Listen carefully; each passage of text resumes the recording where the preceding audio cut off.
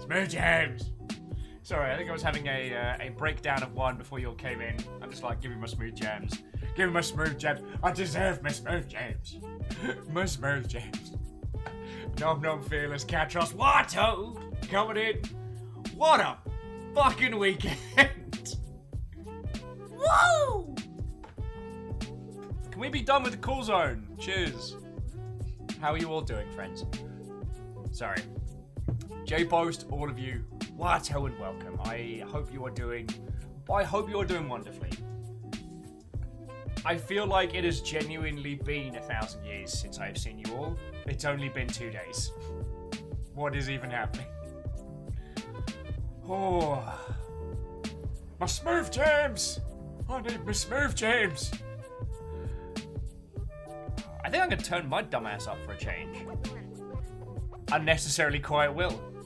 It's a thing no one was ever prepared for. But seriously, how are you all doing, friends? Watto and welcome. Today's game is gonna be, I mean, heck, it's Journey. You'll know it. If you haven't seen it, it's gonna be a lovely, smooth little adventure. Wraith, Watto! Coming in, coming in.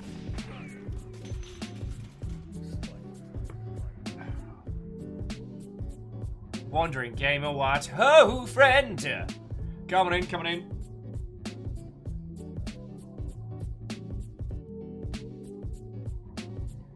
You know what, Katros? That sounds like a great way to. Spend some time. I've not been playing as much of the Azalane as usual, but I know I've got it there. The new content stuff's fun. A lot of battleships new. Prolo, Watto, friend. Step gen numbers, Alpha the Deluge, and little sifter of spooky ghost there.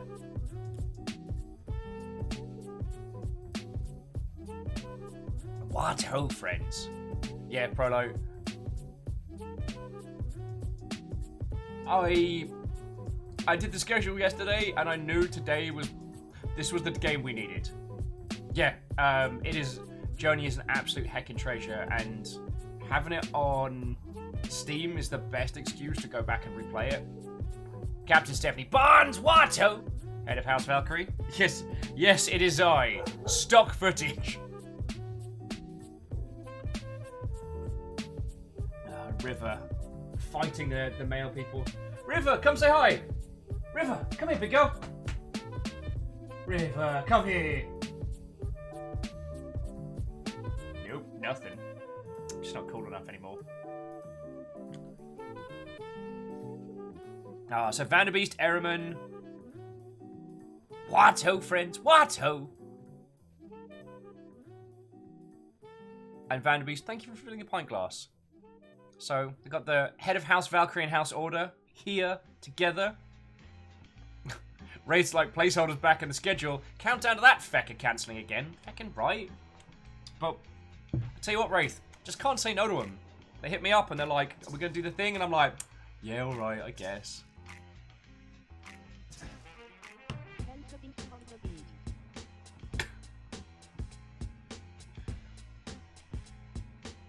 And Alpha, I say this with love and respect. Journey is one of the greats. Whether or not it's dated since its release is going to be an interesting conversation to have today, but it is genuinely like one of the greats. It's one of the best examples of communication sans language in gaming, and you should play that. It's a rare day where I put something forward as like the equivalent of its essential reading, because I know we all have time constraints. I know we all have varying things going on in our lives. Like we can't all be playing the Blackout Club 6 hours a week every week. Boss Anna, Watto, friends. But it is not a lengthy game, and if you haven't played it to this point, I'm trying to make this not sound patronizing. There are some titles which you do need to stop, have a look, and ask yourself, why haven't I had the chance to try this? Is it other titles are grabbing my interest? Is it time constraints? Because I think, especially with Journey, if you've slept on it, it may not be a bad idea to have like a spot of an introspection. Yeah, as Pro was saying, it takes about an hour. We might drag it out and see if we can help some other people afterwards. And there's a gorgeous free game about flying around an island that Caffeine picked out for us, which we'll roll into later. There must be Watto! Are you winning, son? What is winning? British Beaver Watto, boss out of Watto!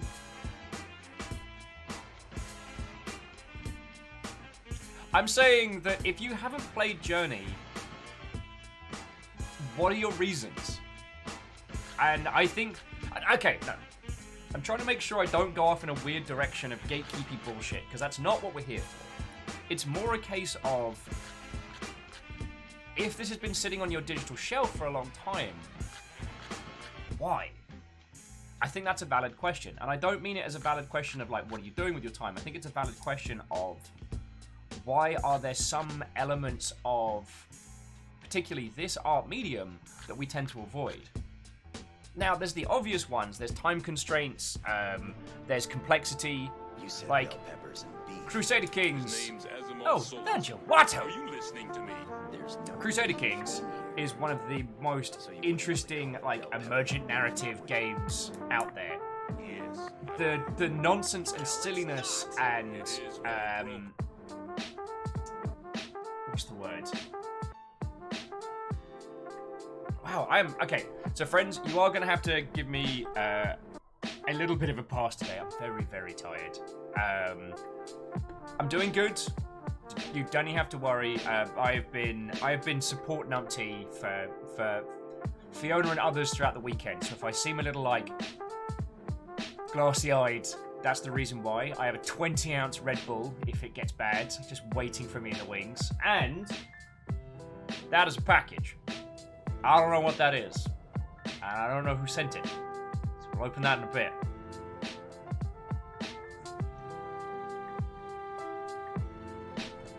Boss Anna, yes, but let's get into that in a bit. Sorry, I derailed myself there.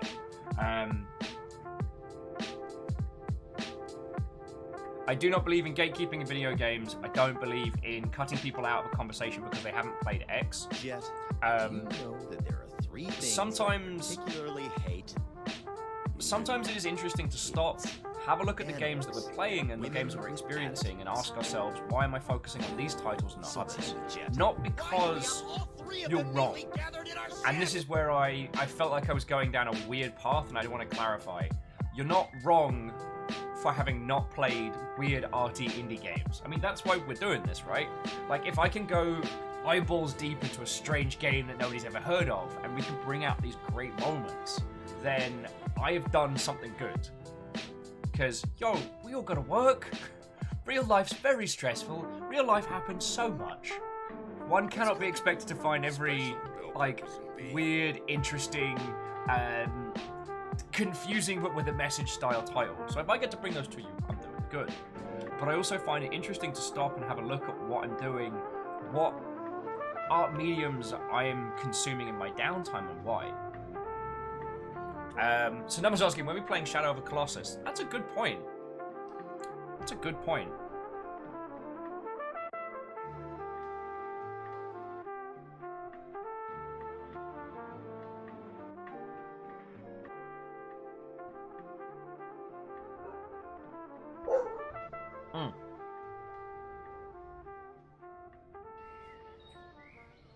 Okie dokie Logie. And yes, Wandering Gamer, I have heard of Cardfight Vanguard. I didn't get into it. CCGs were an interesting time in my life. Oh, sorry. So I want to go back to Numbers' question about Shadow of the Colossus. And one thing that's very, very interesting in our genre is that it's possible for a game to push the boundaries in a purely technical manner and then layer atop a narrative over that. Shadow of the Colossus, its ability to... they designed it from the ground up to have these monstrous boss battles. The entire the colossus of the entire thing. And the narrative was woven into with that. I find that fascinating. That to create those massive fights in 3D is no mean feat. That our art medium takes little jumps and little skips forward based on technology as it's happening. God, yeah. Ico's a fucking another one. And with Ico and Shadow of the Colossus, they were both titles that broke new ground. Hey, Lizzie, what-ho? MC Cat Master, what-ho, friend? Coming in, coming in.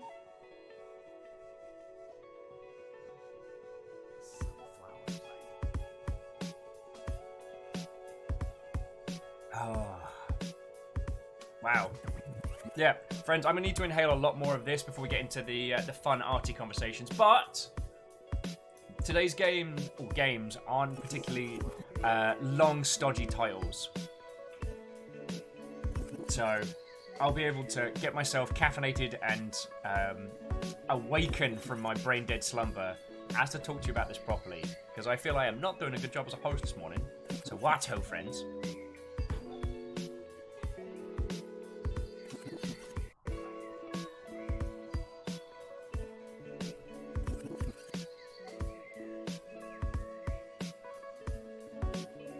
Keisha's like, still can't wake up with caffeine in my blood. Have you tried putting blood in your caffeine?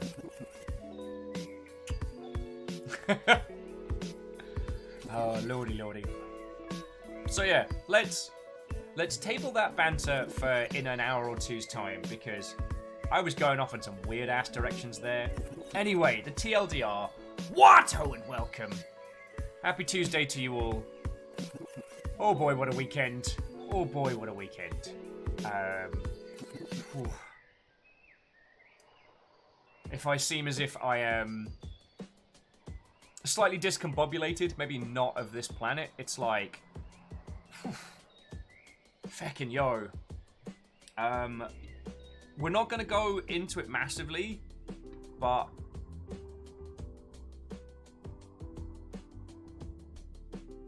It's been a weekend for everybody. And we're going to touch on it slightly now because it's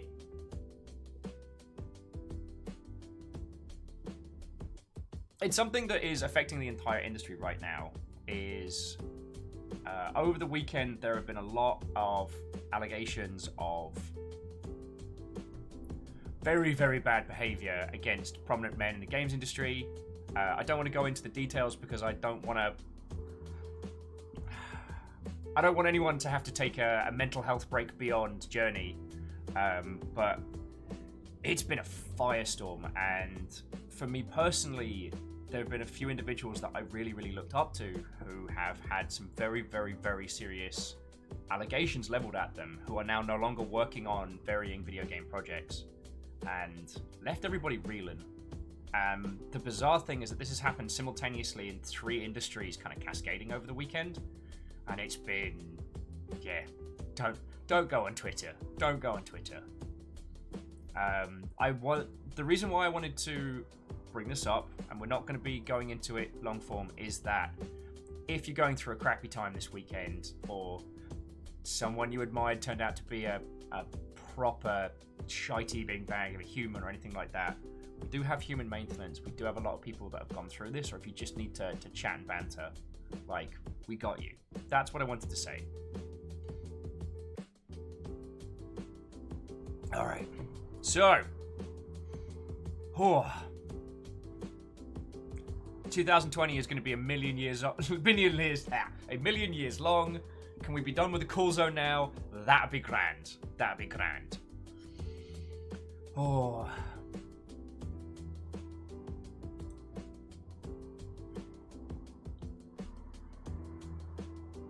Oh.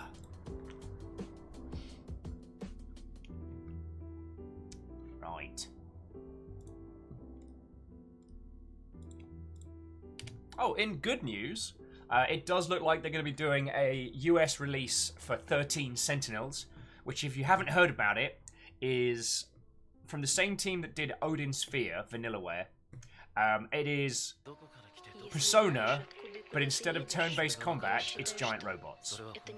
Giant robot tower defense in a high school suspense drama by Vanillaware. But no one say ever bring you some boring ass games, alright?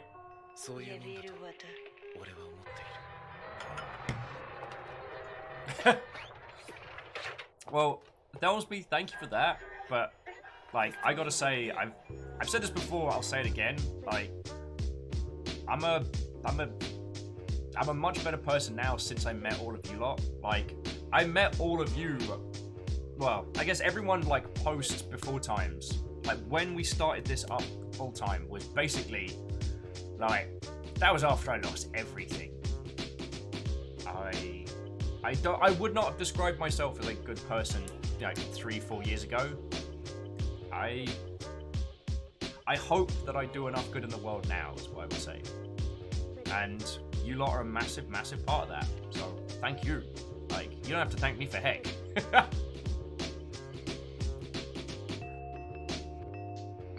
Oh, way cool. And on to some teeny tiny news. Nathandra's saying they'll be able to put down a deposit on a new place. Feckin' yo. Congratulations. You have your own space. Tonku, Wato! Oh yeah, Kisa, I absolutely love Vanillaware.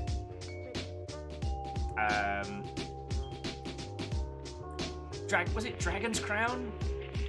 Dragon's Crown went in a weird direction in that I can see where they were going, but heck.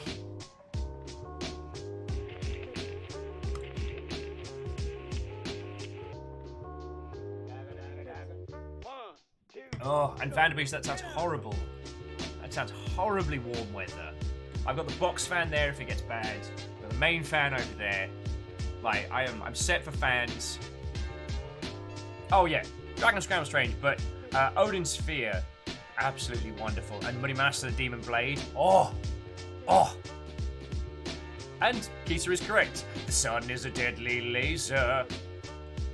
Nathaniel did see the trailer for the new Crash Bandicoot game. It's going to be interesting to see how that goes. Replaying the re-release of the Crash trilogy did remind me how far we've come in 3D platformers since then. Like, I am very glad the Crash Bandicoot games exist and they happened. But after playing like Mario Galaxy, what was the newest one? Odyssey, I want to say. After playing games like Mario Odyssey and 3D platformers of that ilk, going back to Crash Bandicoot's like, ooh, it's like rereading your old schoolwork. You can see where it was going, but oh boy. Katros has been on the Destiny 2 all weekend. Lovely. The game is great and an absolute feckin' mess. I hard agree with that statement. I never have a bad time when I'm playing it directly, but I do find myself sitting in the bath and thinking, okay, but why? River must defend the house. Alda says that they'd like to see 1 or 2 quality of life changes to the Crash formula. Yeah, and that's what I'm really hoping we'll get with this one. So, sorry. Who have I not said a proper hello to? Because J-Post got in. J-Post, Wato and welcome. Asari Greenfire, Wato. We're going to try not to get sand in our pants. But as with every visit to the beach, despite all precautions taken, we will find sand where sand should not be.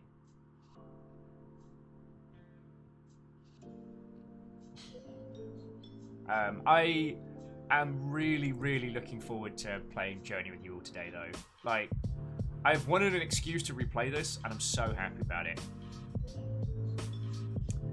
Jumping back in. Oh, yeah, Ray, thank you for reminding me. The early access trailer for Rogue Legacy 2 has dropped. So if you enjoyed Rogue Legacy 1, it looks like their philosophy for this game is let's do good and more and good. I'm okay with that. Biohazard, Wato, friend! Oh! Numbers, I'm glad you gave Snake Pass a go. Did you manage to get it when it was free on Humble? But either way, Snake Pass is fascinating. It's a great jumping off point for the observing a game isn't the same as playing it. Because to observe Snake Pass is to be like, oh, it's a little platformer, but you play as a snake. Alright. To play it is to be like, oh wow, my hands. Boss Anna, yes, Humble does do free games. Let's have a look at what Humble's doing at the moment. God, just me being a feckin' terrible. Why do you lot put up with me?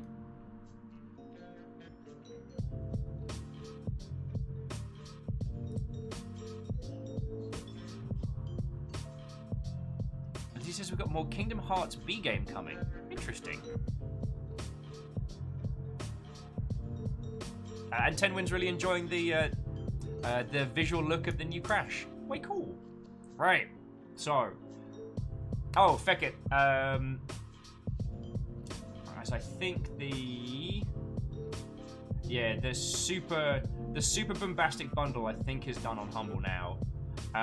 Friends, if for some reason, feckin' hell, the amount of Bandai Namco sales on Humble, they're doing another round by the way. So if you need Digimon Cyber Sleuth or Dark Souls 3 or Code Vein or any of those. Oh wow, actually Ni no Kuni's in this one. That's cool. Dragon Ball Fighter Z, interesting. Though I have to admit to myself that while I love the idea of getting into Dragon Ball Fighter Z, I'm nearly 35 years old. The chances of me learning a new fighting game are very slim. Very slim. I think the racial equality bundle is done on Humble, and I know it did like at least 3 million for a myriad of great causes. Numbers is like, as a fellow 85er, I feel attacked. Yeah.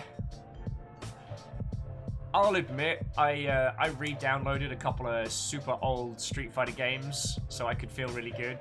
I've got a Sega Saturn knockoff pad behind me. I'm like,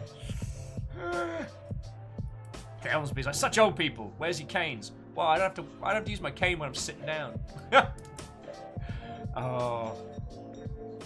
But yeah, so to answer Boss Anna, Humble do free games less frequently than Epic. But they do them. Actually, let's have a pop over there as well. Because I know we're getting into the quiet period for everybody this year. Right now, Pathway is the free game on Epic. And the next two are going to be Aya Memories of Old and Stranger Things 3 the game.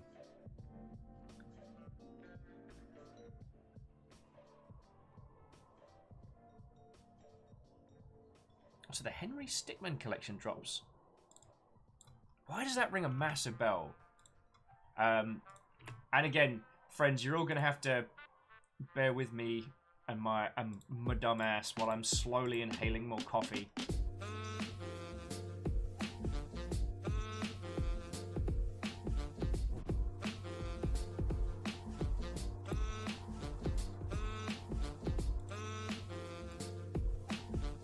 Well, Boss Anna, one thing I can promise you is that we do keep, aside from when I'm being a completely useless host, we do keep an eye on the Humble stores and sales and bundles and whatnot, because I very much take the Renaissance library approach to games.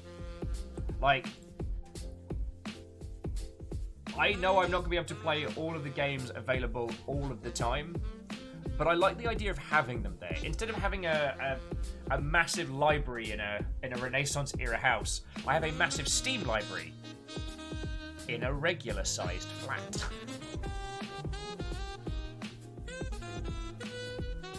Oh. It's lovely to see you all, by the way. Like, I hope this goes without saying from just the genuine grinning on my dumb face, but it is. I do look forward to seeing you lot over the weekend. And it's that old thing of, no matter how tired I am, no matter what's going on in the world, I sit down, get to hang out with you lot, and I'm like, yeah, this is good. This is good. Yeah, Wheeler Dealer, what, old friend? Wheeler Dealer, with everything going on right now, I thought this is the perfect time to revisit this. I was kindly gifted a copy of this by, I believe, Asari Greenfire. And I just thought, you know what? This is the right time to do.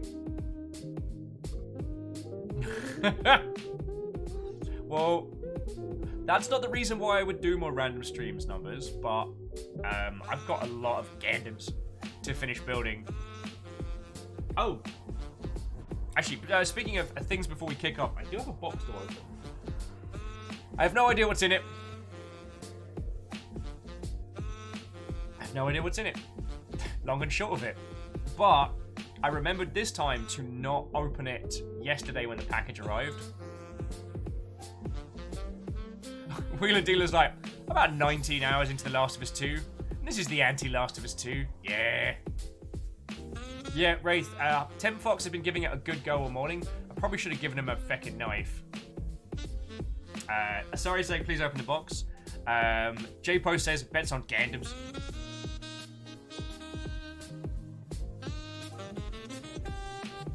Oh, way cool. So Katros says, Henry Stickmin is a series of simple flash games originally about a stick figure that tries to commit crimes of various types with a Wile E. Coyote-style gadgets and over-the-top game overs. This is a major remaster. Way cool. Revisiting that era of flash games. I was actually talking to a friend of mine over the weekend about how the flash era of internet culture is going to be so weird because it's not easily accessed now, and there is going to come a time when people are going to be able to do like a feckin' thesis on the flash era culture, the games and cartoons that came from that, the people that emerged from it. Both Wraith and Greenfire being like, what's in the box? Alright, we'll open the box. We'll open the box. Oh.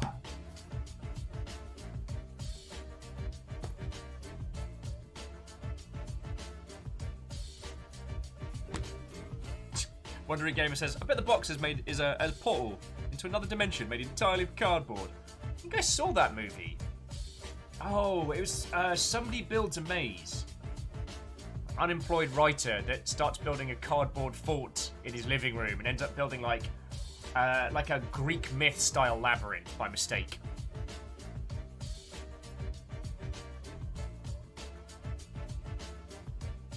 Yeah, and Alnus was saying there is a Flash emulator out and about, but the idea of here's a platform that we can no longer use because of safety is a strange one to get our head around. Like the idea that the games on places like Newgrounds and feckin' Armor Games and places like that might need to be emulated and restored. Do you know what I mean?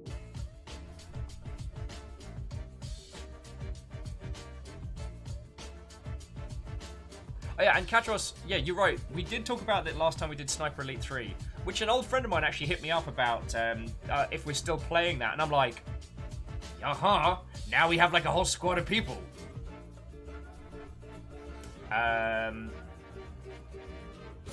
Yeah, that Castle Crashers is this wonderful little time capsule of that era.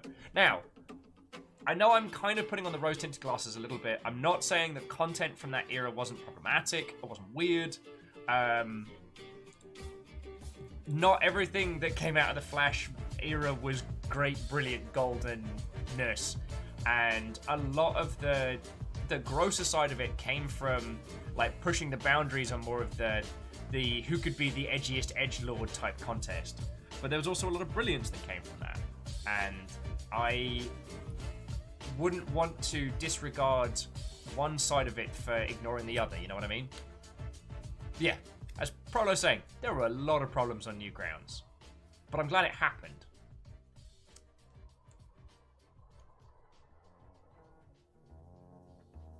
Oh, no. This is the bad track.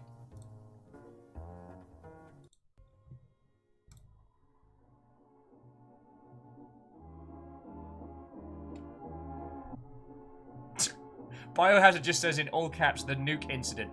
I'm sure I have no idea what you could possibly mean.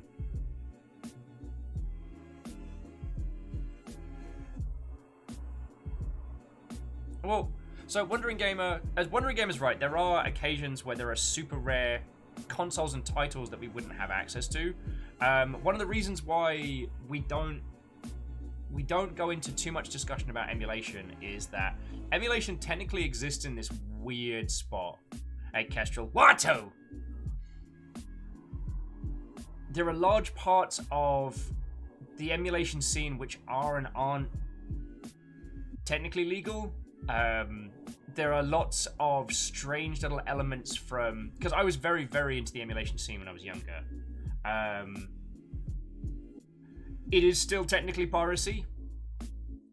If it's of a cartridge or a console or an element that you already own, that's, I want to say anything from like...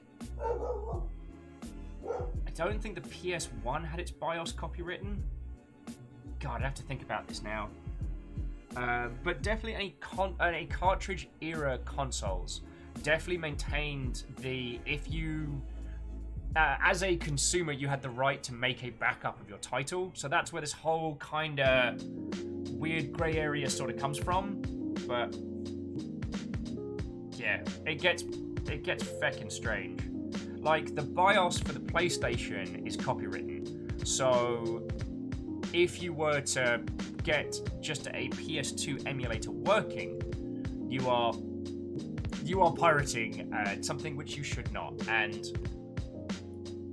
I am very glad the emulation scene exists to keep so many great games alive that otherwise we'd have no access to. The not having emulation available would result in essentially like a library for only the rich situation where strange and interesting and unique games are hidden in, you know, backroom collections and libraries.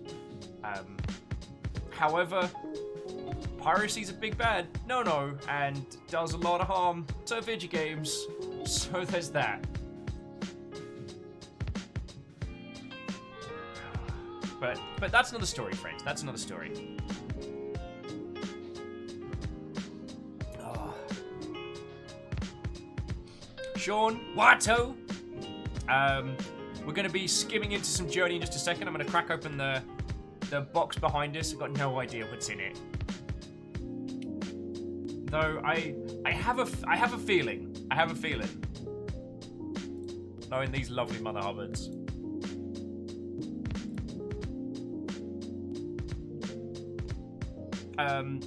So there's 100% value in emulation being used to ensure the survival of gaming history, which has already been erased several times. Very good point. And how many games have completely changed from their original forms as well, or are completely unavailable now? Exactly. I mean, it goes back a little bit to what we were saying earlier, that the Flash era of gaming was just a strange time capsule, and a lot of that will be lost, because, I mean, Alien Homid and Castle Crashers and things like that will be, you know, released, remastered, updated, but I remember this one strange little, essentially Rube Goldberg style point and click, where you play a demon trying to kill bad people through a series. You had to set up a series of weird accidents that would happen to them. And I mean, I remember being blown away by how clever and in-depth it felt, yet knowing that behind the scenes it was incredibly simplistic. Just a series of like flags you tick on and off in order. It made me feel really feckin' cool.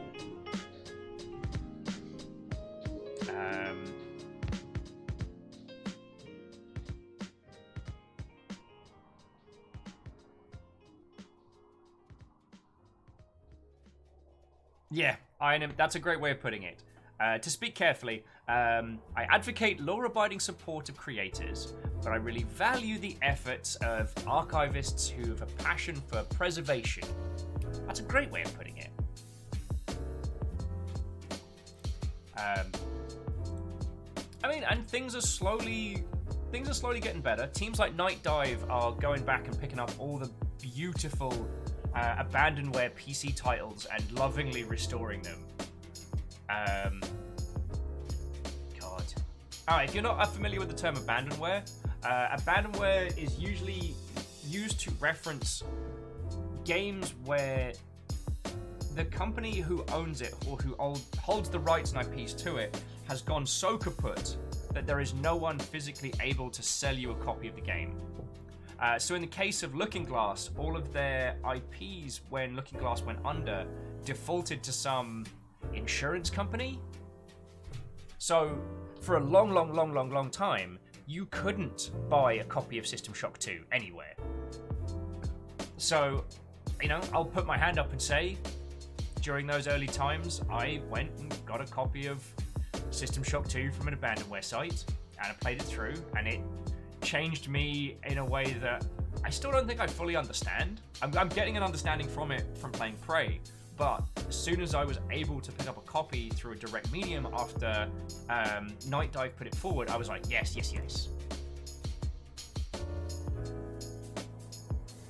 So Number says, wouldn't Star Fox 2 also be abandonware because it was mostly functional and just never released? I mean, abandonware is not a medical term. I don't think calling Star Fox 2 abandonware is unfair, though usually abandonware is used to refer to titles which were released and then the companies went so defunct that you could no longer purchase them legally. Oh, Alna says, yeah, like No One Lives Forever, where no one's admitting to owning it and no one's willing to give the go-ahead. Yeah.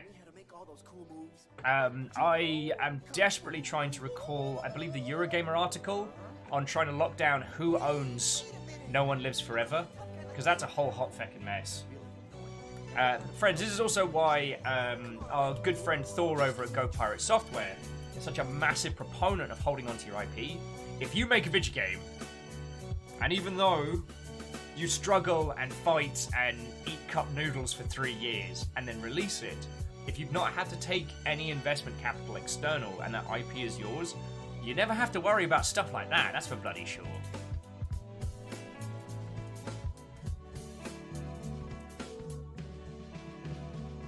Oh, and Inem, that's an interesting one, saying Inem owned OG System Shock 2, but couldn't actually get it running on modern setups until 2013, 2014.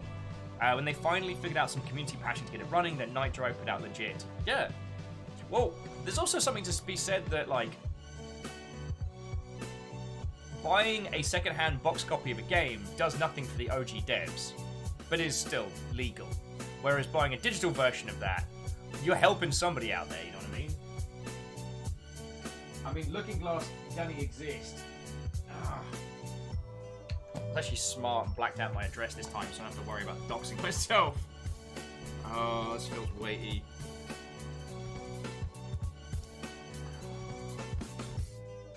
I'm not actually emotionally ready for whatever's in this. I'm calm. You apply like, honestly, unless it's a little pop-up balloon sign that says you smell like farts and butts, I'm not ready. I'm really not fucking ready. You lot are already fucking wonderful to me.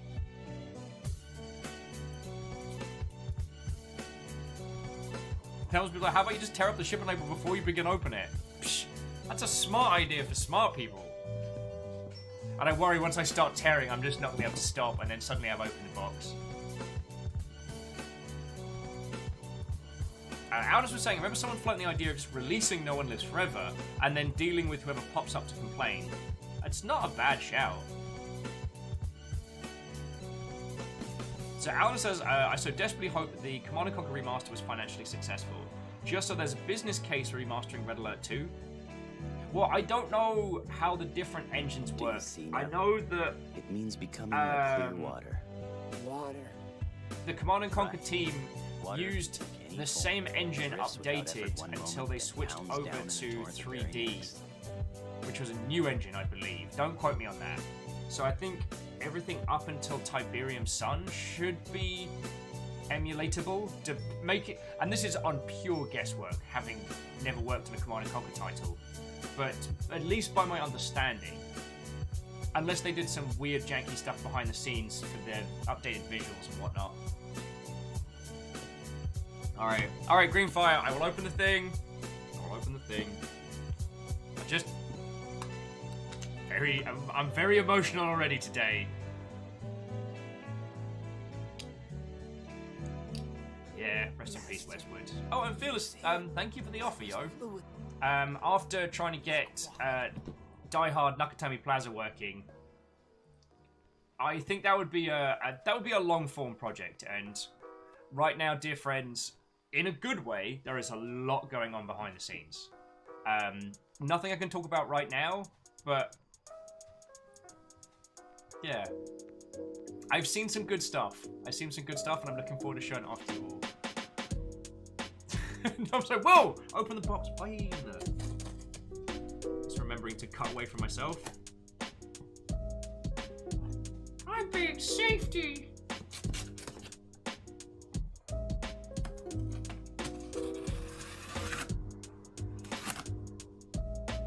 Yo! Fucking hell! Sorry, forgive my language. Fucking yo! Fucking yo! Fucking yo!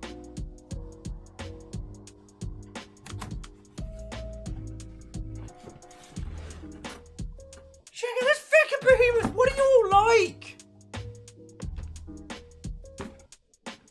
Alright, there's a note, there's a note. No, there's no note. There's no note! I don't know who it's from!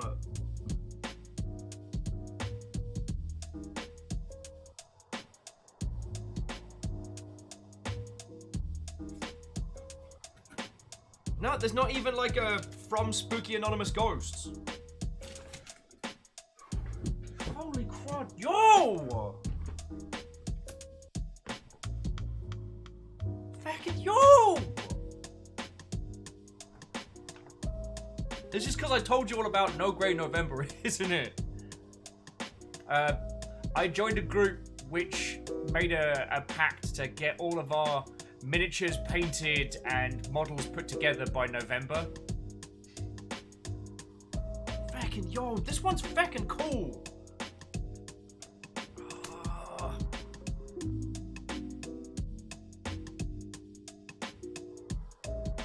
See, I've been a fan of this one since the Dynasty Warriors, or Dynasty Warriors, however you want to say it, Gundams. Let's check it out. It's like proper Sengoku Jedi Gundam. Doesn't... Okay. Which of you Mother Hubbard sent this? Which of you lovely Mother Hubbard sent this? Fucking yo.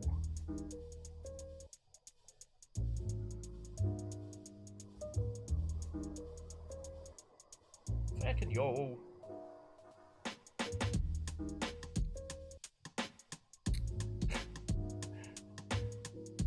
Casher's like, can you really expect the culprit to come forth? I can ask. Yo! This one's super cool. Fucking yo, check it out. It comes with like a cool fucking stand, and you can like little. It's fucking rad.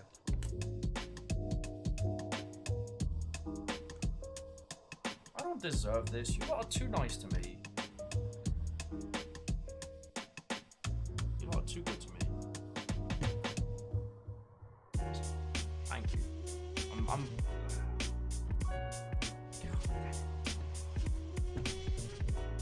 feeling things is hard. When did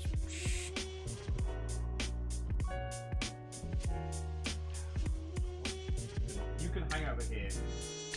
Kind of hang out with 10 Fox. Give 10 Fox a little setup. Slow Cat's garden it already. Fucking yo. Post like, how tall is the stack of boxes? River height? If I put them all like on top of each other, quite possibly feckin'. Oh, feck.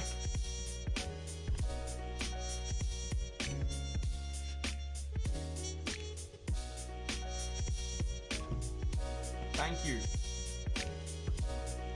Feckin'. Thank you all. Thank you all. Alright.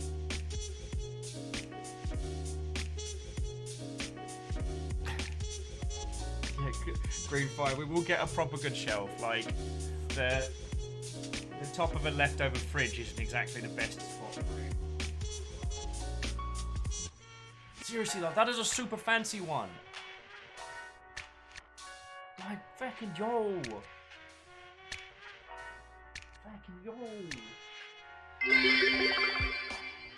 Gundam Fields Train. No. I'm not ready. I'm not ready.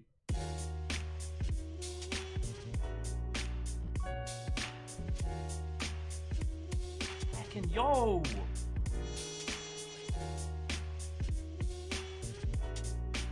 Yo.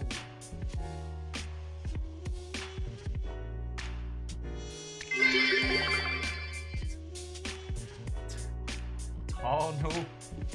Oh no. No. Not ready. I'm not ready.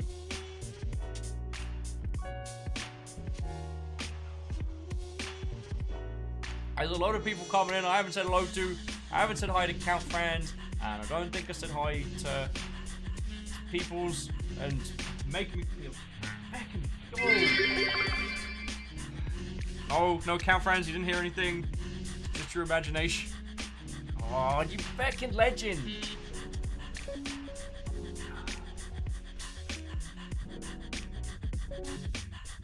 So J-Post, Tolicus, Cashos, Vanderbeast, sorry Greenfire, all of you. Fucking thank you. Oh, fucking legends. Martin as well. Oh, giving us something Big Boss Boy Anna as Gundam. well. Can we call it Kronk? We can call it Kronk. We can call it whatever we want. Call it whatever we want. And Martin propping up Boss Anna as at least for a small bit, the new Jarl. Hey, compliment cap. Watto! Coming in. They sent me another Gundam. They sent me another Gundam. And I'm... I have no natural defense today. I have no natural defense. Fucking yo. Fucking yo.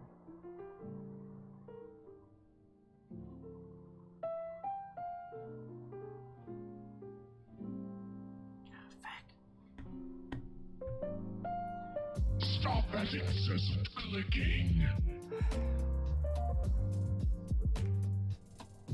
Fucking legends, all of you.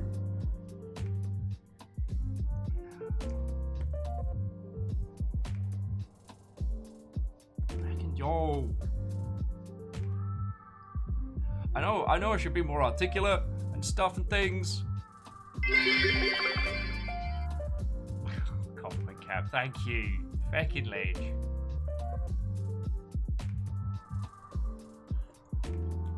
Fucking ledge.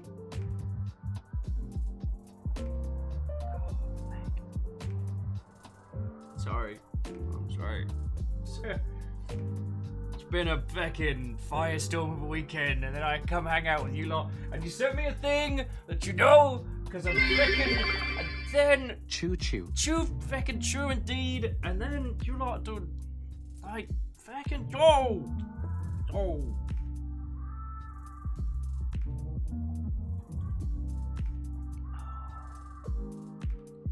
Thank you all.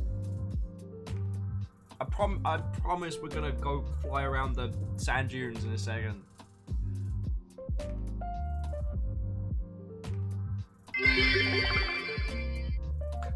No, we're not talking about the forbidden snack. We're not talking about the forbidden snack. Fucking heroes. Oh, what a...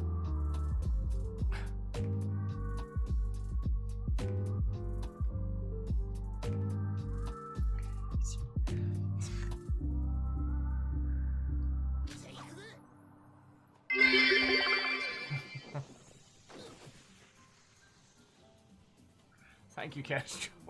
Thank you all. Thank you, Joel. They're bullying me. They're bullying me.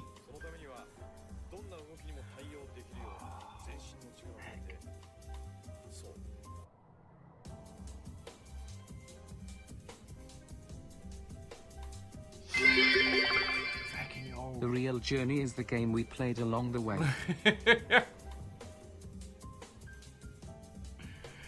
Fucking legends. Oh, Joel. Oh, thank you all. I hope you didn't think my inability to speak is anything that is ungrateful. I am just Joel.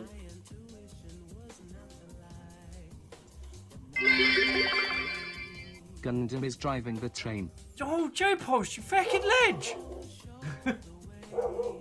River starts with a ball roll. Fucking yo! J-Post running 1,000 bits like it's no big deal. I didn't even see that. God, corgi bits and everything. Yeah, just fucking yo.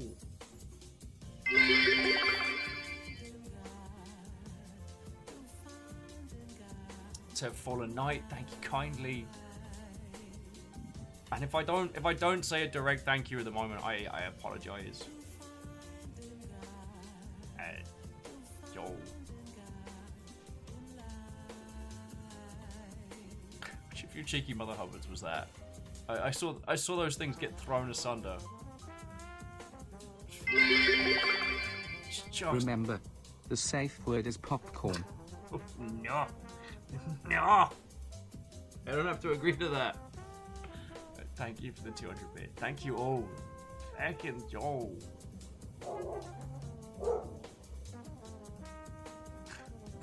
River, come hang out. I need Dag.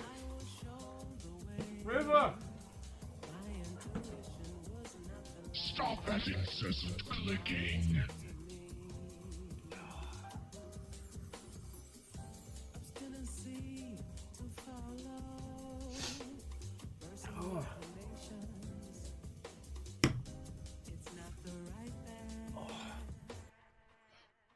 Holy feck! J-Boys again, you fucking legend! Fucking yo!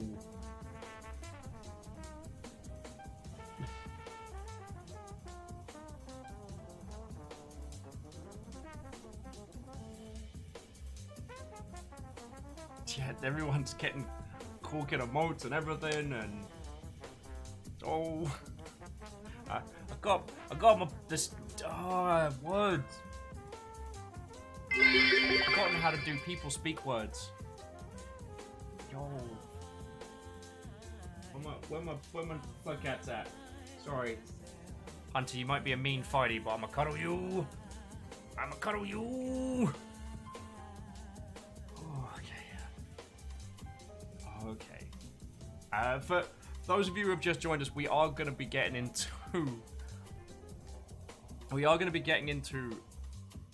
Journey in just a bit, but just nudge. Just Dash should have known. Dash, you fucking legend, thank you.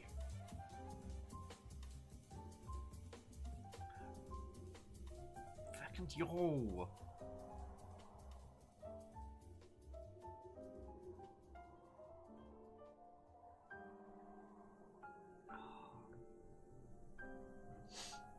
Slug cats being all useful.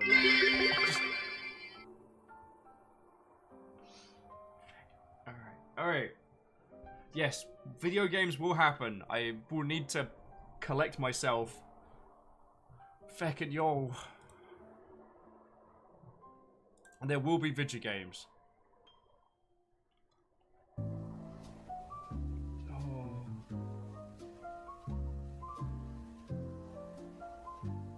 And Wondering Gamer, there was J-Post. Oh my fi look.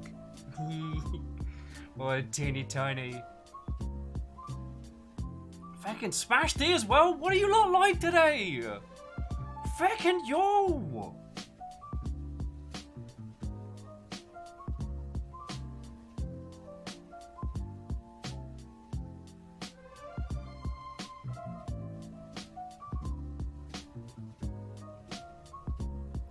Yo. End this man with love. Sure, your terror. Fucking yo.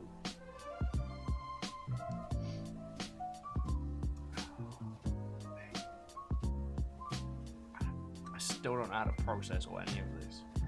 I've been doing this for years now, and I'm still quivering. Fucking yo! Smash T, thank you as well. I think you'll know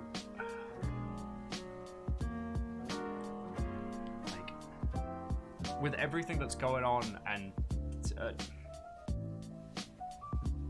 you. All right.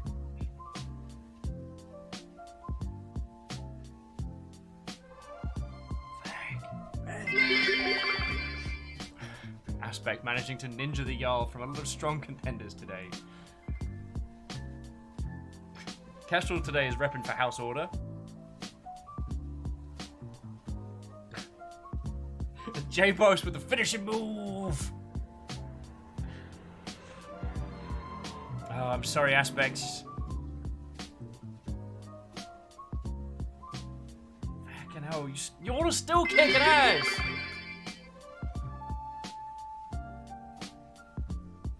Fucking yo.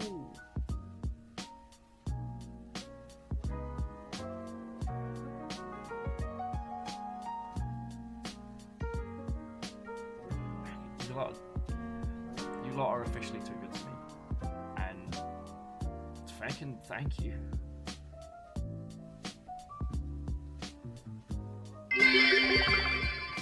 Finishing move. Yeah, Boss Anna, J-Post with like the heavy artillery. Dear grid coordinates, both. To whom it may concern. Holy fuck!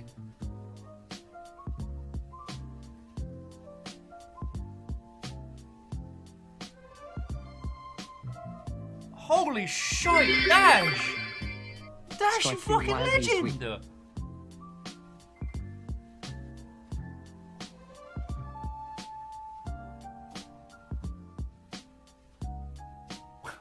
All hail the new Jarl Dash with a dear grid coordinates.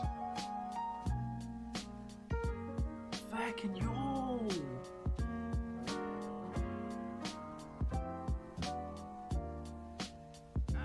Yeah, but it still hurts. Oh yes, the past. Wow. Hi. Run from it. Oh, feel it's all of you. Thank you. Oh yeah, Dash got a new shield, which is fucking cool. That's fucking Joe! Araman, holy crap! Holy crap!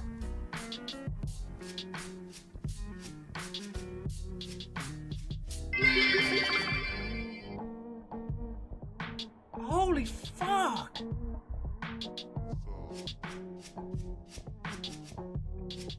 Holy fuck!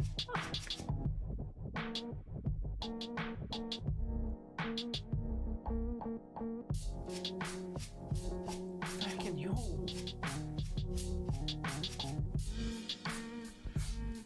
I'm sure there's a lot of people I haven't said a proper hello to, and it's... Boop.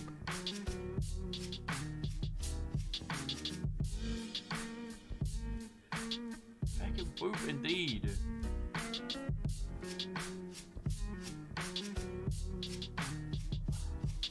Yo! Kika the Hunter is big, yes. I've got this little one. Got this one. I'm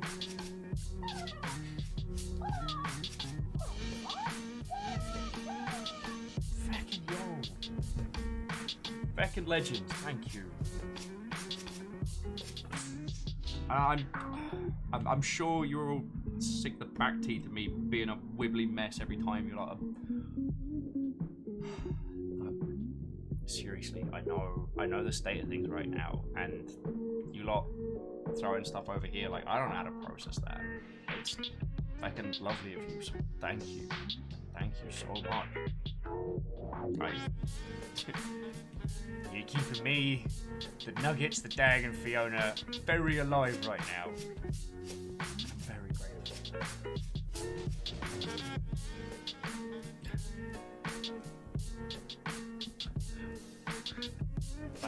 That is an... That is a whole mood. Oh yeah, and Kiko, you're right. I haven't seen you since your birthday. God, that feels like it was a very, very long time ago. Poor Santa. With all this money, you can afford honey mustard to dip the nuggets in. Don't tell Fiona I laughed at that. Aspects with, yeah, right. Totally sick of it. That's the reason we keep doing it. You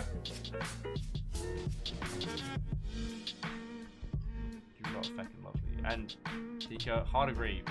When we're out the cool zone, we will go be nerds in fucking retro gaming stores and everything.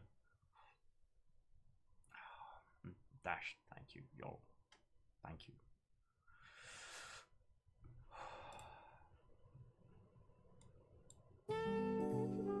Wondering Gamer, nice, nice, nice, nice. There's no limit on the nice.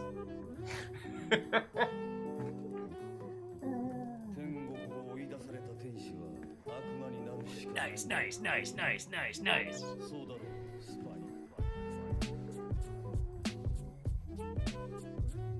Hey, Geraldine, what, old friend?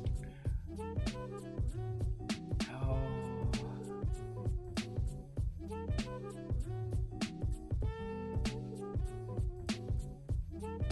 Geraldine, was this you? Was this you? Because this thing's fucking awesome! Like, cool samurai dude Gundam thing. Oh!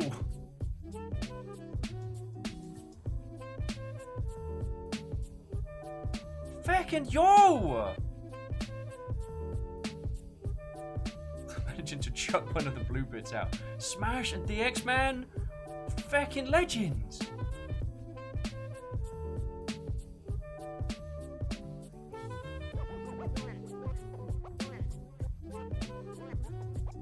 Fucking yo!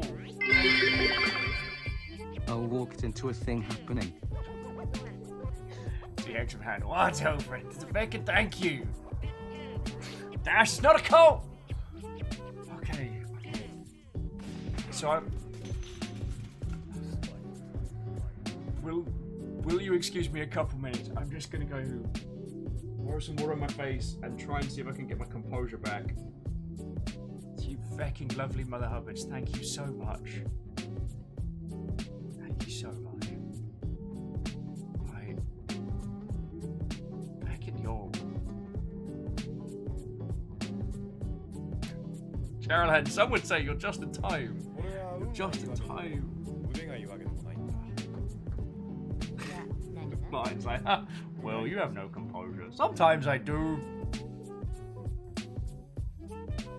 Oh no, I'm getting an inappropriately sized drink of energy.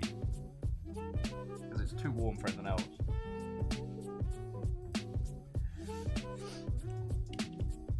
Alright. You lovely Mother Hubbards. I will be back in just a second. You glorious humans. So, don't go anywhere, don't do anything. You've already done. Already, yes. I'll be back in just a second, friend.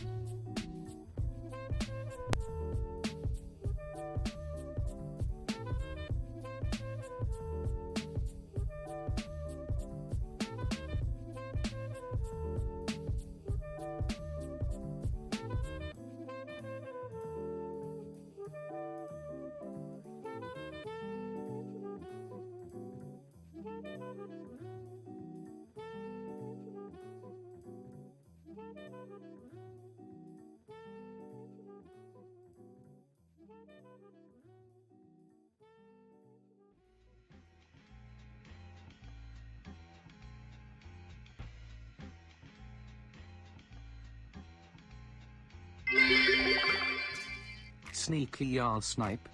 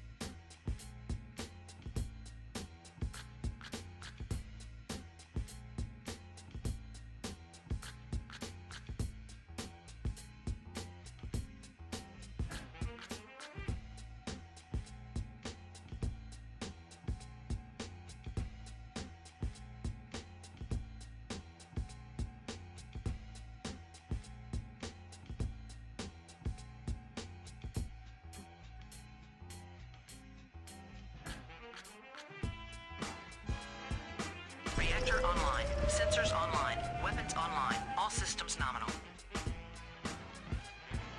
And while he isn't looking,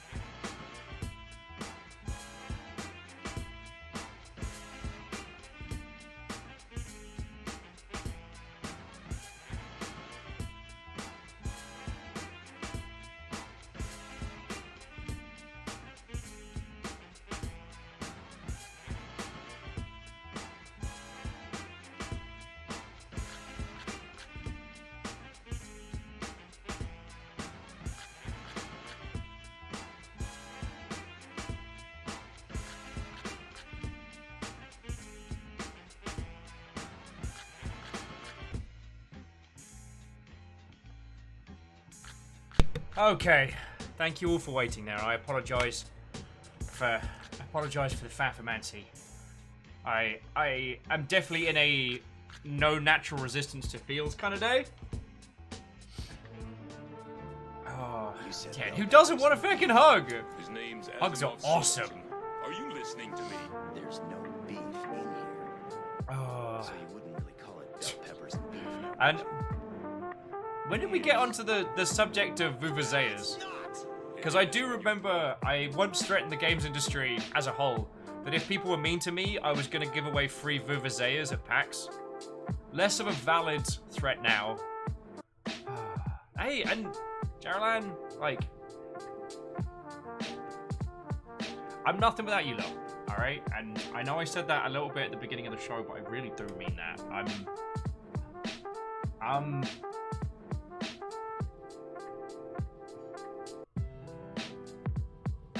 Anything good I've done the last couple of years is because you lot have kept me upright. You've been the best influence on me and the best, just hands down, best. you really thought it would stop. Merry Christmas, Will. It's so warm in June. It's not Christmas. Favor, so we're playing a game called Journey. What? We're trying. No, Jet, but I'm just gonna pause this for a second. So, Num Num Fighter, thank you kindly for the cash monies.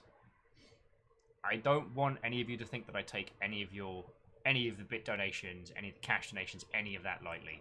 Whether it's like a handful of teeny tiny bits or whether it's a redonkulous, you know, dear grid coordinate style drop,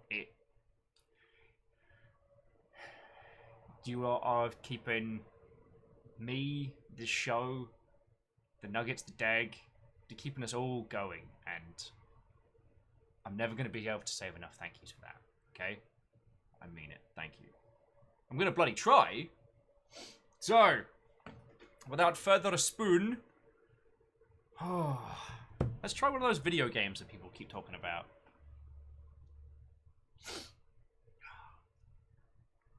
I've always got to wash the snot off of my face, and I always miss some.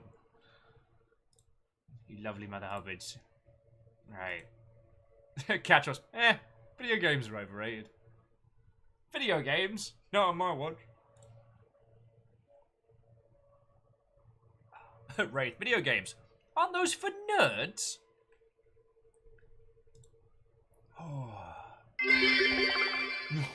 Does that mean we can tell you? Don't stop believing. Hold on to that feeling. Prologue with video games don't exist.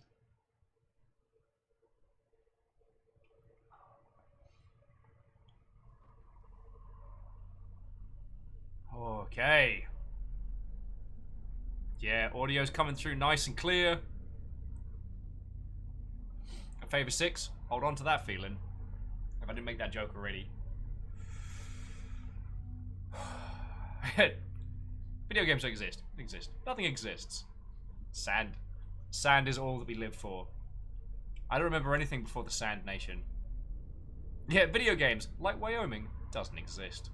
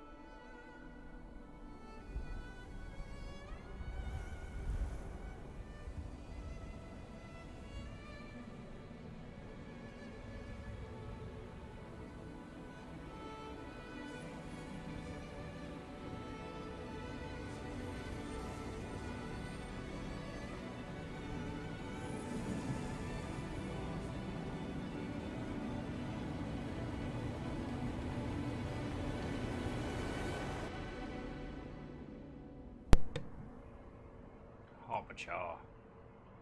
Yeah, that's right. I got one hand. Yeah, you think it's just a harmless mimic, but no! Turns out, actually wums. Oh, it's still, that little opening still gets me. So I'll have a look around. Oh.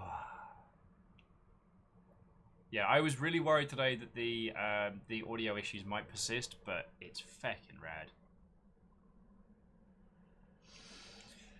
Oh, yeah, the journey to ice cream. Yeah, we'll definitely get ice lollies after this.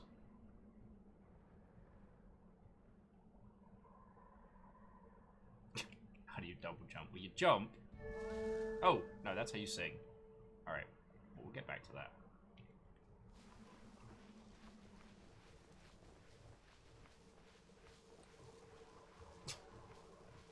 It's like everyone's doing the... I hate sand.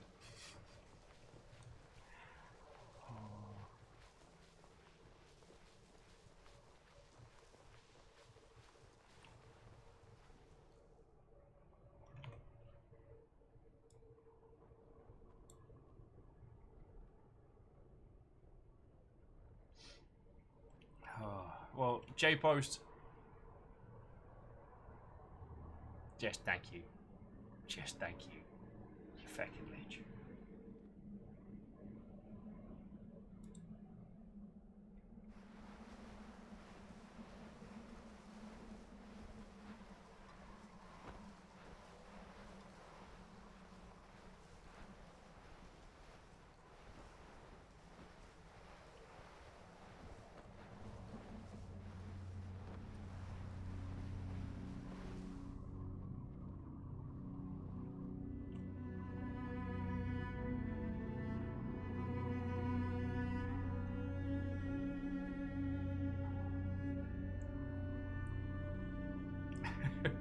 Ray's saying this game is about that weird time, early Sunday morning. Everywhere kicked out long ago and you haven't managed to get a cab. And finally admitted to yourself, you're going to need to walk home. Welcome to Journey.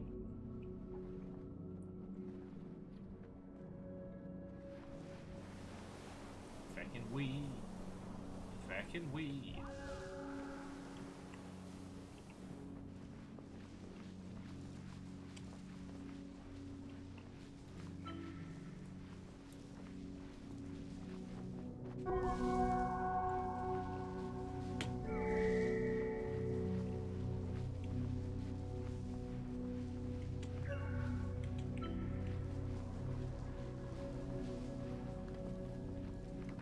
And I'm so glad that this is running well. I was really sad when I didn't get to show you all Flower.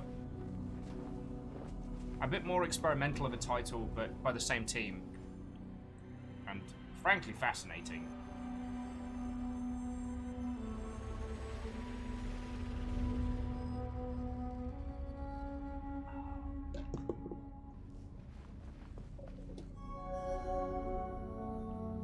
I got my cool scarf. I got a little bit of my cool scarf.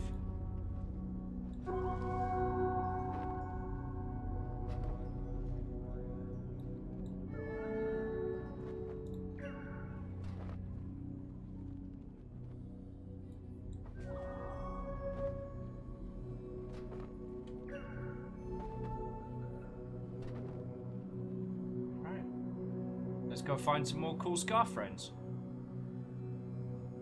Or scarf friendos. Nah. Favor 6 says, did you ever go back to Karen? Well, Karen's not released yet, by my understanding.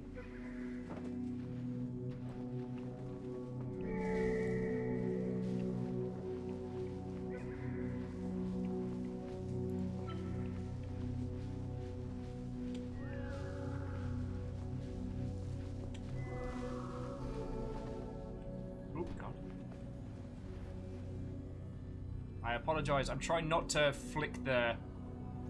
I've tried not to flick the camera around too much. It's very light on the controls.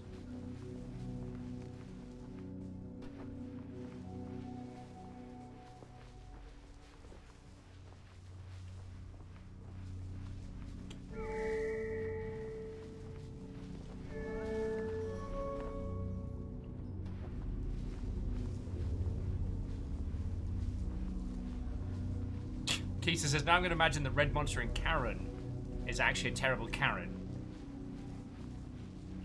This sparks joy. Can we? So yeah, so the short answer, Favor 6, is we haven't returned back to it because they haven't given us a thing to return to. But when they do, oh, we're absolutely going to go through that.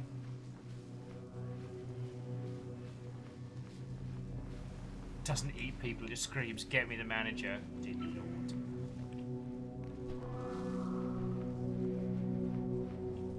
Ourselves. I would like to speak to your manager. Can we? Huh. Maybe we'll find something in this.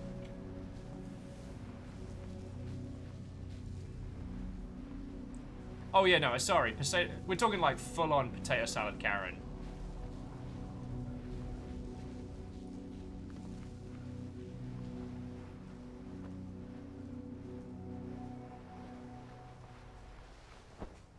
I'm on the roof now.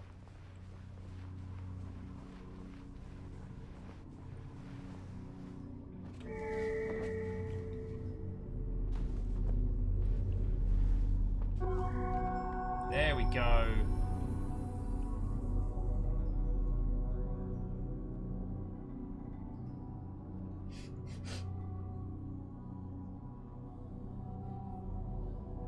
I mean, Geraldine, you're not wrong. You're not wrong.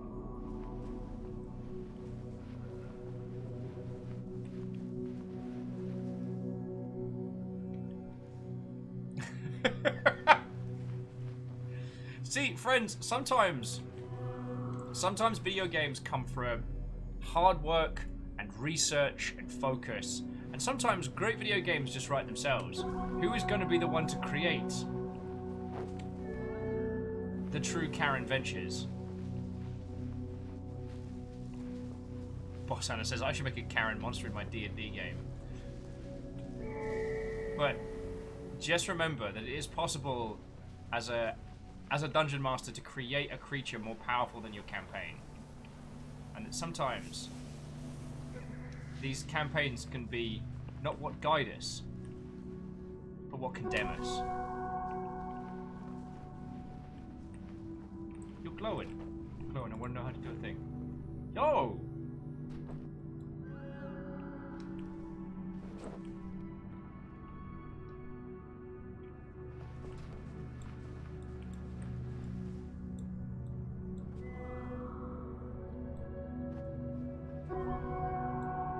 Okay.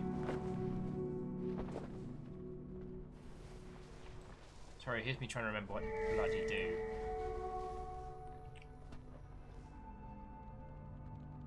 God, this game is utterly mutable. It doesn't... I've done this already. I've been through this already. And yet, it still hits.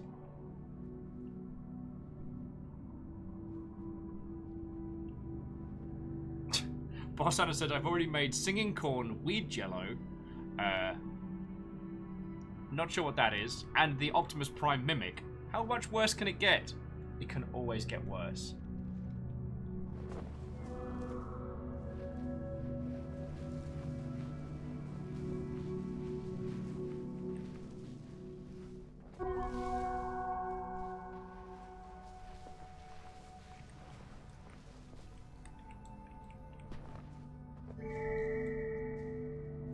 can't get the little people out of there. Get how I do this.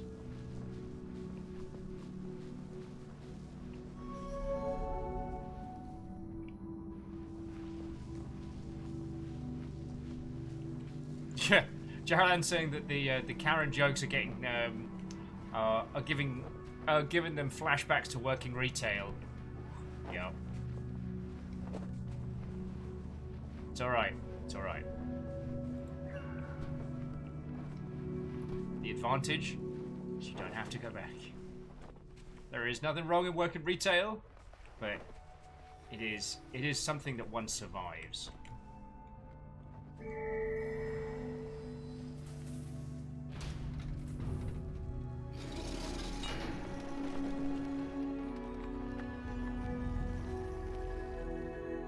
Woohoo!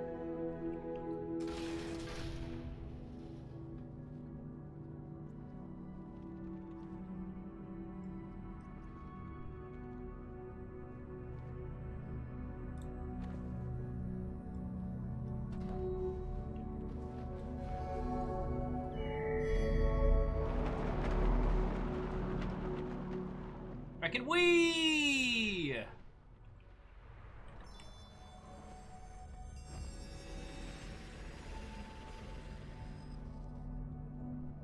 Scarf gets a little bit longer.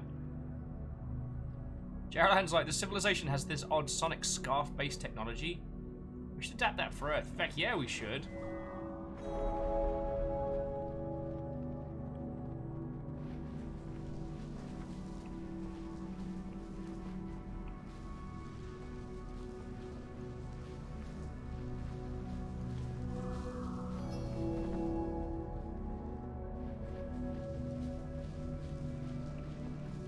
Could have sworn I saw something around here that I need to go and grab to be a cool person.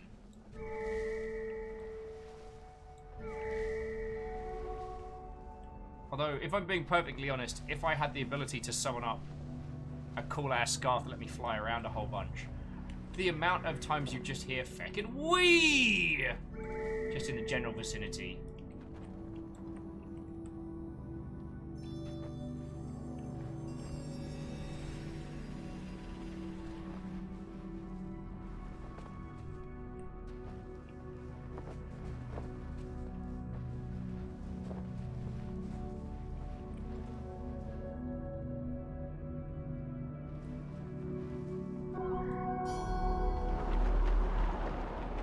Fucking wee!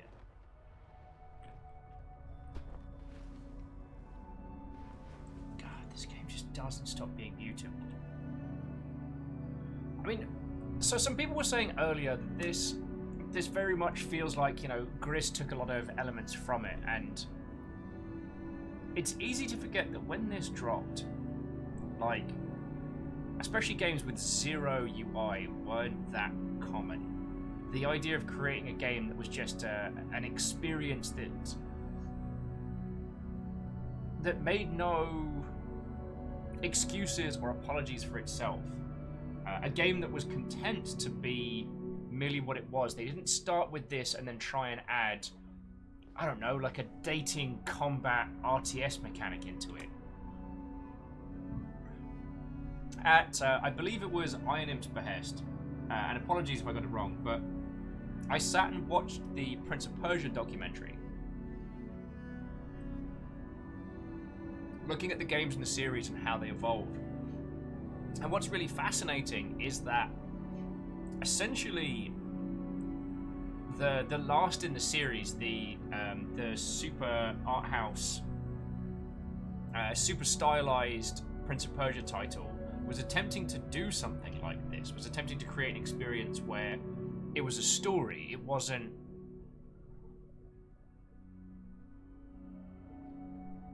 an action challenge. That while it had the pretense of combat and pits you could fall into, the idea was you were meant to breeze through the experience. It was meant to be something like this. Yet without stuff like this, they couldn't fully commit to it. God, I forgot it does this. If you let it go idle for a while, it just pans out and gives you like a little look over. Famous Six says, the only Prince of Persia I've seen is the movie. Oh, I'm so sorry.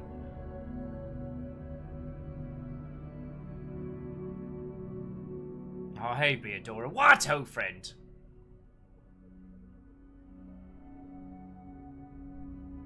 It's been a hell of a morning already. These mother... Oh, God, I can't even speak. These lovely mother hoblets like feckin' yo.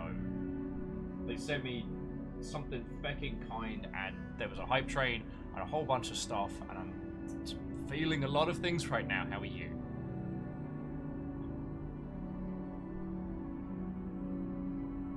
Yeah, and DX-Man, you're correct. This is the sort of the logical progression from Flower and Flow, and you can see how one kind of led into the other.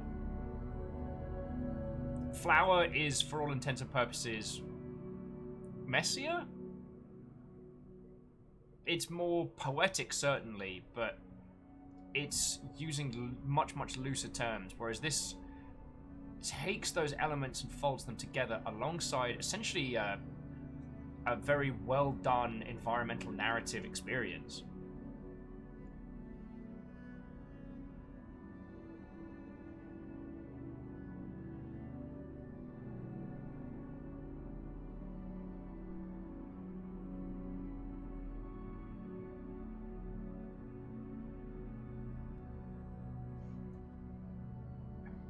Yeah. Yeah, Ari Griffin, if left idle, it just goes to this beautiful kind of scrolling loading screen. Not loading screen, screensaver, essentially, yeah.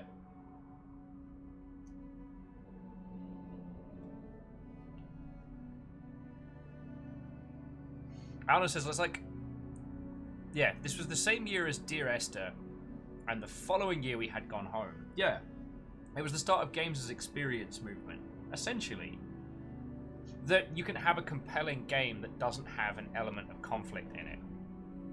And I use conflict instead of combat because conflict can encompass things like Space Invaders or Tron or racing games, something where you must do battle or compete with a mechanics, a system, another player. That's entirely okay to have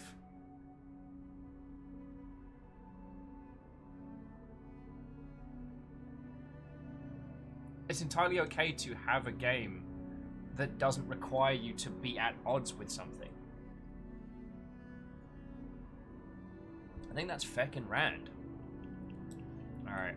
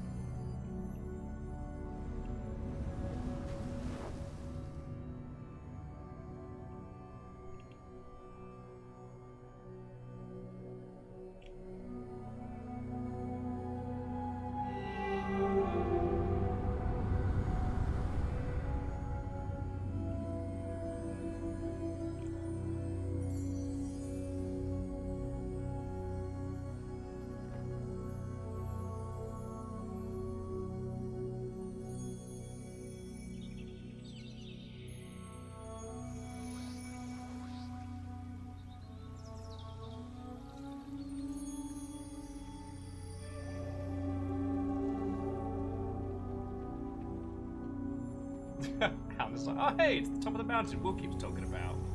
Terrors. It made me get my tilted beret. But I will say that the other thing that this gives... It's another thing that I don't think we talk about enough is visual storytelling language and how well this does. There's no text on screen apart from journey and I guess main menu settings. But there's no voiceover. There's no written dialogue. It just is. It's telling us this entire story with the places we're going and what it is showing us. That's no small feat.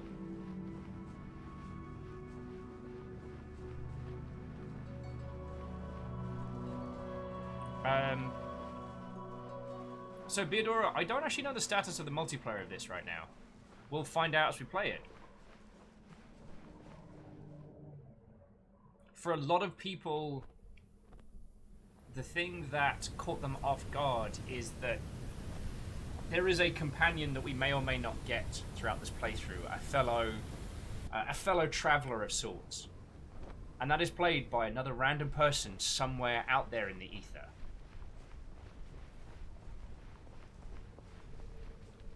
Are there still people playing this? Is it still something we're going to encounter? I don't know. But gonna find it. Alright, so we want to pick up that one quickly as well. Because we're in no rush.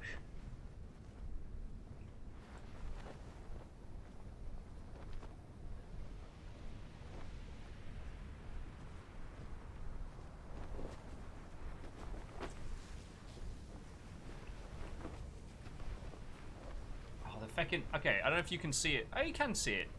There's a very, very subtle glowing orb. Getting less subtle. Letting us know the direction that we need to go to.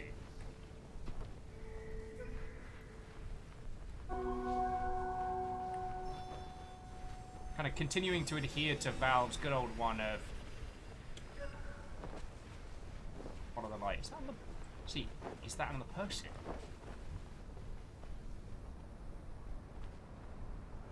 Can we...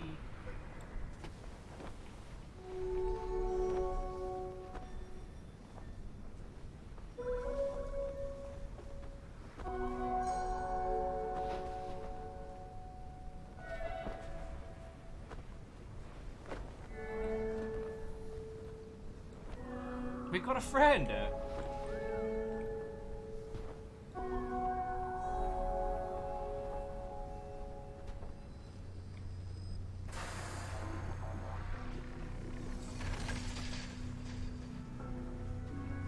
Woohoo! Freddos!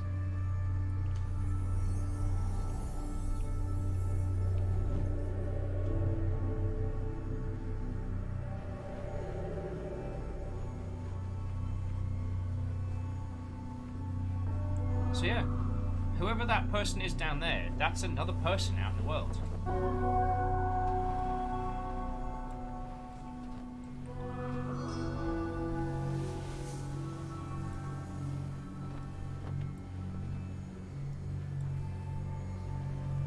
And the thing is, they're able to communicate with us and spend time with us without the need for, like, direct language.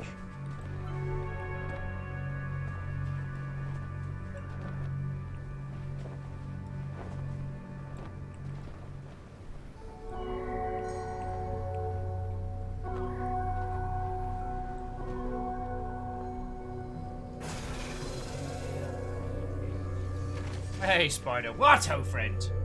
Yeah, I was gifted a copy of this game on Steam, and it seemed as good an excuse as any to go back and play this. But also, considering the weekend, I thought now was a really good time to visit a game which is just... It is beautiful. It is involved, and what's lovely about it, it does not require you to... It does not ask you to converse, it merely asks you to be, to experience.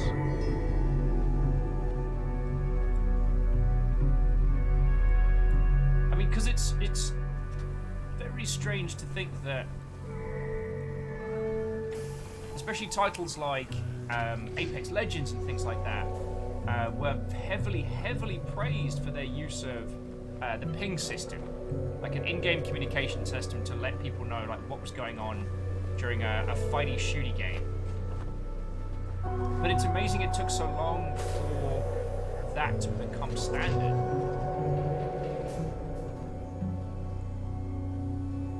I choose... Okay, and I understand this next viewpoint is a personal viewpoint. And I don't expect that you will have to come with me on my little opinion quest. But I do genuinely believe that Journey is one of the best examples of games as a force for good. I do believe that at the core of a lot of people is actually the want to help, the want to do to do good by others.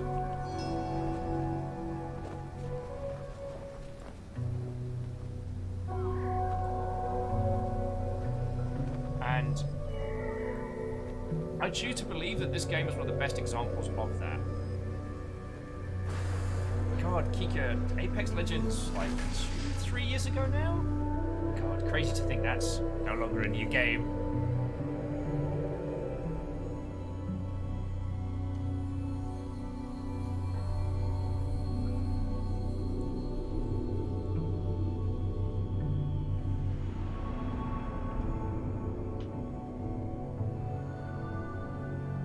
I like to use this game as a good example as to why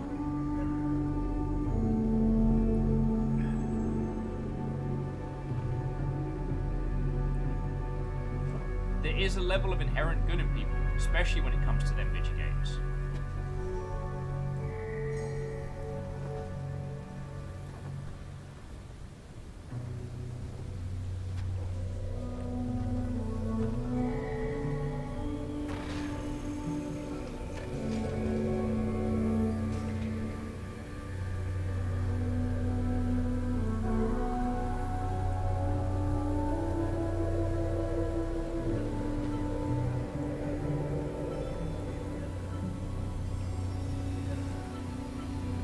Like, the only way I can communicate with this person is kind of like, is squeaking along with them, getting into mischief.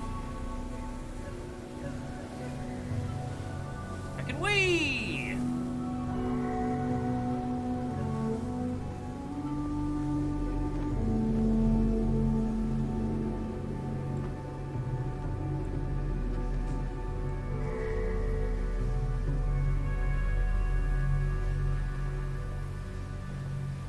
Some of those sand ripples make me very nervous. Sorry, I know the thing I'm putting forward isn't a complicated point.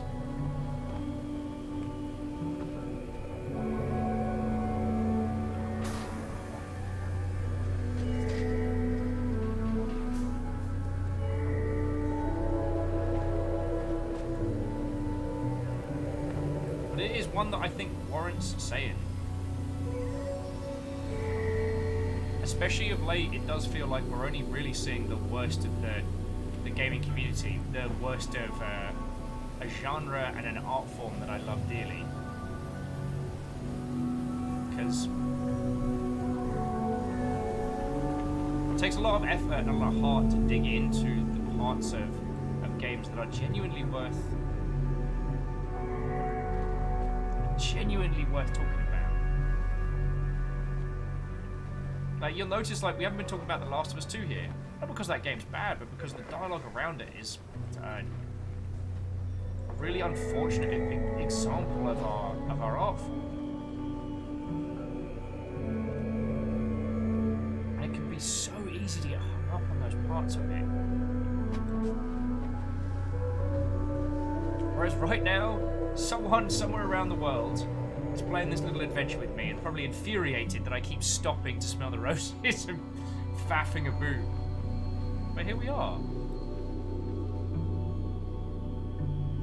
But Barbara saying, I think what Joni showed is that most people want to be helpful, but more importantly, but it also didn't provide a way for anyone to be a troll. That's just as important. True?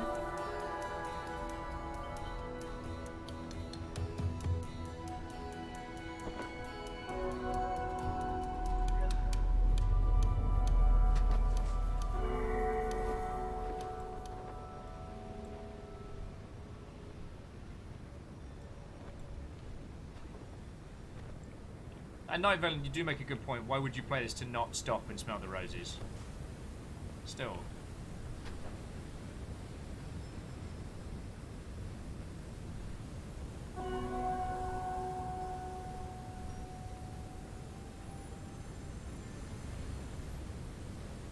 There is another person somewhere out there in the world who is sharing this little experience with us.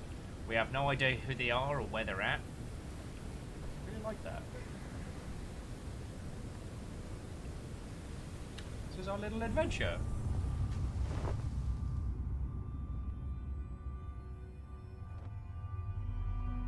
Oh yeah, Kika, that's a good point. It does have that kind of poppies in bloom kind of design about the characters, which makes a lot of sense.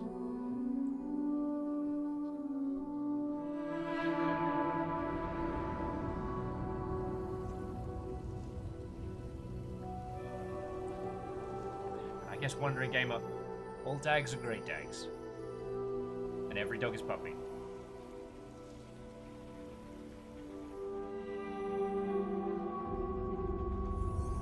And Favor 6, who knows? Though, they had their own tree train system, which I think is impressive here. And yet, Wraith does put forward a good point. The original release of this was console exclusive, and made no reference to any kind of multiplayer.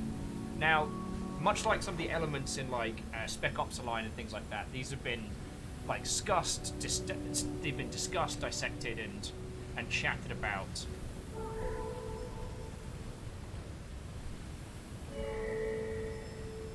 Ah, we can actually power each other up. I forgot that. So, going into this, knowing that the other person that you're running alongside with is an actual human being is kind of cool. But there is a lot of people that went into this and were shocked to find out that what they thought was a cute NPC being all mischievous was another human being out there. Also, and I know it's a very naive to take this standpoint, but I do believe that there's more good than ill in the gaming populace. I do think that the silent majority of people genuinely want to help others, be kind. I think it was actually quite a recent article about the statistics of people going good and evil in OG BioWare games.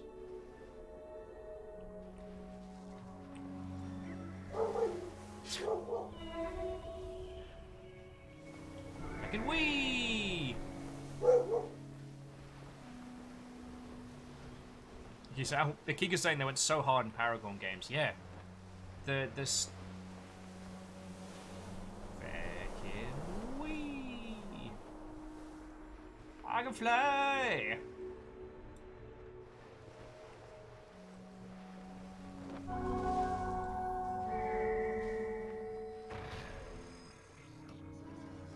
So this was the tree machine. Oh, that one looks slightly larger. It's no worrying sense.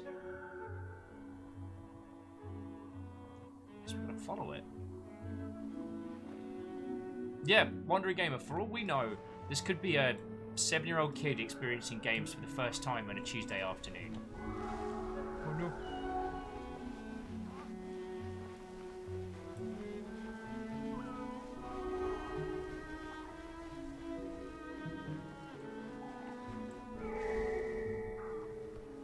Now, we could go into the discussion about, like... Oh. How does one make a game where, you know, the differences between Paragon and Renegade are absolutely worth it, and the reasonings behind it, etc. Much like with Molyneux's kind of good and evil system in early Fables and whatnot, like... They are easy to pick apart because there really weren't that many other examples. Like, nuances of... the nuances of choice-based gaming are still something we're working on, you know? But... for the most part, I do think that people want to help others when it comes to titles. I really do. Oh, cool! I forgot about that. Oh, there's so much of this game I've forgotten. God, it's been too long. That's what I get for... That's what I get for being a man of gin. Oh, no.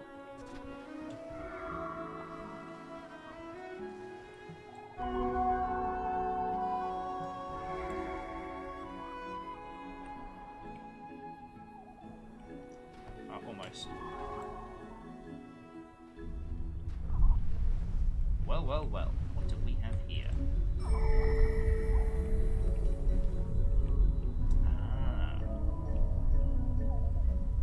Oh, it's also like the sheer amount of the story that is told to us with these little vignettes and the environment. I know I'm going over old ground here, but you know what? Why not? Especially considering how everything's been over the weekend, why not just celebrate the good that gaming does? I think we're allowed to do that sometimes.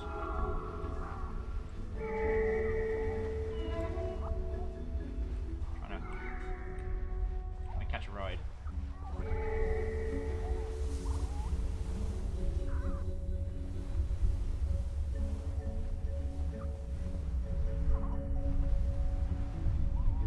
What did you find, friend?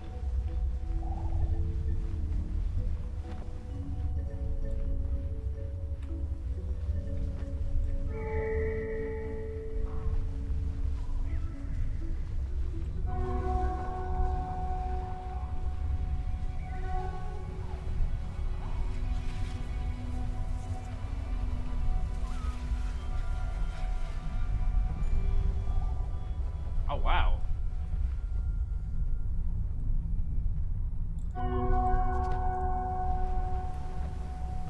Reckon we.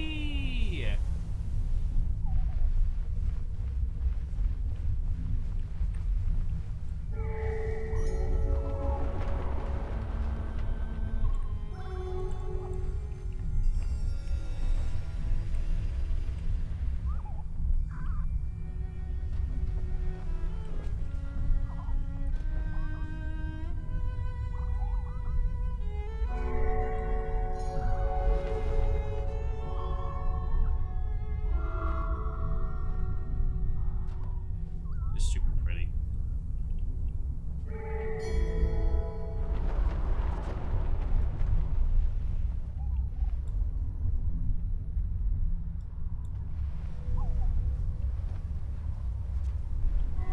And also Mr. Square Peg Watto.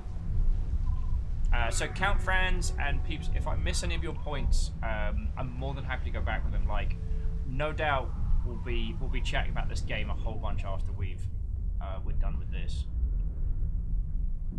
Ow. Let's go this way.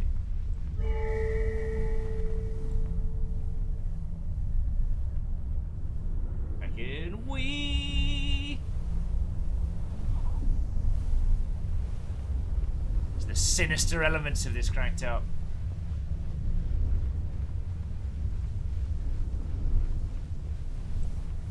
Now it's starting to look dark and spooky. Now it's getting spooky. And Joda, have a wonderful rest of your evening, alright?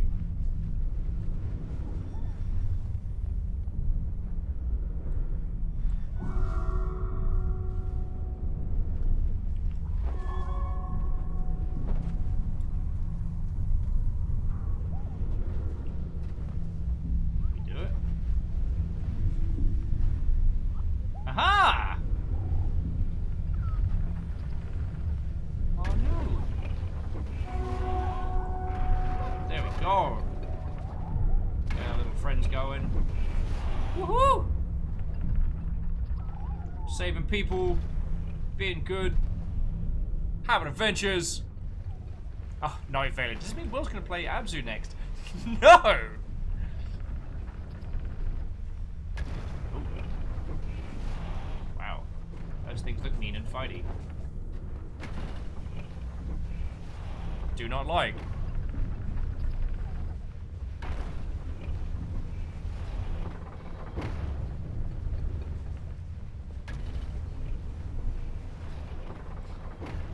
Delves with why not play Abzu? Oh yeah, Abzu. You must think me a fool.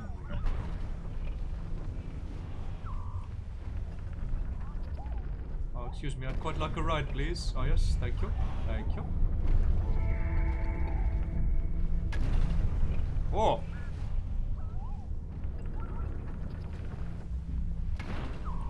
Boss Nana says, is Abzu like Subnautica? It's... You're still underwater with a lot of scary stuff. Right, so we've got one. Does that mean there's more stuff to go back and get?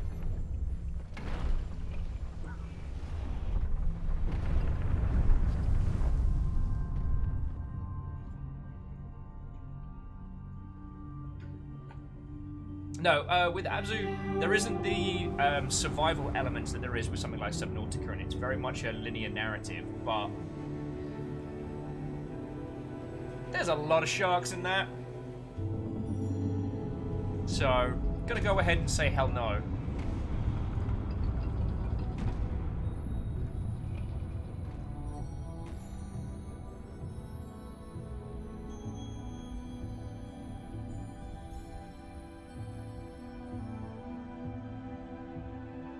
But it is interesting that there's...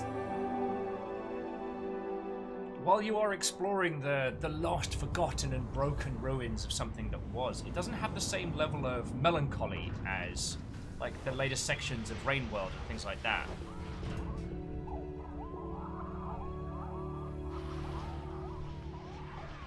Yeah, Boss Anna. Hard agree with that one. Hard agree. Don't it be...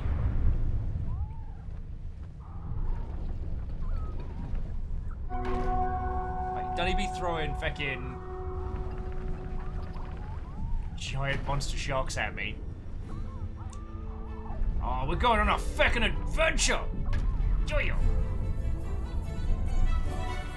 Like, what was it we played last week? Ran, Lost Island, and the actual wall of tsunami coming at us? How about no? Whoa!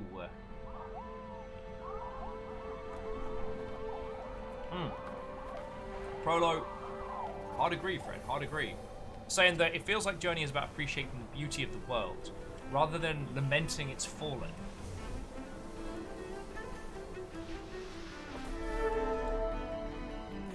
You got to imagine this section potentially to the escape from the city.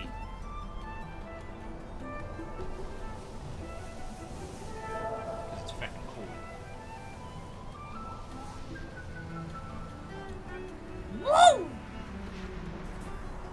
This is so much fun.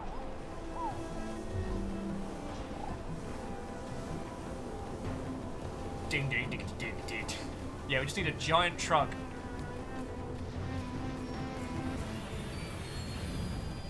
Whee! Oh, might have enough left in the tank. Yeah! Guess he remembered where the stuff and things are. So Graphite says, I've never played Rain World, but it could be that it's so old, it's kind of lost the sad feelings attached to it. It's more part of the land than it was before. True. I think it might just be as simple as that they don't actively lean into the melancholy. That for all that this game is, it's not...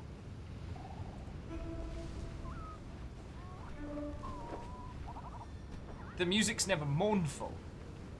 Playful. Certainly classy, but never sad.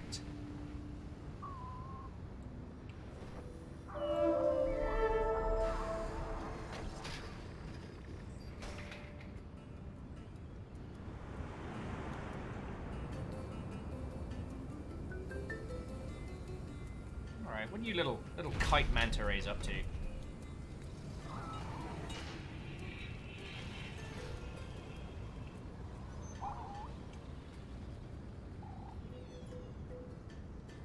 Yeah, and that's a good point. I mean, Rain World's feelings are definitely one of survival. You don't need me to tell you that one. But later on, as you start to unfurl the elements of what was, there's definitely this melancholy of the lost. You know, you meet a lot of creatures. You meet a lot of creatures stuck between this world and the next. You meet creatures that are surviving in the old ruins, and it seems like what was lost very suddenly. You know? I guess Moon's the first character you really encounter in that game, and yeah, Moon's story is not a happy one.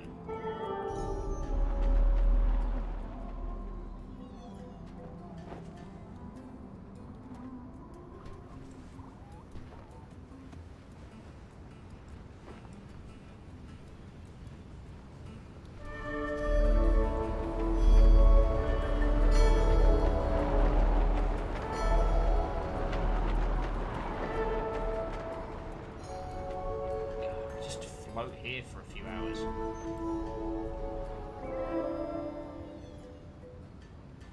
I guess they're going off to get the extra thingy. Faber 6 says I'm getting Nausicaa Valley of the Winds vibe from this. A good point.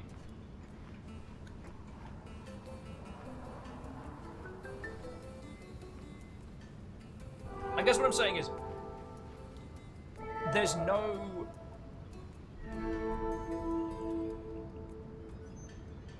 It's no mean feat to achieve something that is happy and light and hopeful, given this stark art style of, you know, the sand has swallowed everything. This game feels inviting, yet it's nothing but ruins and, you know, the broken wreckages of what was. Also, once again, Cure, Escape from the City tune.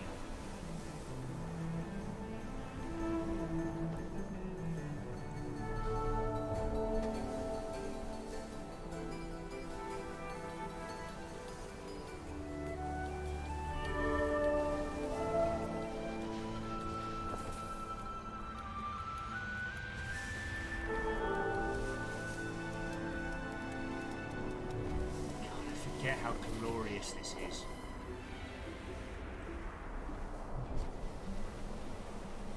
Vegan Wee!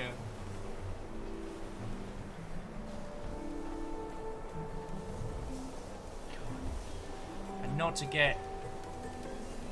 Oh, Bacterize. What, oh friend? Not to get too arty too early in the day, but this is also why games as an art form is absolutely worth fighting for. You know, the time that people spend creating them, the blood, sweat, and tears that goes into all of it.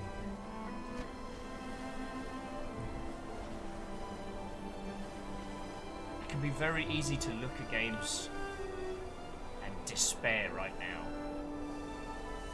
And no, not every game can be Journey. But you know what? Every game can have this level of impact to someone out there. You know, maybe it's the perfect game that distracts you from a really bad time in your life. You know, maybe it's the door that opens a path to a whole new group of friends you didn't even know you needed.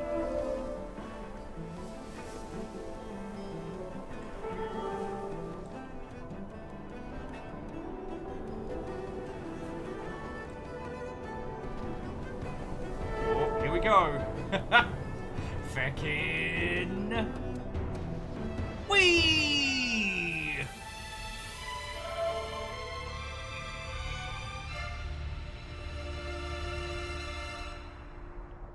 Boff.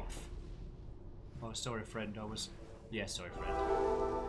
I was feffing around. Sorry, saying this game can make you feel like an archaeologist in a way, but also the path of self-discovery, of enlightenment. Alnus, not to get too artsy too early, Nate. Look, it's brunch somewhere. Oh. Yeah, and the slow addition of kind of like the gold glint to the sands as it got darker and darker there. That's no small feat. So to those of you who just joined us, Wato and welcome. It is lovely to see you. Today we are playing Journey, because you know what? Right now, the world could stand to have a little bit more of this.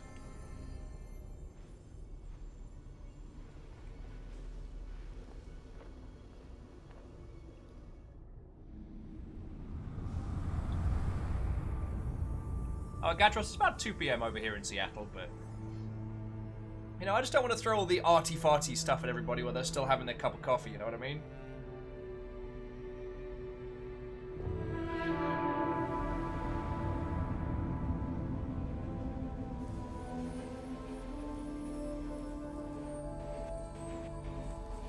See, sometimes, friends, I've been thinking about this a lot, because we discussed in the past about how there aren't too many games in which we can have our own artistic interpretation of what works when it comes to games. That's not a criticism. There are games where there is a right and a wrong way to do stuff. You either win or you lose. The mechanics facilitate the experience, but the mechanics are very clear. Oh no, that's a bad. Oh, look at all the. Oh, that's a bad. To allow for artistic interpretation of a title, we must allow the user some level of interpretation for themselves. We must leave elements free for people to understand on their own terms rather than trying to experience them. Free to interpret them on their own terms rather than telling them outright. Like Far Cry 3, great game, but its language, its terminologies, and how it progresses, it's very clear what it's saying. I mean, the characters literally tell you. So, the discussion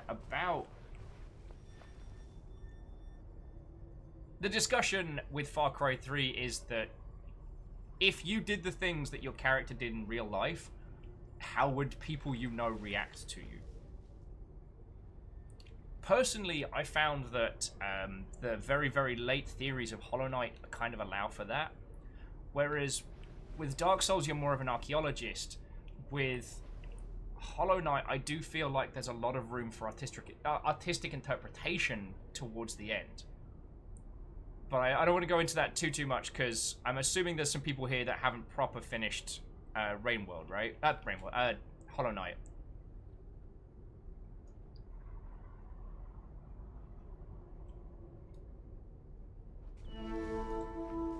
My friend don't leave? I got distracted.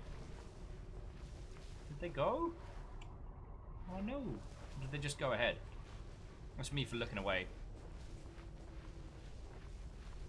And back to Rise, it's just like it's like this and Ori the Will of the Wisps are just so majestic to look at. Abso-heckin-lutely. I find, because with Ori, the lack of human language gives you a chance to, I don't know, use the characters as a method for self-expression.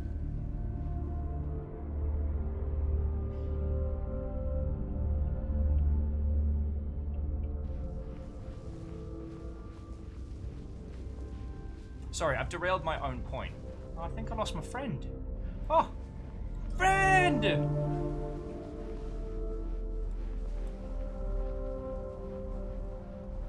Oh wow, this is beautiful. This is gorgeous. Forgot about this entirely.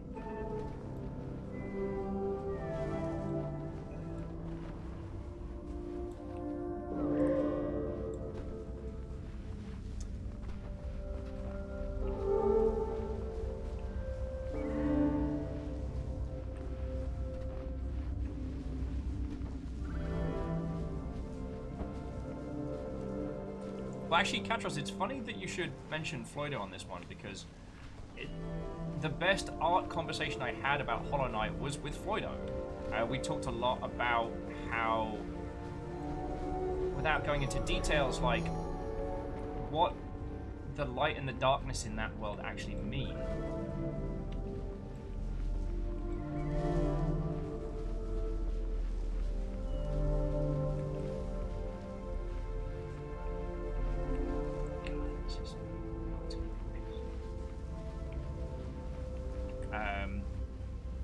I think one of the difficult things about this is that games so frequently have a win and a fail state, right? And that's difficult for an art discussion because your interpretations need to be valid to an extent. But if your interpretation can be correct or false, it doesn't leave much room for you to try and decipher the understanding yourself. It's the difference between this and, sorry I keep using it, it's because I'm fucking brain dead from the weekend and I'm using all the easy arty examples, but if we look at good old Dark Souls, the lore hunting around Dark Souls and games like it,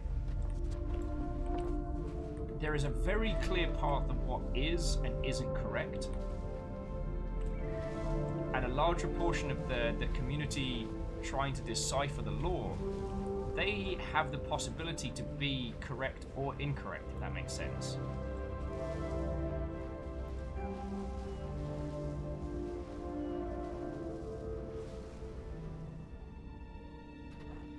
Oh, wow.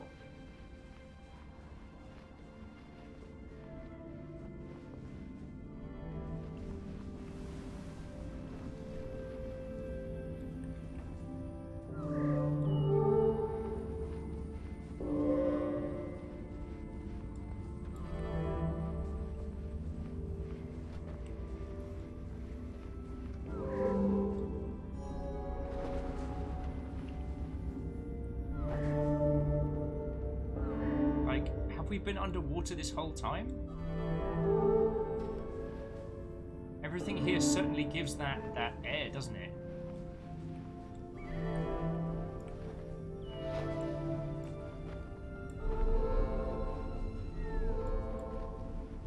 God, I derailed my own topic there and just how feckin' beautiful. So back to Rise says, the Dark Souls devs don't really say if what the fandom has found is correct or not. It's all up to the imagination. Yeah. And please don't think that I was doing a diss on a Dark Souls. The Dark Souls community are essentially like, what's the term? Like archaeologists. That they're taking the facts they can find and trying to extrapolate there what is and isn't correct. Whereas with this, it's entirely up to us, our interpretation of everything we're being presented. Like, how literal do we take this? How much do we look at the artistic expression of it? What is the truth of this? No. What does this make us feel? That's the question we can ask.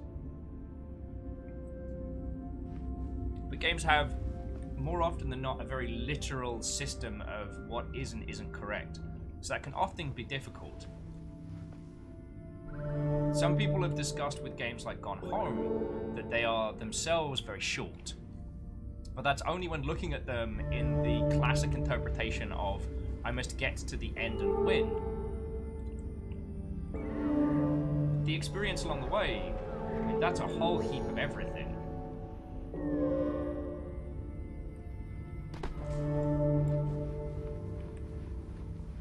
Alright, this is getting a little worrying. A little worrying.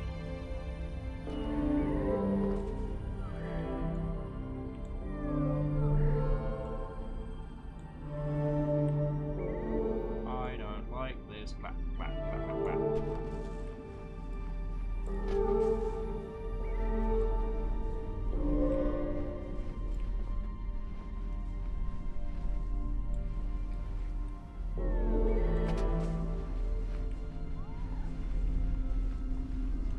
We're suddenly nervous.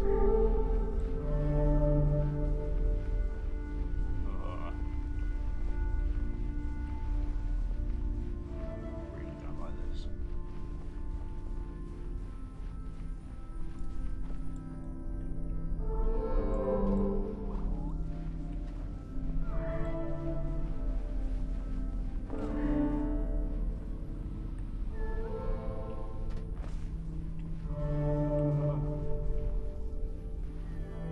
Really don't like this.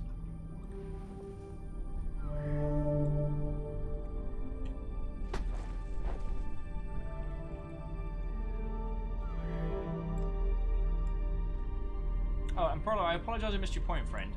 Because Prolo made a real good point that, just as a quick aside, one of the things that's interesting to note with Dark Souls is it never says game over. It says you died. Now, again, I know I'm saying stuff we already know, but I love talking about this. So, I am going to indulge myself a little bit of, not quite tilted beret, because I'm very lost in the dark here. But it's one of the things that we would go on to see a lot with Bloodborne, which is that even the systems in game would be used to unfurl the narrative towards you.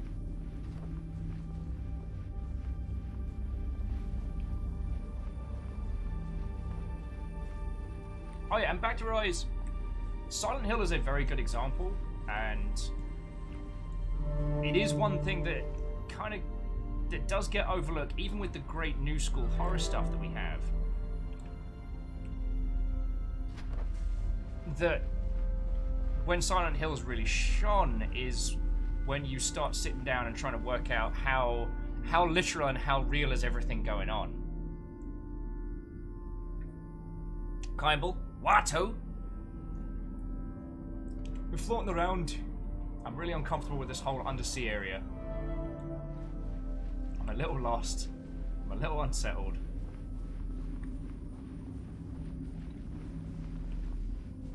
In the words of a toddler confronted by broccoli, I don't like it.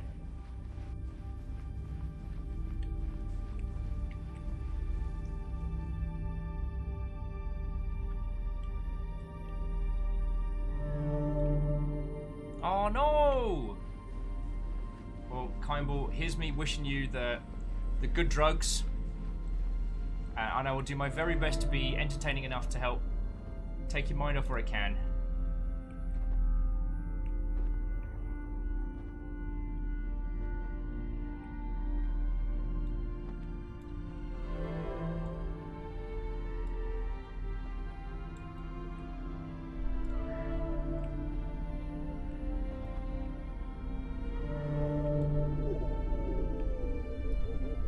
So what this game achieves with 0 on-screen prompts is amazing. How it shifted with just the ambient audio and the animation of the ribbons. It's switched us from this like open sand dune skimming to this like this dank underwater cavern is incredible. Yeah. Get you sound design people that can do this.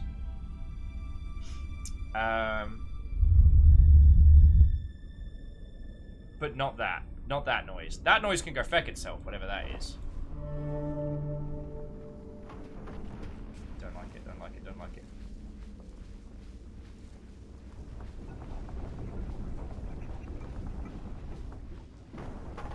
I don't like it.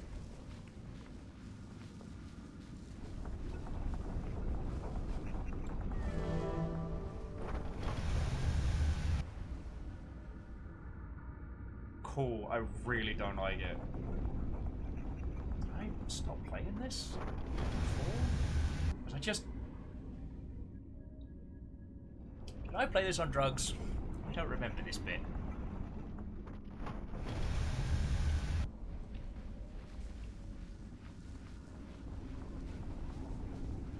Well, so back to Rise. I don't want to go too far into that one because I want to bring the conversation back over to Journey and to the art interpretation stuff, but it's not just so much as sound as music. It is the difference between a banging soundtrack and exceptional sound design. I mean, that's something very powerful. Oh! Fucking asshole! Can't believe that made me jump.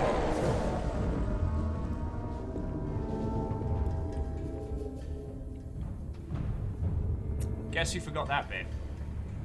Et moi! It's alright, I live here now.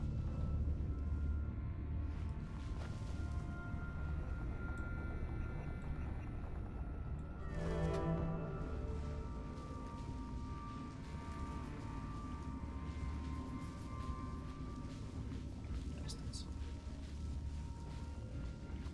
I don't think I didn't see that.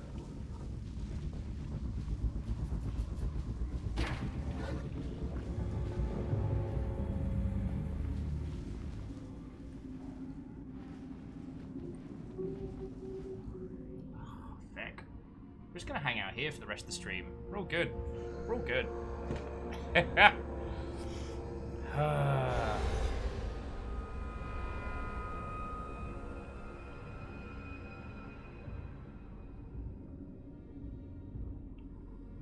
So Alna says, it sort of demonstrates the game is an experience. The game could have made this a kill field. Like, oops, you fell, game over. But instead it sits you back and lets you try with no penalty and no backsiding. No arbitrary, you must do X to continue. And that is a very interesting point. That's why I mentioned the Prince of Persia game from earlier on in the show, because that one did just that. Its development team, by their own admission, actively set out to create a game where you could not fail. But what's fascinating is they still left in the pretense of a fail state, but added systems that would stop you from failing, because they looked at Prince of Persia and the Sands of Time, where you could rewind any mistake and went, oh, whoa, if the user is doing correct, like, management of those,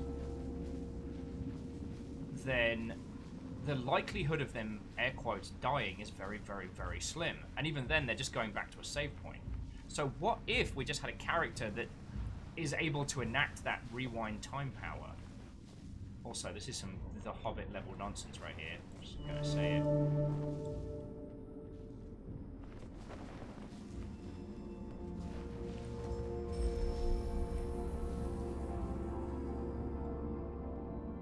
It's just in. Snacks are bad. Operation Danger Noodle.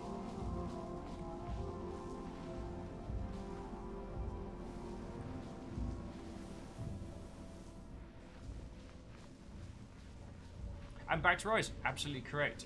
It does a wonderful job of telegraphing the, hey, maybe avoid that, without out and out telling us. And it does that without VO, it does that without any on-screen prompts. I should also say, I guess for those of you who have had to listen to me waffle on about arty games for an eternity, this will be no surprise, but games are still a very, very new medium. And when we have these conversations, it's not like when talking about older art forms where, you know, the information's already out there and you're stupid and dumb if you don't do the thing. Oh, you can feck right off, you snaky bad word. I will stuff you in the microwave and put you on for 3 minutes. Ugh. Subnautica called, they want their shit back. Sorry. It's me flipping between. Like, the... Meep! Meep, meep, meep.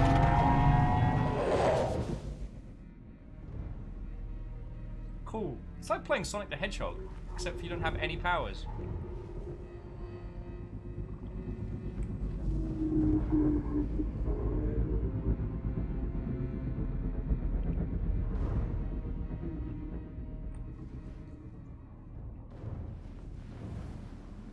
Weird. I mean, so Fearless, I'll touch on that in just a second. No. No see me. No see me. Stealth mode, stealth mode. Moving around in stealth mode. Snake's been a bad word. Leave me alone. God, fucking darn it. Get in the bin, you gigantic bad word. Ooh.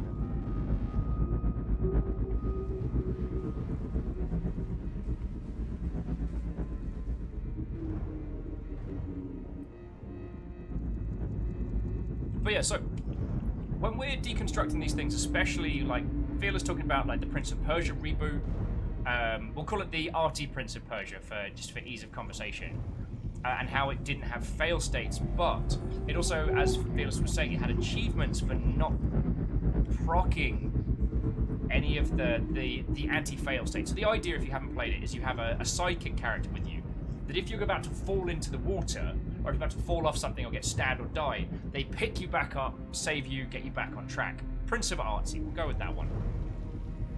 It absolutely has that. But they also challenge you to clear the game without procking those to add challenge. But what it does is similar to Dishonored's, like, clear the game with no kills. It says to you, if you want to, you can do whatever you want. But if you clear the game without killing or being seen, something will happen. Wink! So it undermines the no death system. Other challenges which hadn't involved procking that ability would have been much better. But again, these are things we're learning. Like, no one got frustrated at this game that you can't die, you know what I mean? Oh yeah, and back to Rise, hard agree. That goldfish can feck off.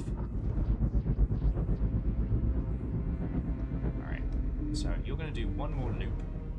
And when you are done, I'm gonna make a run for it. You feckin' snaky bad word.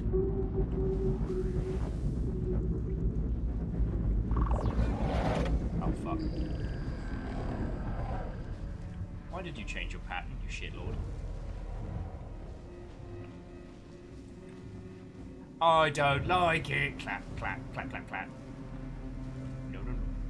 No, no, no. No, no, no. You don't see me. You don't see me. I'm but a tiny blanket in the underwater lands. You do not see me. Yeah, back to Rice. Thank you for picking up what I was putting down there, because as you can tell, between the giant snakes, sleep deprivation, and many things, I'm not holding my points as well as I should. But yeah, it begs the question of what is the intended way to play the game when you can go through it without killing, and how do you back up that experience? Like, what is a fail state when you do not kill stuff? Now, I know I'm going way off, but I promise we're going to bring this conversation back around to make sense. So, we're going to talk very, very quickly about...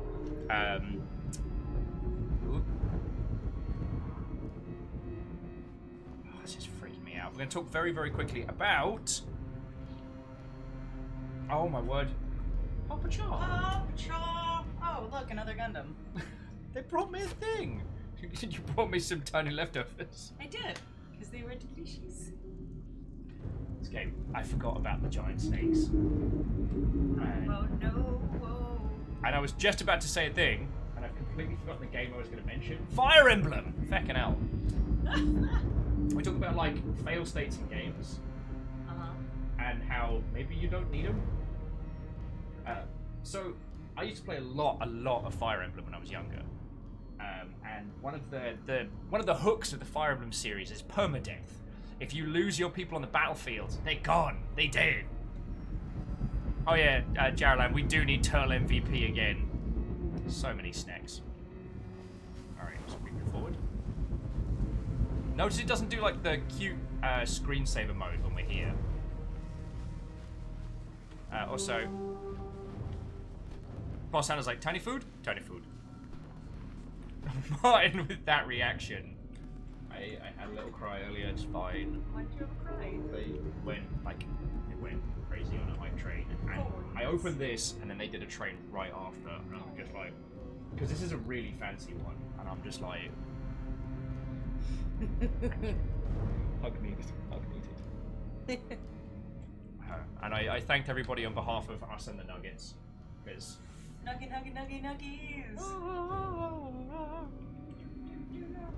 Yeah. Warm outside. It's warm inside. I'm just lucky I've got that and that. It's just like a...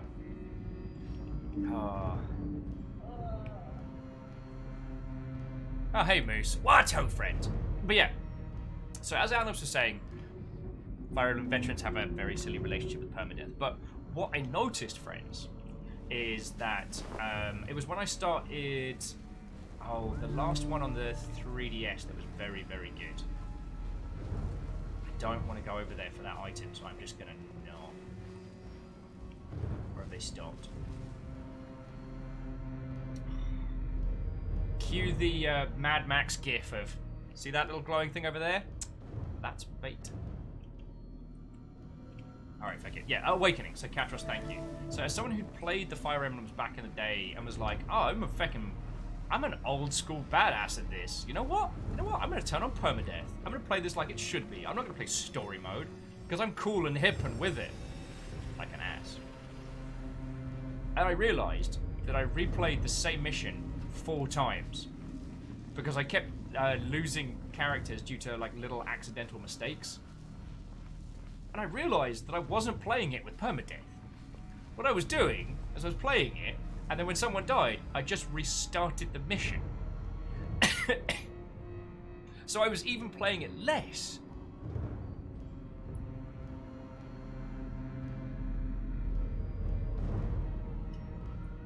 The permadeath wasn't adding to the experience and was actually just setting a... Oh, it's the Tilted Beret Police.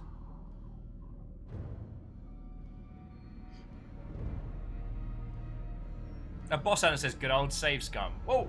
I do think we need a better terminology than that, but yes, the idea of using like save load positions to allow you to attempt and reattempt the same experience. You have to stop and ask yourself as a creator, why am I letting users do this? Is it because it makes them feel powerful? Is it because they're meant to feel empowered in the situation? Or am I inconveniencing them for no reason? Because you'll know, I love my spelunkies, devil daggers. I love the idea of games as challenge, but why are they challenging and why are they rewarding, enriching? As DX Man says, the Iron Man mode in XCOM actually, in my humble opinion, enriches the experience because it means you can lose a whole team of people, but the game isn't over. Yeah, I know the snake's ahead. I can see the snake light. That's why why do you think I'm talking shite and faffing? I'm just gonna hide here for a so. No, I'm not. No, we good.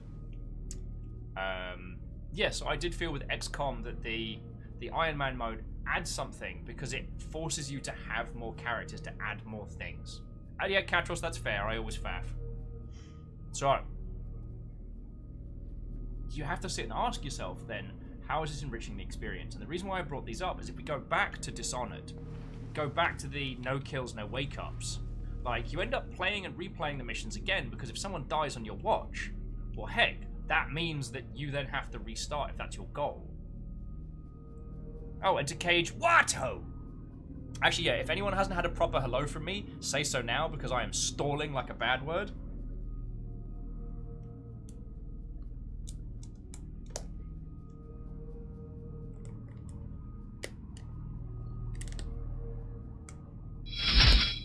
Oh, and to Cage, thank you kindly for the follow, yo. We're getting right into the arty weeds, talking about video games and how saved lost states affect these experiences and stuff like that. Kiss is like, why are you stalling? No stalling! You're not the boss of me! You're not the police of me! Oh, Cage, yeah. The friendos, as we've come to call them, because they are absolutely not based on any existing IP at all. This one, I got actually tattooed on my arm, because it was one of the first little bits of fan art we got from the Artsy Po. So back to Rise says, I'm always a nervous wreck when permadeath is in a game. And now, I'm not saying that you should put permadeath in all experiences, but permadeath adds an edge to gaming that can genuinely give you that heart in your mouth experience. And, like, again, I'm not saying that it's a good thing for every title, but I'm playing a lot of Tarkov at the moment. And honestly, if you took the permadeath out of it, and I've played it because it has a little feature where you can play the maps as PvE. No permadeath, no loss. And it's fun because, like, if you like shooty gunbang... Oh! Faff mode sans the snakes, lovely. If you like your shooty gunbang, it has very good shooty gunbang. But you run around and you kill some NPCs and you're like, cool. I win. The fact that you put everything on the line when you go in is challenging. As Boss Anna says, there's a reason that people do the Nuzlocke runs. Like, it adds something to it. And no, I don't think it's a feature that should be in every game, and no, I don't think it's something that should be enforced upon you.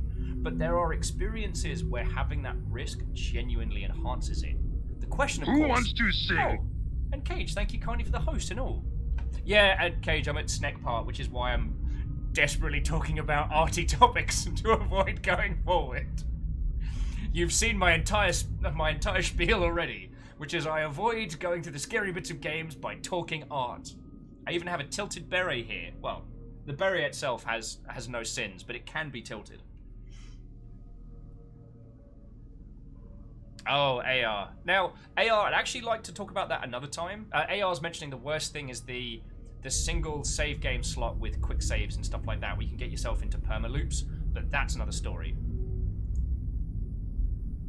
Rose and Moose says, also relevant, the notion that Iron Man should be the default mode in XCOM. Well, I don't want to get too far into difficulty and challenge.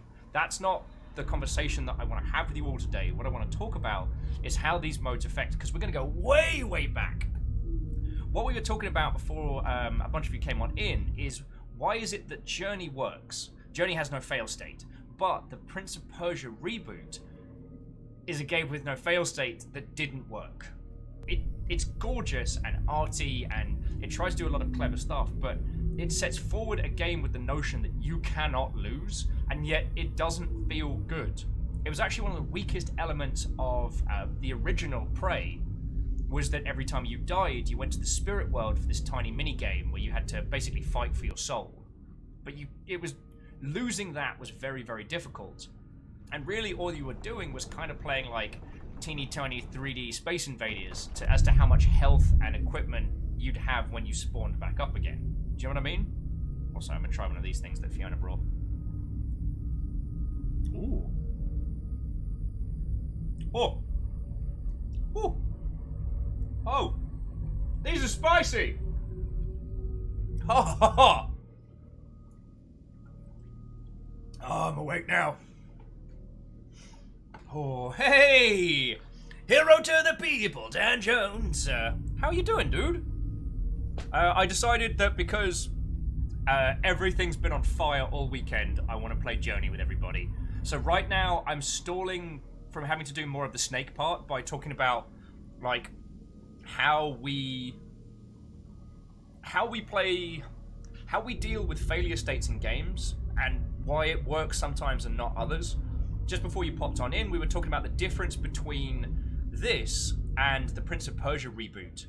That even though both of these are games that do not have fail states, with like 3D movement and gorgeous art, this worked, whereas the Prince of Persia reboot, well, didn't. I'm not saying it was a failure. It's an interesting art house piece to talk about. Oh, and we're talking about the cel-shaded, I believe the last new entry into the Prince of Persia series. Boss Anna, stop stalling. Boss Anna, do not take my stalling away from me. I'm not sure what the tiny food is. It's really good. Spicy as all hell. Like my arty takes. Said no one about me ever. They're like little dumplings. Oh. Oh.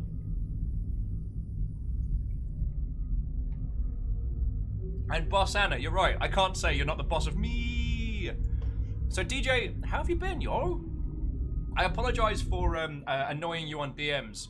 We did Unfortunate Spacemen over the weekend.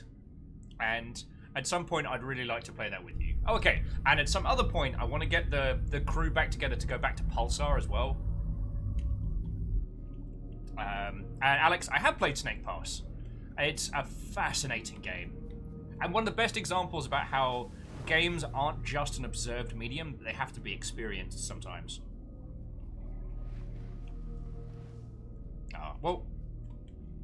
Yeah, to quote the product, existence is valid. No, and that's way cool. Alright, here we go.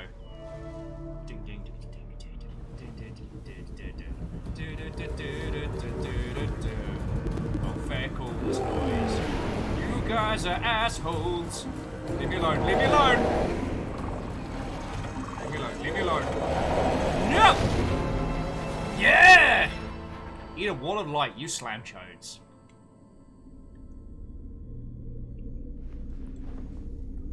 The game's like, hey, by the way, you actually missed one of the, little upgrades, and I'm like, ha ha ha ha ha. No, I didn't. You can't make me go back.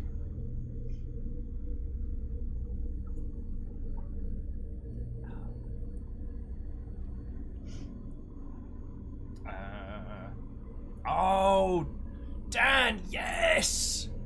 I'm so glad you got to play through that, Dan. Sorry, Dan was saying that they finished Outer Wilds earlier today. Also, friendos! I apologize for assuming. Every time DJ comes in, I just assume you all know him. Friends, if you've not met Cousin Dan Jones, he is an exceptionally good friend of mine. An incredibly talented artist. And generally good human. So if you are not following Cousin Dan Jones, please rectify that as quickly as possible. But I do want to jump back, and Grapite was saying, could be part of the fact that the Prince of Persia game is part of a franchise, and thus people have expectations coming into it while Journey is standalone. I think that's a very valid topic. That while we look at IPs as a way to make money, as a way to shift units, you know, why make a brand new game when we can set it in the Maflan-for-Flanf universe, and the Maflan-for-Flanf fan base will come along to it? But you're right. From the very first Prince of Persia title, there was always a game about challenge. See, the OG Prince of Persia, I believe, set you the challenge of clearing the Sultan's palace. Sorry, because what is it? It's the Jafar knockoff who captures the princess and sets a sand timer for 1 hour. So you have to clear the whole of the. No, I want to say here. So you have to clear the whole of the palace within that time frame. And that mentality is carried through him. Like, Sands of Time was a very, very difficult game, but it allowed you, the Vizier, thank you, Prolo.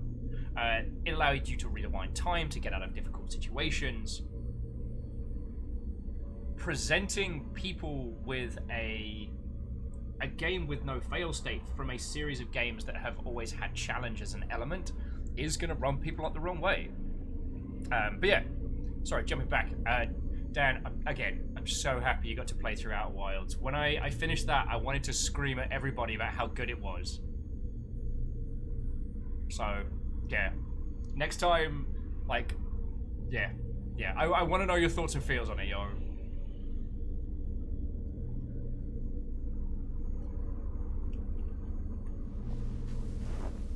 Alright. Pajar. Back to Rise saying, a good challenge shouldn't lead to the definition of insanity. Ooh.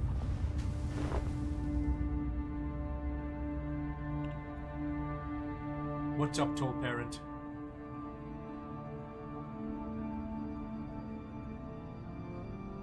God, these are really spicy. They're really good. Remember me as I was, friends.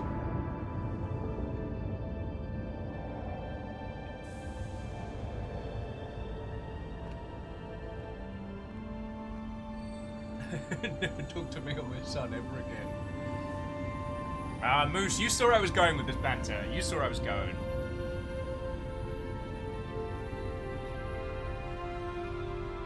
Does Celeste have a fail state? Well, this is where we get into the interesting stuff. Conversation-wise. Because, again, and I know I talk about this a lot, but video games aren't done. And we're all still learning as we're going. Like, Dan's bringing up the Outer Wilds. When you think about it, the Outer Wilds is a game with no fail state. It's glorious. It's an achievement. It's about you learning the universe's tiniest solar system, uncovering its secrets, discovering things like almost completely hidden to first glance. God, I still remember looking at the how long to beat on that, and it said 2 hours, and I was like, oh, okay. Ha! I was very wrong.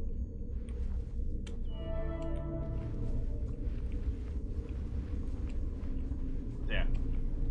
But the reason we bring up Celeste, so I'm going to put Hotline Miami to one side, because I believe that falls more under the gamer's proposed challenge, whereas Celeste is a game of challenge, but it allows you to tweak it.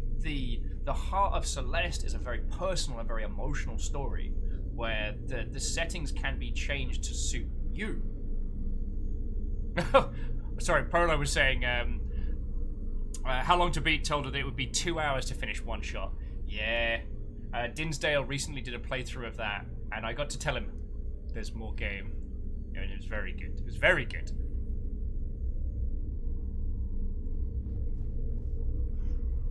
Well, and Boss Anna, this is where, alright, berets on. Alright, friends, berets on. Alright. Okay, here we go. So Boss Anna is asking the really good question. What is exactly the limits of a fail state? Is it if you can't do X, you can't reach the ending? Or is it just being severely punished for failure? Like, what is a fail state? Well, I mean, if we take Spelunky, the fail state for Spelunky is start again. The fail state for Sonic the Hedgehog 2 is, loss of progress, start again. See, Alan is saying the fail state is of Dark Souls. You die, but then what? Well, that is also one of the reasons why I talk about Dark Souls so much, is you can't fail Dark Souls. Yes, sections can take longer, and you can smash your face against them, but then suddenly you're monstrously OP and crushing things with a two-handed sword, and you're not quite sure how you got there. And you realize that all those incremental little steps have made you stronger and more powerful. No. That's your voicemail.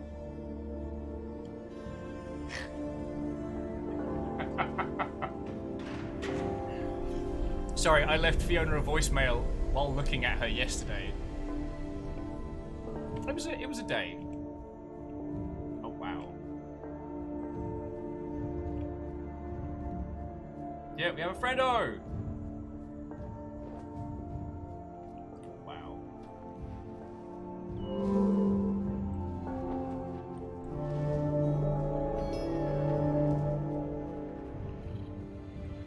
We have this like digital water. Sorry, we have this like sand water. It's fascinating. But yeah, Moose makes a point. If you die without getting your souls back, all that's really happened is a bunch of the pressure is taken off.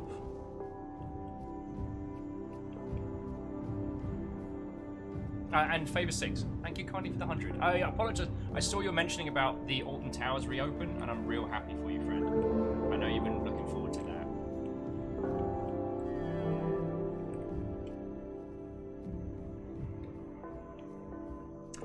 Yeah. You know what? So DX Man, I don't want to touch on Pyre's seasons because that, personally to me, that feels like one of the examples of how to do a fail state poorly. And I don't want to start. This isn't a day where we bash on games, you know what I mean? Or where we, because Pyre is an exceptional game. You know what? I guess what I'm saying is, Pyre is a great game. Please play it. I found myself very much at odds with the sports game mechanics that it put forward.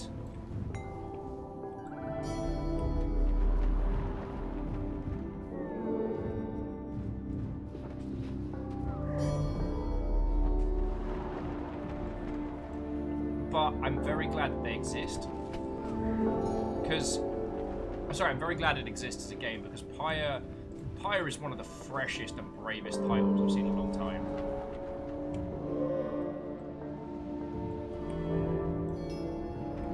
I'm gonna go help my friend out.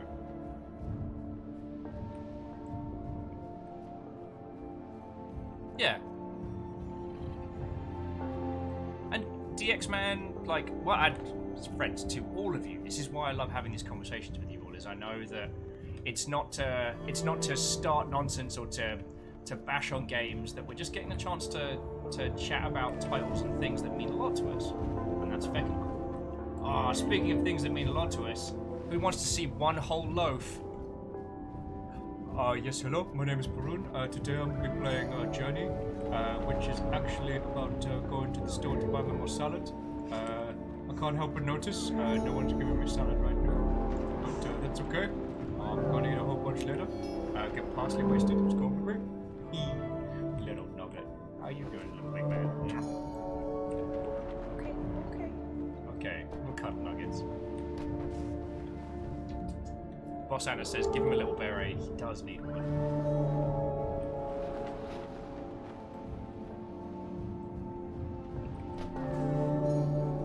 Talking about video games being arty. In the middle. Oh, going out for dinner, by the way. Oh, are we? Yes, we are. Oh. Is this a celebration of the return of Tom? Yes. Alright, so our best clean masks and smartest hoodies. I need to. I'm gonna take a nap though. I'm real tired. Go sleep. It's been a weekend. It's Tuesday. I have 20 ounces of Red Bull right here. That is how I'm functioning. These are good, but really spicy. Yeah. I had like. They're from a place called the Dumpling Czar. Because I said, Tom, you haven't been here in 3 months. What do you want for food? You wanted the dumplings are. Yep. And what are the dumplings again?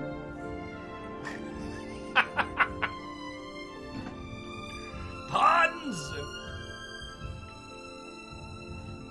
want the Rangoon, mother. The crab rangoon. Crab Rangoon. I hope the nuggets aren't overeaten too much. You're gonna get some dinner later today. So it'll smell stinky. They're not that bad.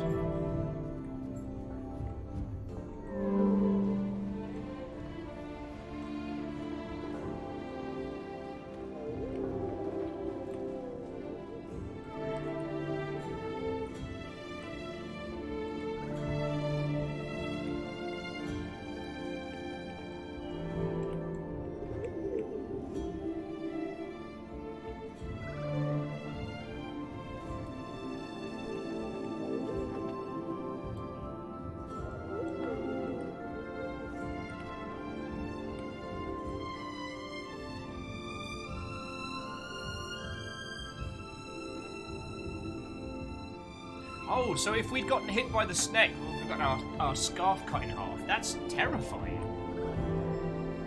Completely forgot about that one. Oh, look at us. Look at us being cool people. No, I want to look at the mirror. I want to look at the mirror.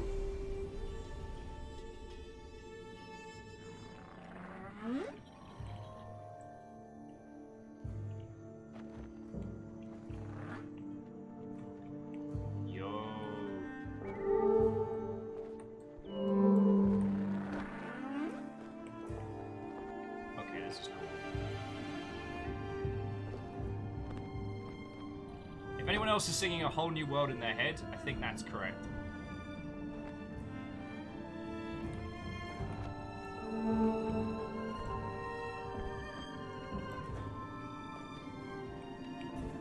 Like, I think that is the correct maneuver.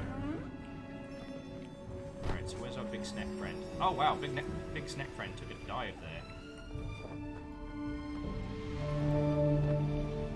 Try not to fall all the way down. Try not to be the idiot.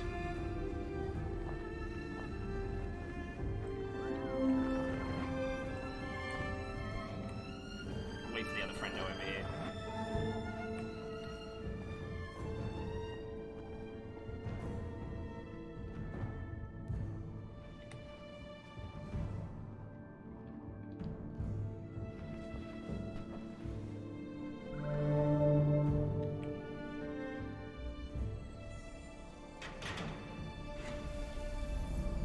Oh, hey, look, it's us.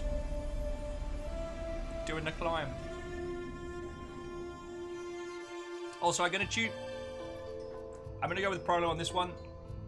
I choose to consider that the scarf whale.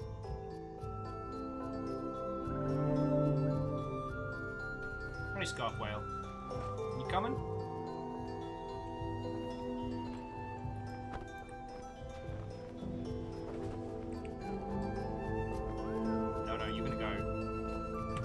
Don't go lower, don't go lower.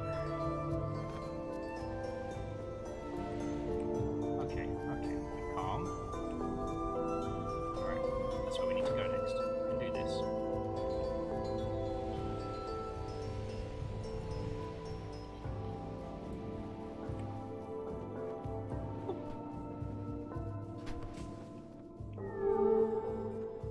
It's not a scarf shark.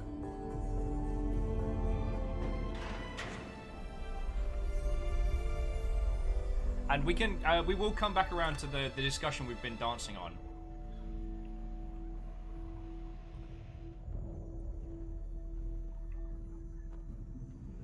Because one of the important things, and I know we talk about this so much, is it's thinking about what is your game and what is it trying to say? What is it you wish to say to someone with the thing you're making? Because it's okay to make an experience where you make a shooty gunbang person who's really good at doing shooty gunbang. And that by playing as this character, you feel empowered and badass, and you feel like you could be a dual-wielding, super action hero cool kid. Like, that's cool.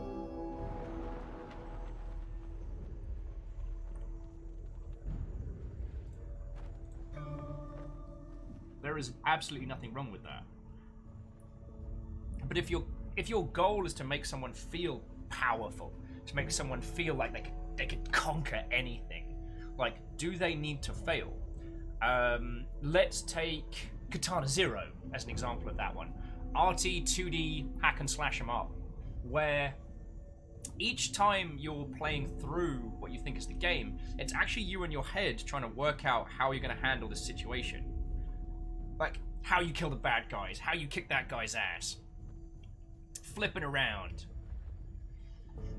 And sometimes, you know, like, you'll reflect a bullet, and then you'll throw a bottle, but you didn't see the guy behind you, and you get shot. Your character hasn't, air quotes, lost. You've just gone, no, that won't work. Okay, let's think of another idea. And going through them in that loop. I think that's important. I mean, you know my feels, Alness, on David Cage nonsense. I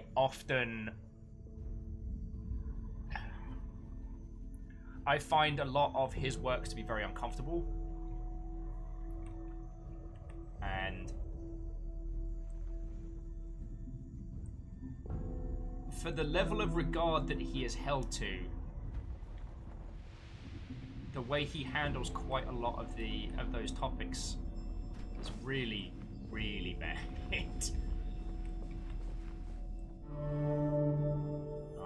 I think our person left me because I wanted to go over and see this. It's not about the ending, it's about the journey.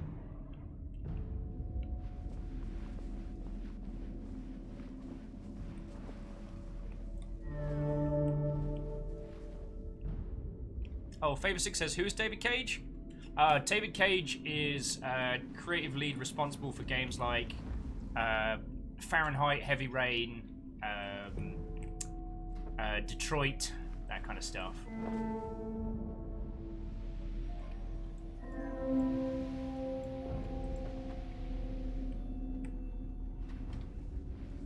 I personally dislike him both as a person, and I think that his works use a lot of very ham-fisted techniques, but put them forward as like the new paradigm. And I find that... yeah.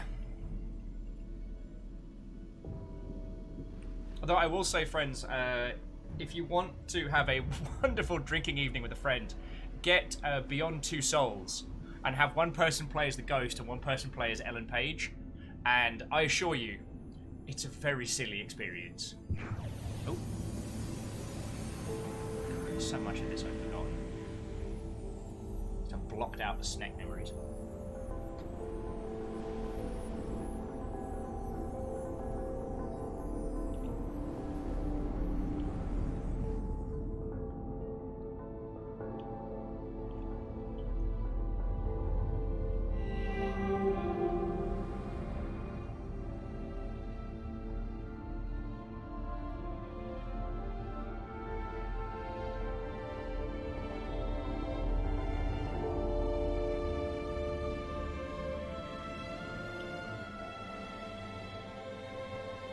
Yeah, Cage, I do want to say a massive agree. I forgot how gorgeous this game is.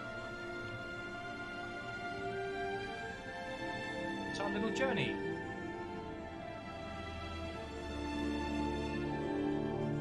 Although I had to do the snakes by myself.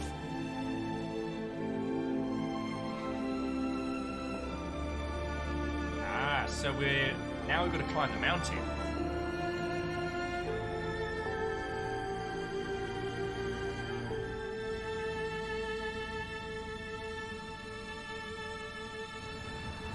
Actually, Cage, I should have looked that up this morning.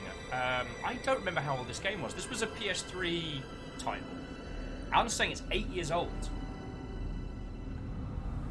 Get you good art direction, and you two can have a game that looks pretty 8 years on.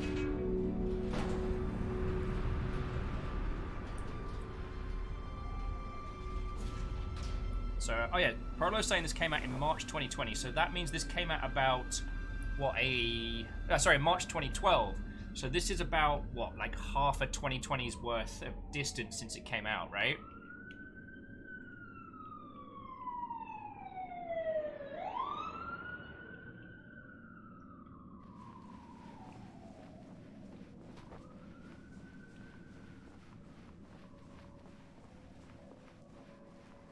Moose says, I wonder if they updated the art for this release. I wonder.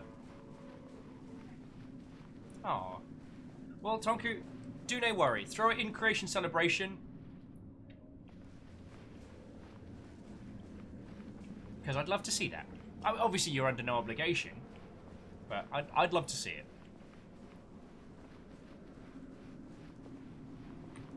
Anyway, we can smash on...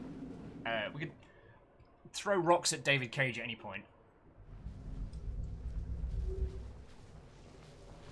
Going back to actually beautiful, thought-out games that aren't attempting to be another medium because they could be another medium. God. That little kite just fall into the snow. Let's go make a friend.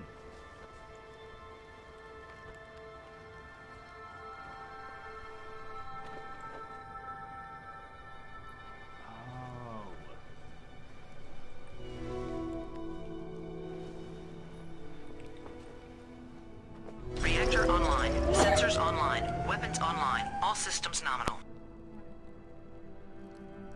Oh hey, almost forgot this as well. Few days late, but here we are. Sorry about that. Oh, that came right out of nowhere.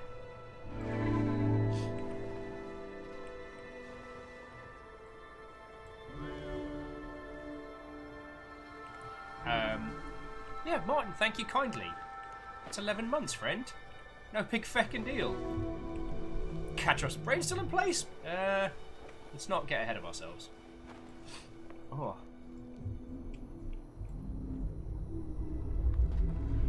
Oh, that looks bad.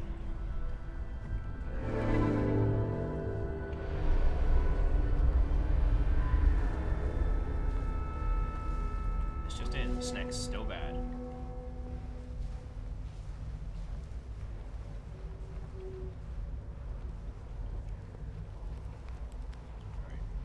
Ice the skies, friends. Ice the skies. My poor little scarf. Favor's like, Snakes just want a hug. Nuh-uh. And no, Snakes just don't want to have fun either. Snakes want to make things terror-bad for us. Also, we're in agreement. We're going to help somebody else out after this, right? Because I'm pretty sure that's still a feature. British Beaver. It's not that little.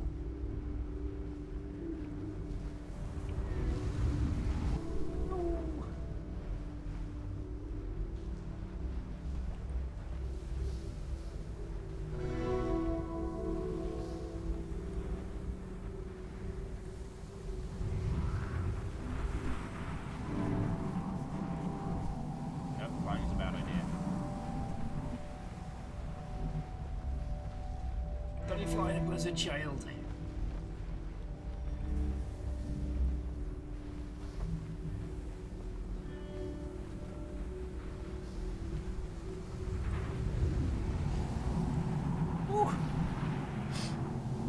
Red Scar. Snake cuddles for warmth. No.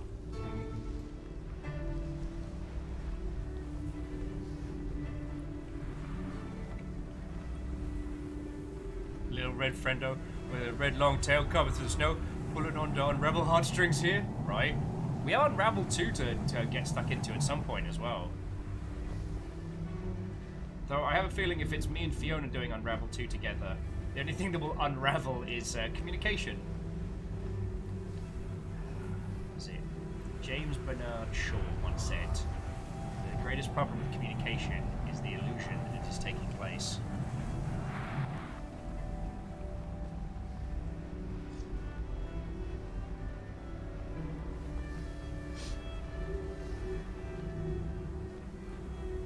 Like, I knew they weren't... Oh, yeah. Unravel 1. I knew it was gonna, but it still got me all teary-eyed toward the end.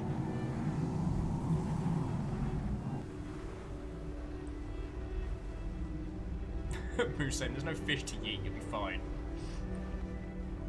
We never did clear that one level.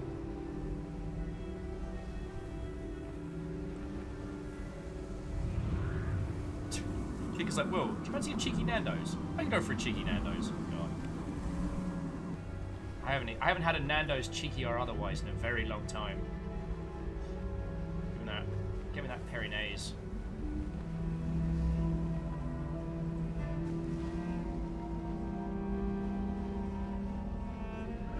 Geraldine say one of the finest shadings of communication is the difference between I don't understand that and I understand that, but I don't care. What is Internet Forums 101? Prolo once found a chicken restaurant called Frando's. Thing is, I'd go to Frando's. Aww. Look at that. Look at him. He's just happy to be here. He's just happy to be here.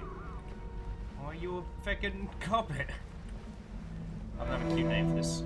Our carpet friend. Should come up with one. Ooh. Heard that. Feckin' heard that.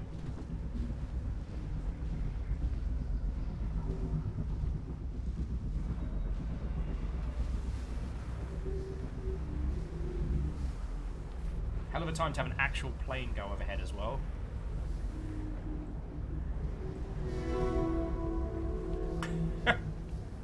Kika asking, you a fan of what we do in the shadows? I sure am. Would you like a cheeky Nandor? I raise my eyebrow at you. Abacha!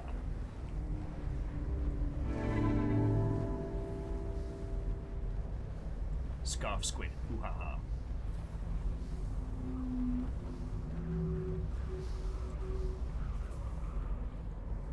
Yeah, Cage, the snake overhead is incredibly unsettling.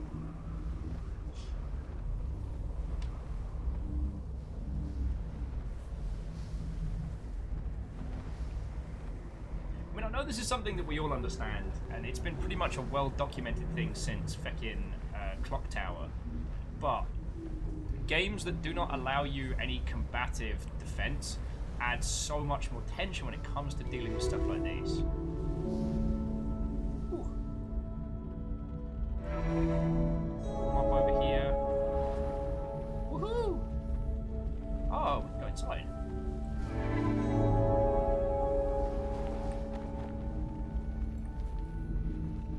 Yeah, have a look at the little mural.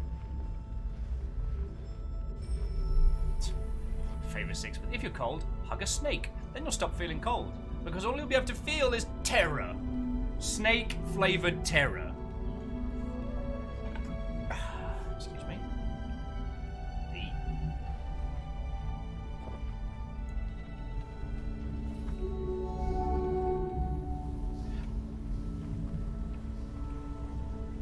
Bennett Foddy said a very interesting thing, that a mountain in a video game isn't a mountain. Because mountains are mountains because they're hard to climb and they're massive. If it is very easy to scale the sides of a large piece of rock, is that truly a mountain? Surely a mountain in a video game is something that is difficult and challenging and fights you back. Something that you have to prepare yourself for and push through. And if your goal is to create combative experiences or contesting experiences, especially ones that involve like large monsters of varying flavors, right? Then surely having the more means at which you have to fight something to do battle with it, the less threat it poses you. You know what I mean?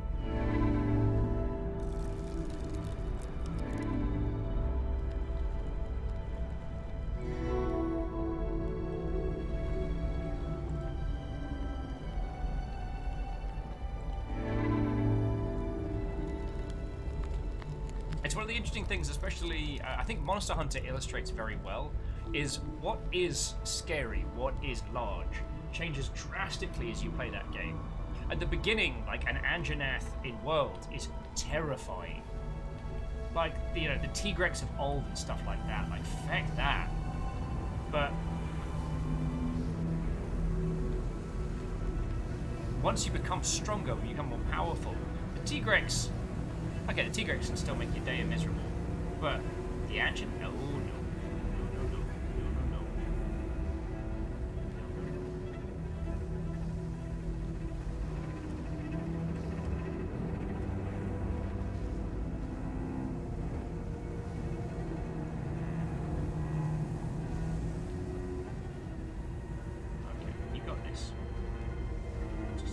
the sky snake.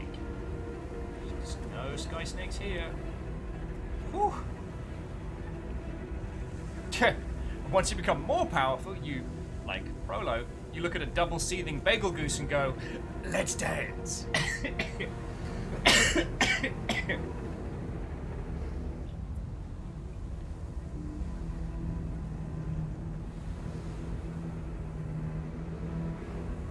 What is a mountain but a miserable pile of rocks? Anyway, enough talk. Have at thee!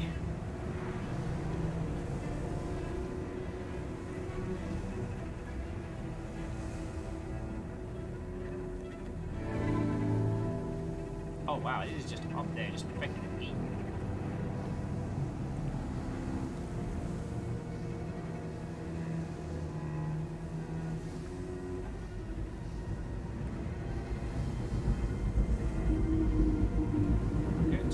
Someone's a jerk. Eating my little manta ray friend's beard boy. Mr. Snake, sir, you're an asshole. You heard me. But as you can't see me, I don't need to apologize.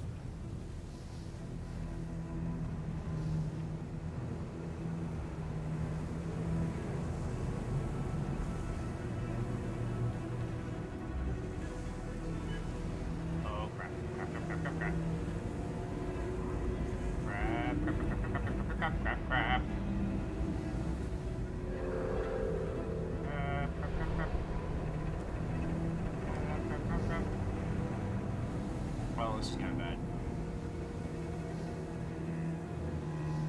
Remember me as I was! Good. Good. Our little character is certainly having a bad time. Fredo! Don't do it, Fredo. Don't do it!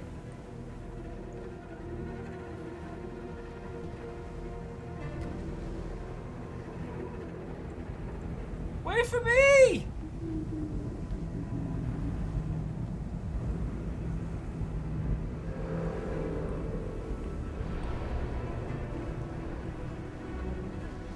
Don't leave without me! Lizzie, everything is peaceful and calm. No, don't you do it.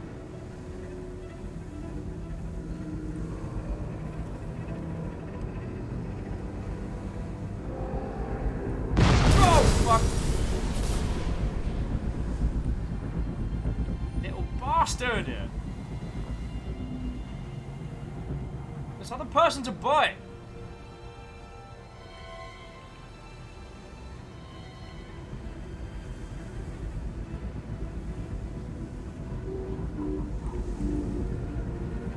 Yeah, I've got no way of getting out now. Oh, sure. He's eating all my stuff. Got ambushed. Now I got no scarf.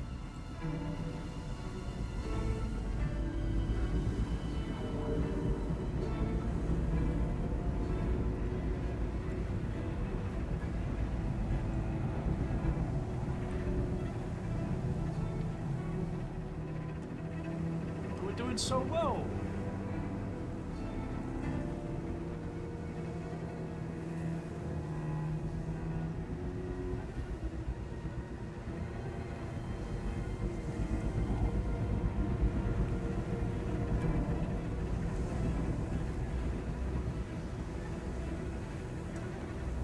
The snake is being a butt.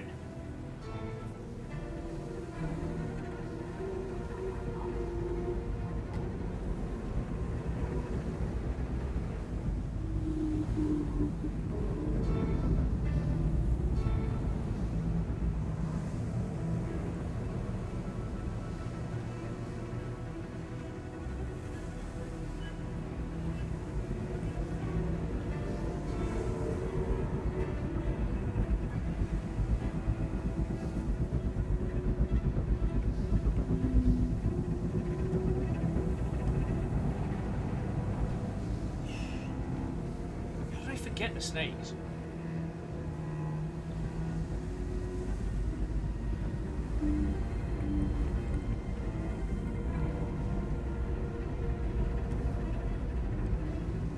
had such a long scarf and it was awesome.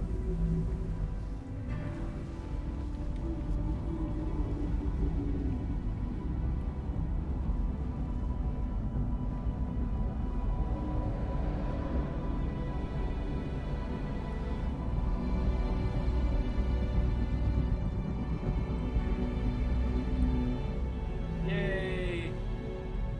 Little scarf friends!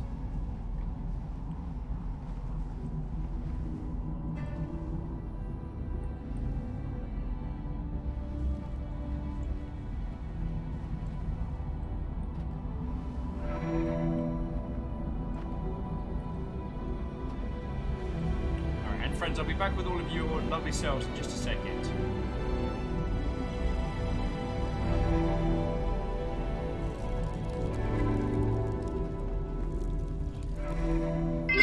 Oh, feckin' hell. BTW. Did you know that the light is in the 3 Chakra energy center in the Traveler, and each energy center deals with different ideas, instincts? If I may, from my point of gaining enlightenment in this reminder.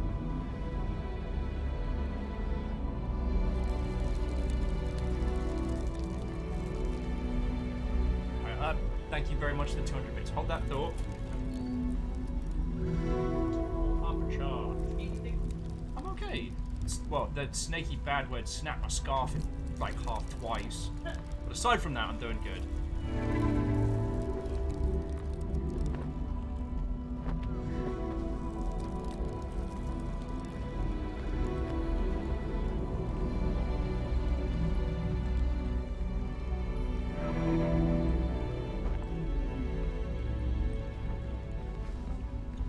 This game does raise that little question to yourself: is, are we the first ones treading these paths? Is this a pilgrimage done by many? And if so, how many make it? One of the things that I was talking about earlier on in the show, and I love about this game, is that it's so free to interpretation.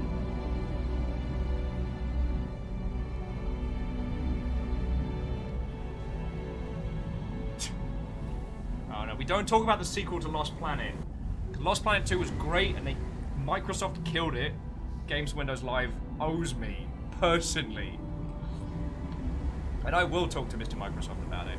And then the third game, Lost Planet 3, was an absolute travesty of a bad word.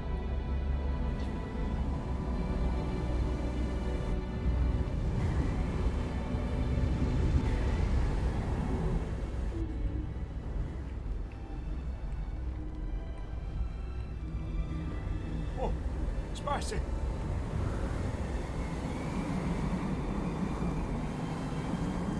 I know, I'm living that healthy lifestyle today.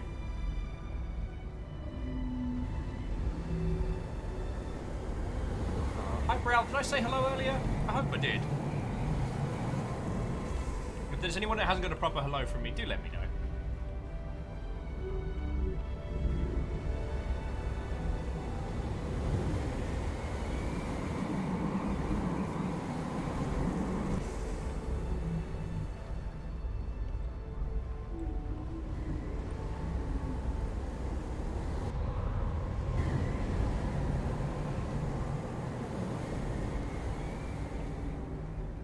Hey, Ninja Falcon, what, oh friend?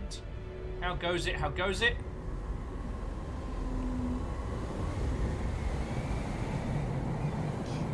Let's not fall off the edge here, friends.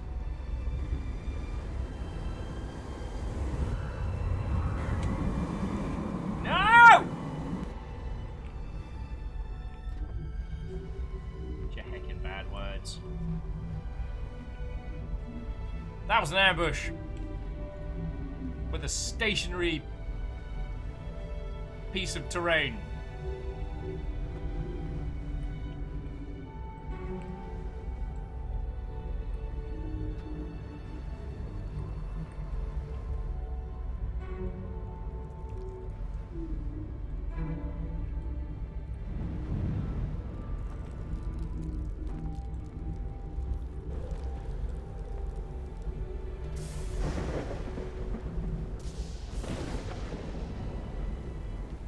Oh, wow.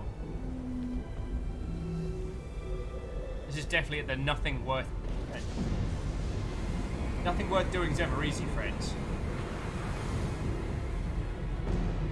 The scraps of our scarf are totally gone.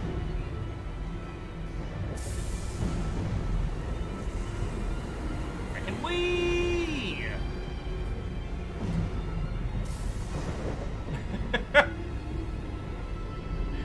Oh, Ninja. Well, I mean, this game continues to be a triumph.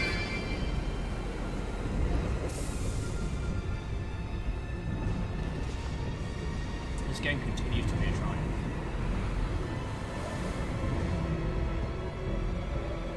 So, hold on to those thoughts, one and all. I've basically got to play this almost like Sega Bass fishing, kind of like skiing left and right as not to get yeeted off the mountain. Or I should say, yoked off the mountain. But Greenfire, thank you for the bits.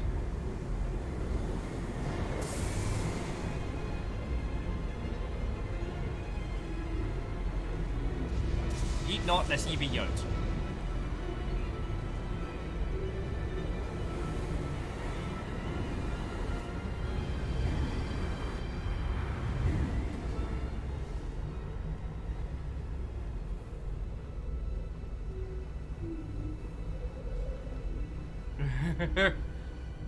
Ski Free is the OG survival horror. Pass it on. Oh no, you're gonna be fine, little friend. You're gonna be fine. You can do it. I believe in you. You can do it. You got this.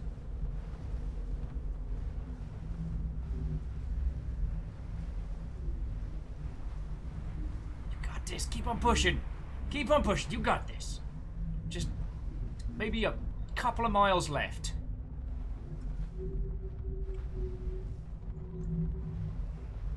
Give or take. Narrator's voice. The friendo did not have this.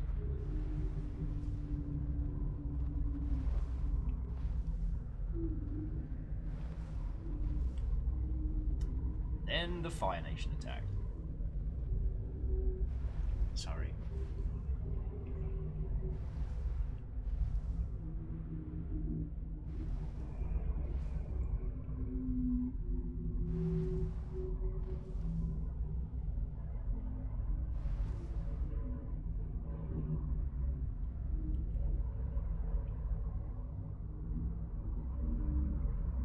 No, friendo, no!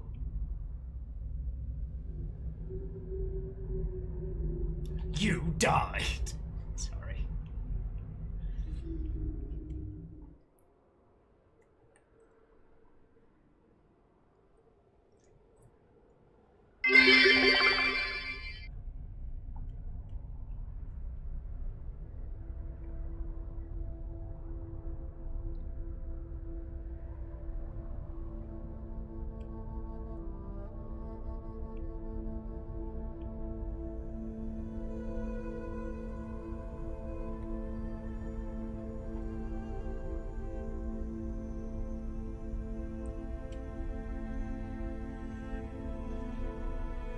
I mean, Cage, that's the reason why this game is so powerful is your interpretation of what happens here, of how this goes, is entirely valid. This is a no right answer, and I think that's something that... Oh, and we're away. This is Zura's wrath, suddenly. Yeah, bring it, you snake bastards! Super Saiyan. I was just Super Saiyan, I need to beat both of you to death with each other. I'm gonna beat a snake to death with another snake. The councillors decided that climbing a mountain in winter with nothing but a robe was a terrible idea. Yay!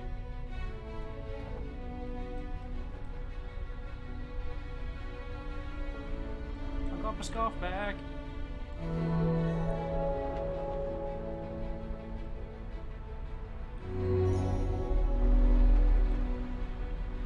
This is fucking lovely. I mean, hell, we could wax lyrical for hours about how at this game's most challenging times, it gives you the most limited amount of movement to represent the genuine struggles.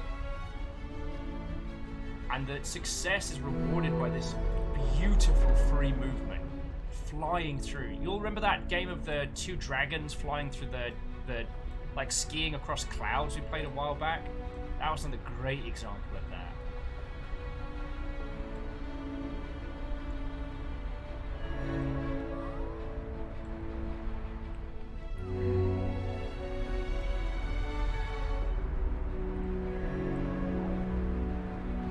Alright, once again we're down to the skiing. So someone's mentioning, did I know that you could escape the Yeti and ski free? In the OG version it was possible, but you had to outrun the Yeti, which was in itself a very challenging maneuver.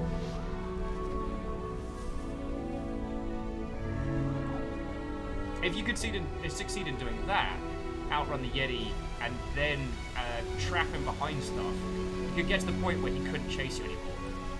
I believe in later versions, just going far enough away was enough to avoid it, just because having the Yeti chase permanently was too much of a constraint, if I remember correctly. But I may also be very wrong on that one, because I'm very tired and it's been a weekend. But yeah, if your new school horror game isn't as terrifying as Ski Free, you really have to ask, what are your life goals? Jellyfish! Bouncing on some jellies! Woohoo! This is fucking great. This I remember.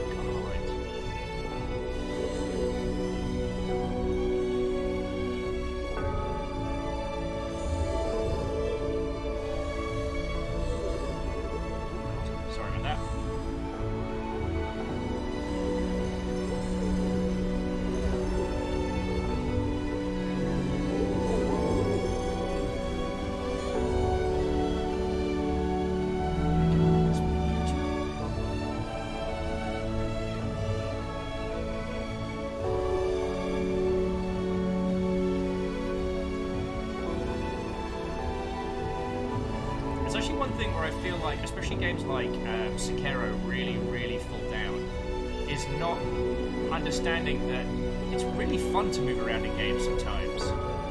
Especially if you give people fun toys to play with. And it's actually less fun to move around in Sekiro the further into the game you get. Whereas you should really be rewarding people with cool ninja stuff to do. You know what I mean? Now that's a personal gripe. Feckin' wee! Oh my words. God, I miss this.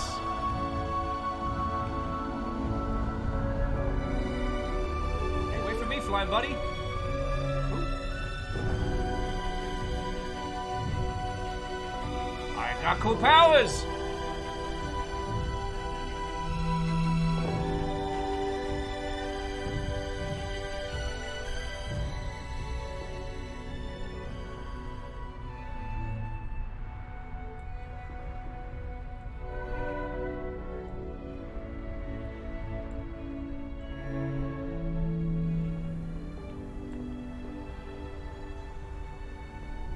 There we go. And from this point forward, the child knew that trying to walk up a hecking mountain in just a loosely fitting blanket was a terrible idea. Albus, top of the mountain, back it up, video game's done. God, it's so beautiful.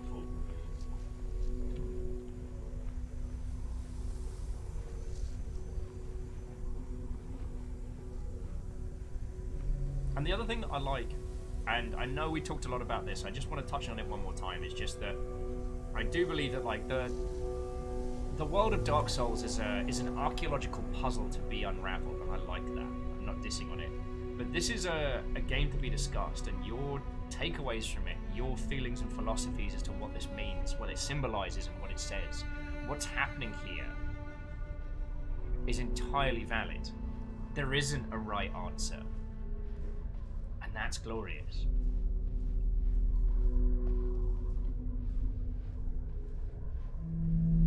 Oh, Miyaki Sakura, yeah. End of, just like End of Rain World. Whoa.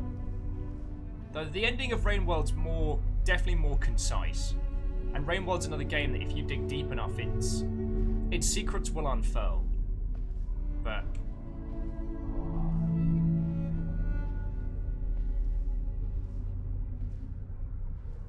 Guys, utterly beautiful.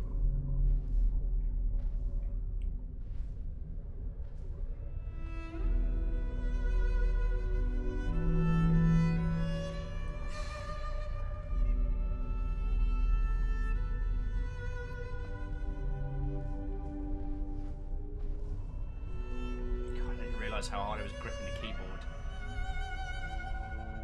Should meet you on this side. There we go. Okay, fine. You don't want to go on that side? Go on this side. Alright. Good job. There we go. Oh.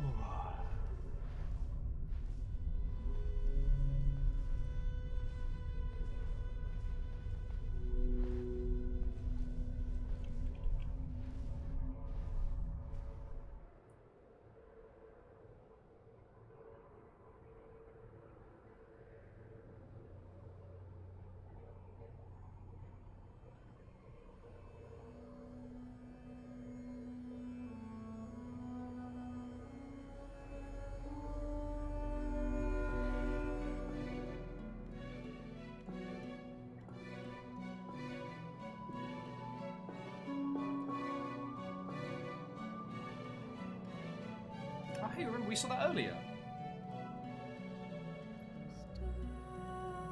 Was that like the ringing of the bell? Was that someone else that did this? Oh, wonderful. We're gonna white robe it up for some people to help them out, for certain, yo. I also have another lovely little calm game to try if we need more.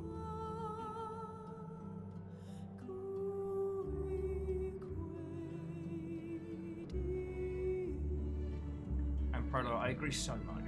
This game conveys so much without voiceover writing narrative. It communicates so much without needing to directly tell you. And I don't mean this as a diss, I have a lot of friends who are exceptionally good voice actors, but I often find myself irked at the idea that only through actors can video games become something transcendent. Whereas I would argue the opposite. But that's another story. Today isn't a day for arguments and battles, for nonsense left, right, and centre. Today we have beautiful games and wonderful company.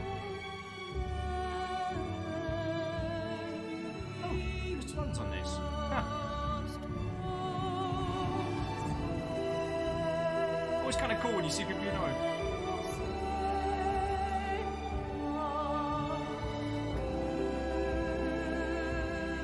Alright, those names are too fast and too small. I have no idea. My dumbass can read all that.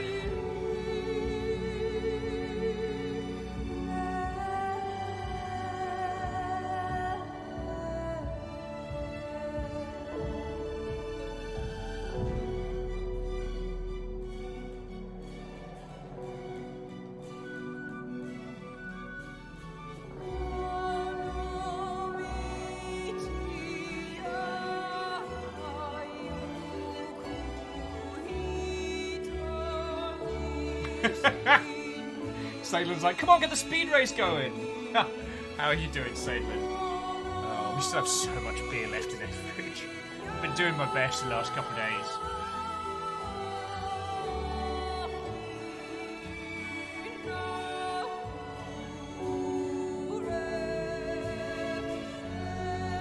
Second whee! Now, I wonder if those are other people playing right now, or if those are preset. Because there was one person hanging out and there was more. And this implies that there is Is it a cycle of individuals going up through this trial? Is this a rite of passage? God. I love having those questions to discuss, you know?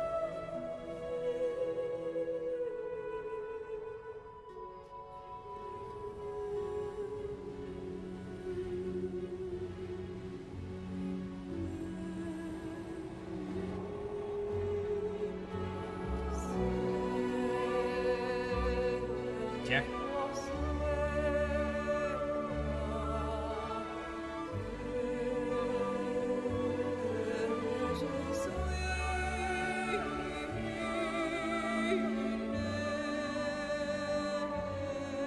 Yeah, and Miyazaki has a good point. Are the stone monuments before to travelers who fell before the end, or are they to other people?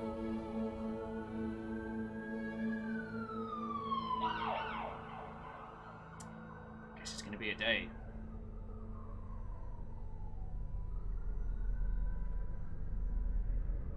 Companions we met along the way. Balu, Ndier, Goss, Sakura, Tindy Bastin, Kovi 30. You all got weird names. Yeah, Alice, you're right. It's the video game police. We've been too arty. Remember me as I was. Now, do we get a white robe? I'm trying to remember.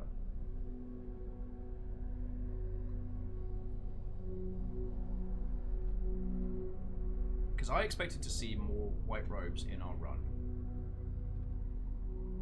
Maki Sakura says, "Who impersonates me?" Someone on the internet. Yeah, and Miyaki Sakura, each person got assigned their own symbol, which is feckin' cool.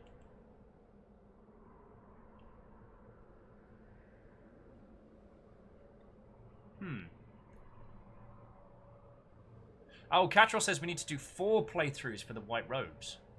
Lovely. Alright. So, friends, I'm just going to take a quick little bathroom break and get some water. Side effect of staying heavily caffeinated. Let's get you all up to a nice little spot up there. And then we can decide if we want to do another run-through. Because it's a good little... It's a good little banter project.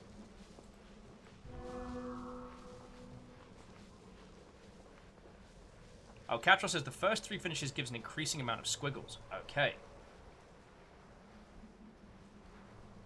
Or if we don't want to do multiple playthroughs of this, I do have a lovely little game, which Caffeine found and popped in the wings for us.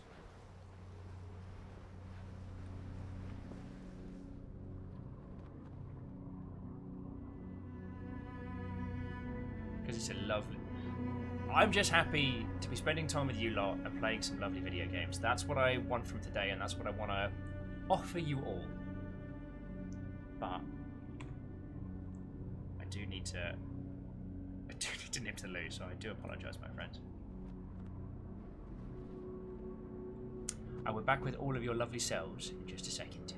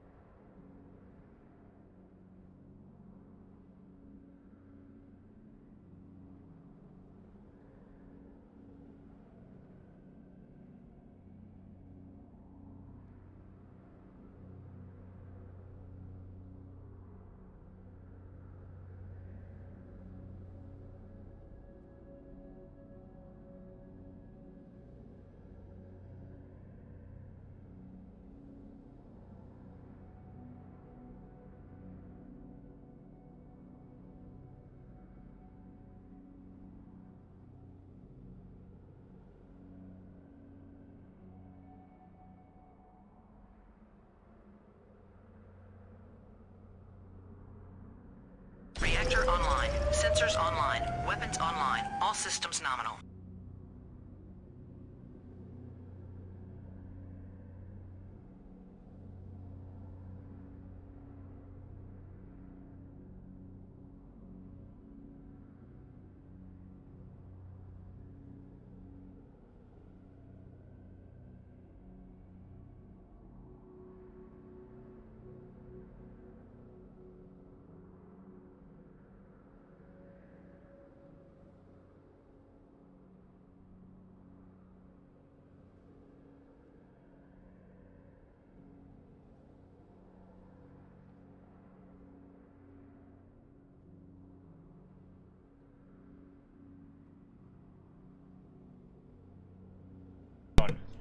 I hear you guys got to see nuggets. Incessant clicking. Feckin' yo. So Greyjoy did their 5 months. Fecking thank you. And then gifted a sub to Cage. That's feckin' cool of you. Oh, and you got to see River as well.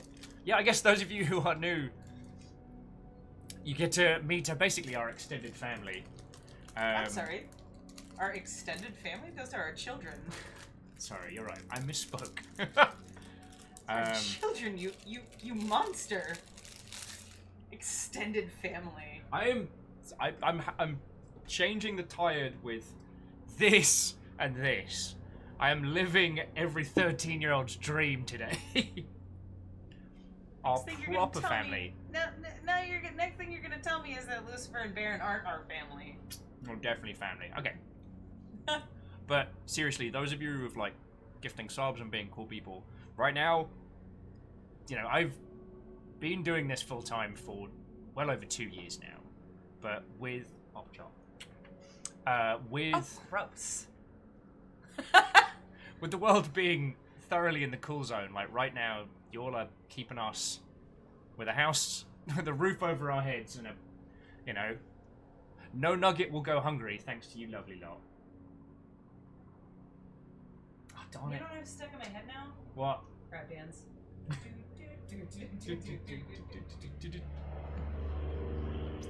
So, you lovely Mother Hubbards, I just wanted to say an additional thank you. Now, Boss Anna's got the crab rave stuck in their head as well.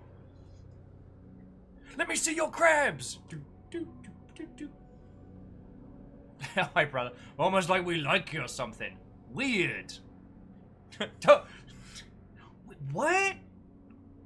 Actually, you know what? Hi, Prowl. I can't even joke about that, because whichever of you Mother Hubbard sent over the fucking super cool kid Gundam thing, I'm gonna keep saying blanket thank yous, because I have a feeling that whoever is lurking amongst you was the one that sent those. I also think that it's ever since I told you about No Grey November that sending Gundams is now the new pirate facts. Though we are going to destroy pirate facts. Just as soon as we can have Baron and Lucifer around, me and Baron are just going to sit down with beers, and we're going to do 200 pirate facts, and it's going to be done. It's going to be done. And we'll never have to do it again.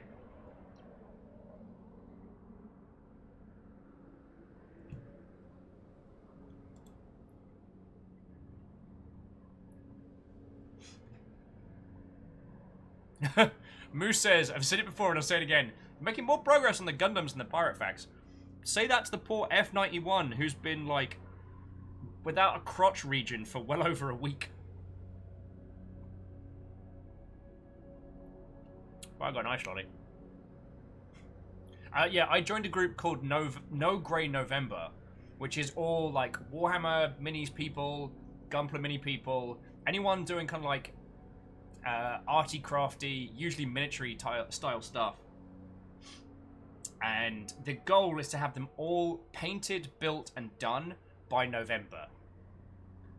So at the same point as all the writers will be destroying themselves attempting to write a novel in a month, I'm going to be eyeballs deep in robots.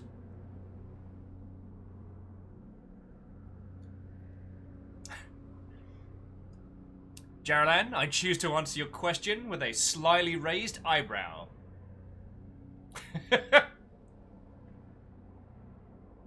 Cage like, miniature painting? Well, I'm only doing the Gunpla kits at the moment. I don't have an airbrushing kit to do any of the cute spray paint over, but No, I hate its teeth. God, no, no, no. God, I hate it. I knew you were being too nice. I knew you were being too nice.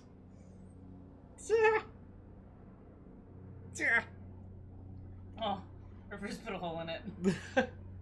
I've trained River to attack the cuddly sharks.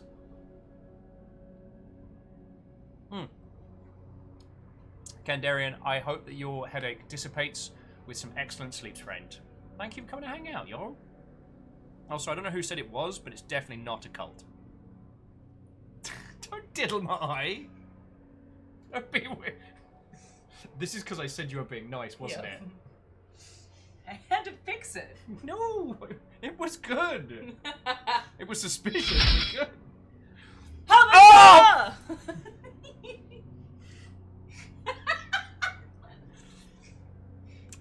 So, to Carla Deer, thank you kindly for the follow. Throwing a domo at me. Hop a chop!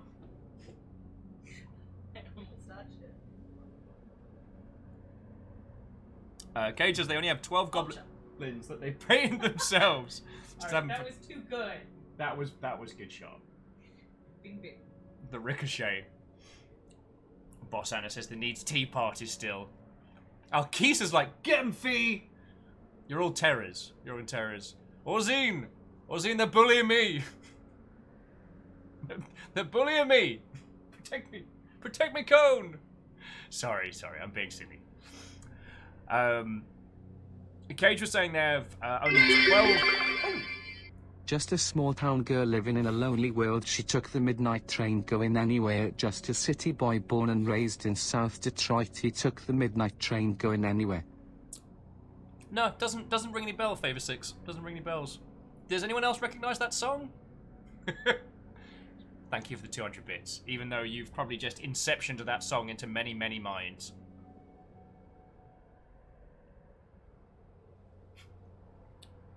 Kestrel has returned with the remains of key lime pie. What did it do to you? So while we're nattering about everything and nothing, we're just trying to decide: do we want to do another run of this? Because we got more than enough time, friends. What was the other title that we had in the wings? The sun is a deadly laser. It was called Sky, S-K-Y-E. And it's a cute little game about flying a biplane around an island. So we're spoilt for stuff.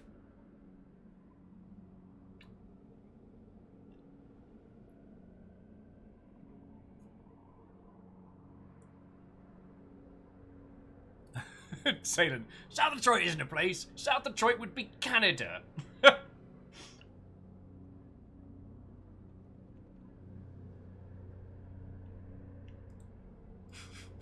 Boss Anna, excuse me, wouldn't Canada be North Detroit? Reactor online. Sensors online. Hey! Weapons online. All systems nominal. Another round? Defiantly. Journey being my favorite experience in gaming I've had all my life. Tune at sip. Oh, well, Cage, it was lovely to make your acquaintance. I hope we get to see you again. Yeah.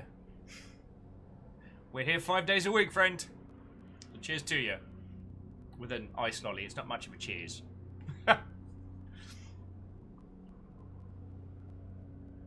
Aldous is saying, go for a new game and petition to call this Beret Tuesday. Tuesday Beret. That works.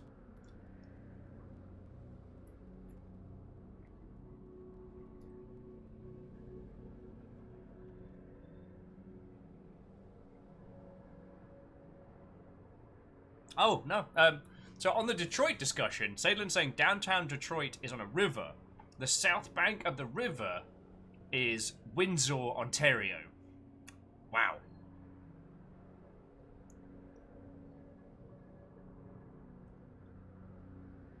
So we can do a quick little vote then, to see whether or not people want to run through Journey again. Like, we can skim and ski our way through this.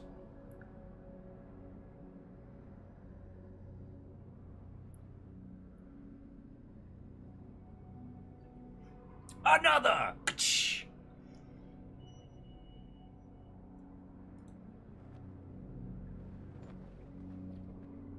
the early stuff's super nice.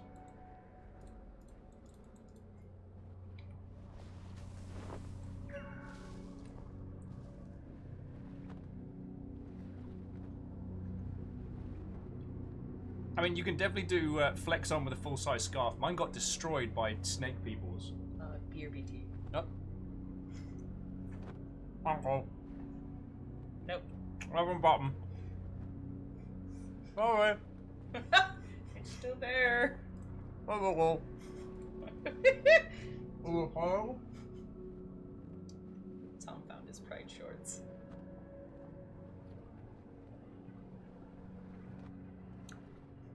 Those are shorts. I approve. Do you need me to get you something? No, I'm okay.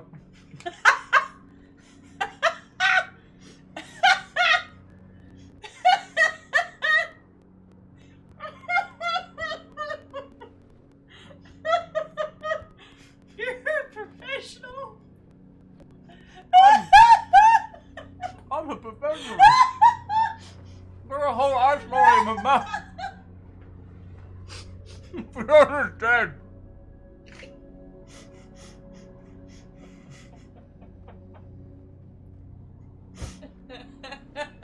I blame Fiona.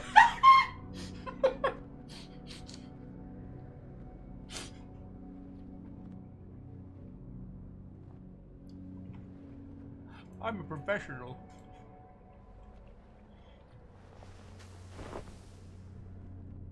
Oh, caffeine. What, ho, friend? No, I accidentally ate the rest of my ice lolly in one go.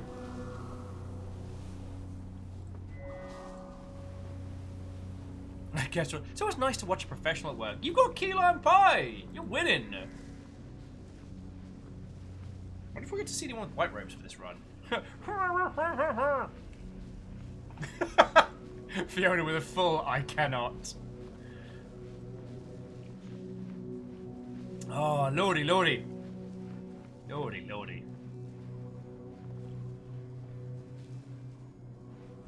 It's a cool cheesy liquid. Oh, thank you. Papa Jar. Caffeine saying that they forgot to say it was Journey and had some major feels at the end of it. Heck yeah. Caffeine is still so beautiful. And I will say the end of this game, it doesn't make me burst into tears. But it makes me feel so joyful and so hopeful. Like, it's glorious in that manner. And that's no small feat, you know?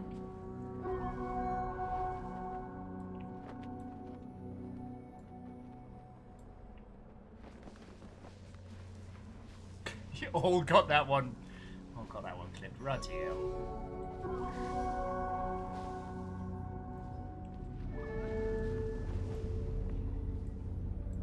Actually, I meant to ask you lovely folks, because I haven't tested it out. Can you search another person's Twitch clips by game?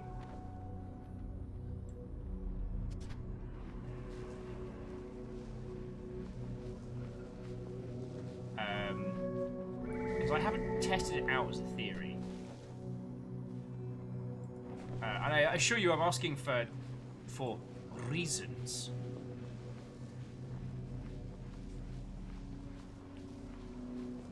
Oh, Caffeine says they met up with a fellow journeyer on their first playthrough and managed to stick together for the entire run. Oh, that's lovely.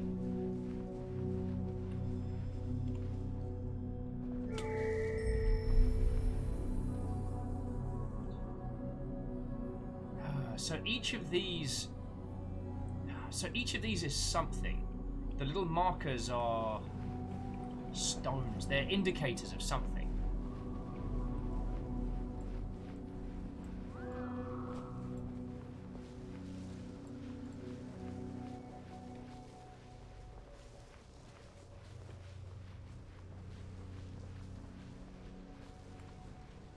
So sorry is saying that you can, that they've searched the channel and found clips that way. Search by game? Okay.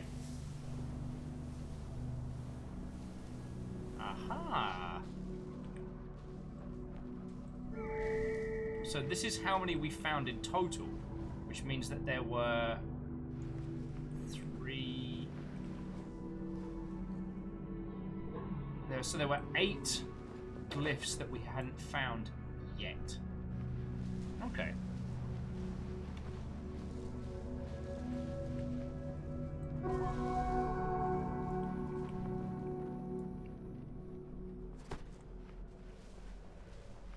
We can go to these temples and light some of the different ways.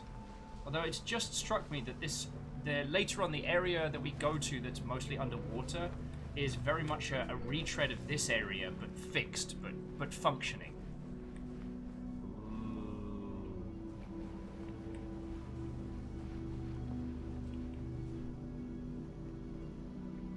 Wait, where?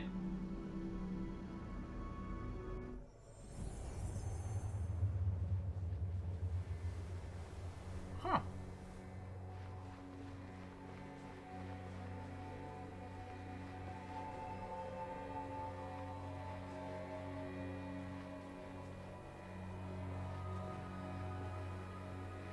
It's chapter select, of course.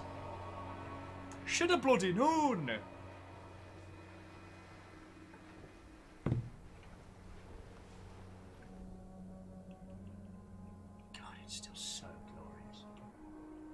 And see, the thing is, I look at that little shooting star, and I don't know if that's part of the environmental design, or if that is another person somewhere out there who just finished the game and is heading back. Do you know what I mean? Alright, Katros, have excellent sleeps, friend. As always, it's good hanging out with you, yo.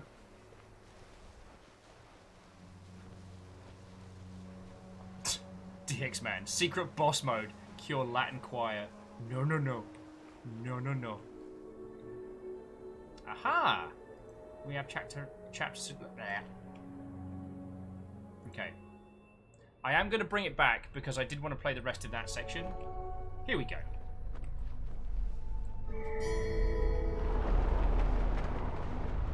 Plus I want to get slightly longer scarf. But...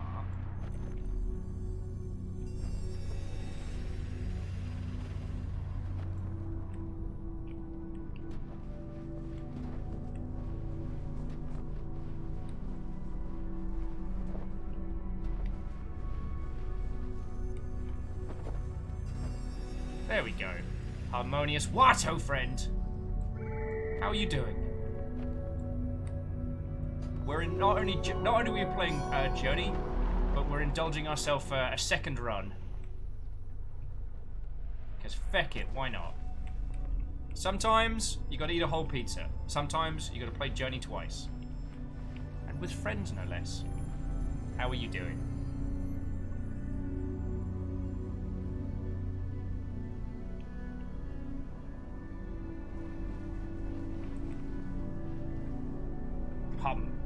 Oh yes, Harmonious, I said a proper hello. And Rikami, did I say hello proper? I hope I did. Oh.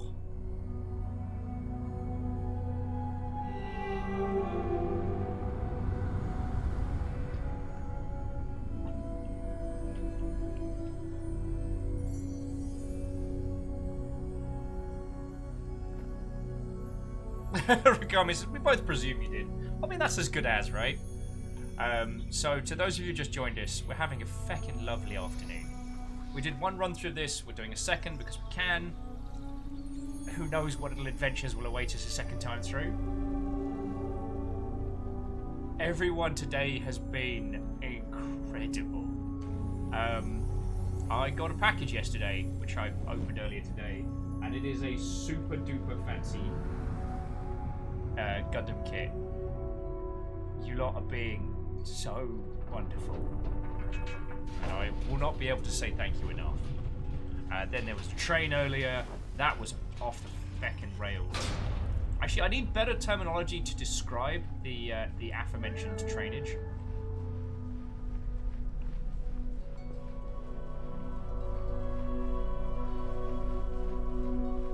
Because it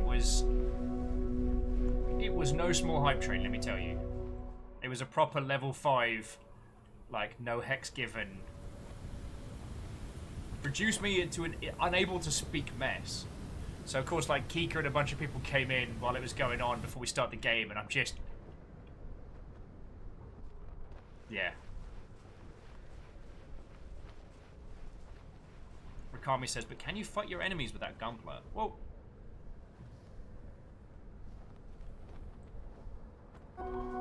You lot keep me chipper, which usually results in me being slightly better at looking after my dumb self and those around me. I really fucking enjoy it. And what's real cool is I got invited to like one of the little like gunpla groups on Facebook, and everyone's like, "You've got to like, how do you have your little portable setup? Is super cool. How have you done it?" And I'm just like, I just got like a little photography case that was on sale online, and just cut the foam to put all my tools in.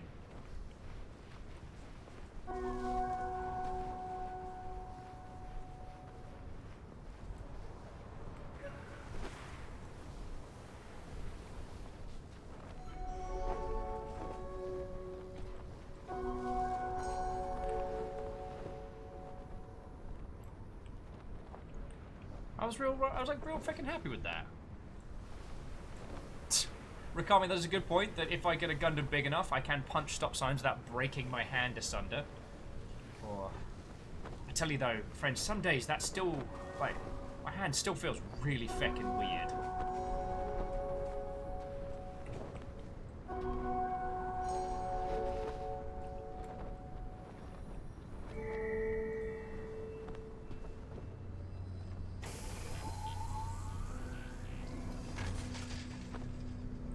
Whee!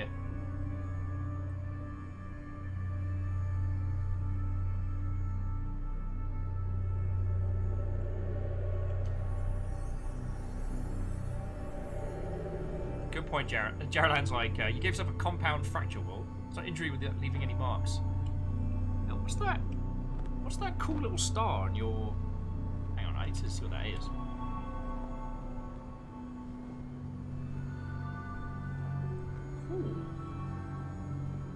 Sorry, I just noticed Jarelan's badge has like a cool star on it.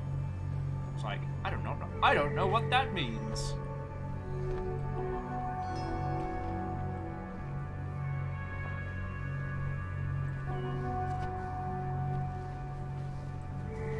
And yeah, okay, yes, sorry, I did leave it for a week. And it did all end up getting sorted. Yeah, I guess Mr. Twitch is hooking us up with some more new features.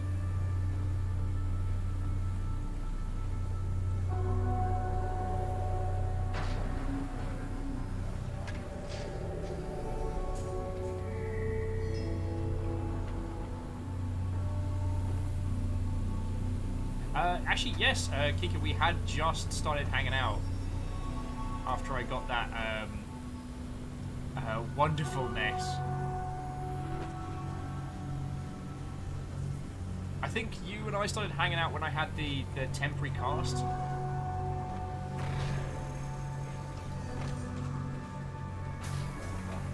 But definitely a conversation start, certainly. How did you break your hand? Well, turns out that Mr. Nonchalant Branch had his friend with him, Mr. Stop Sign right behind. And the two of them were very close, which I should have been aware of. But I was not. It turned out Will was a fool.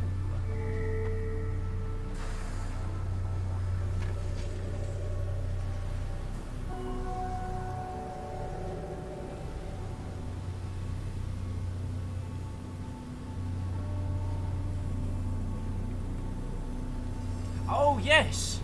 I mean, I'd have no idea what you could possibly mean, dear Kika. No clue.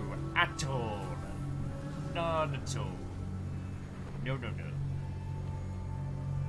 Eyebrow's gonna take a nap, have some tea. Sounds great. One of the greatest lies our parents ever taught us. That naps were a bad thing.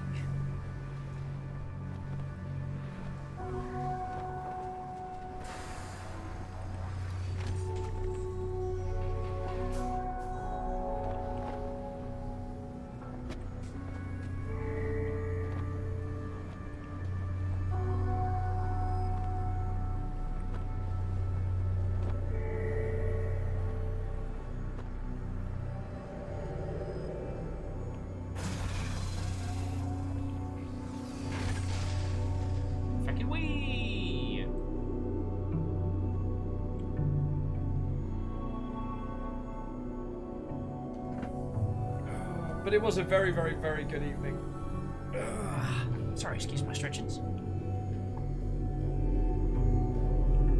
Yeah, the whole hand saga was that was a few weeks, let me tell you.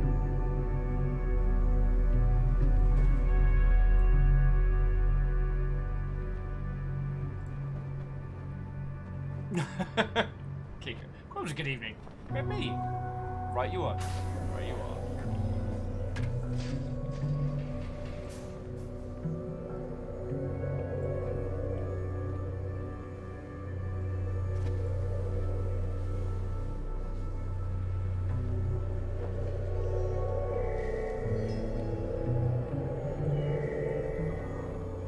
There we go.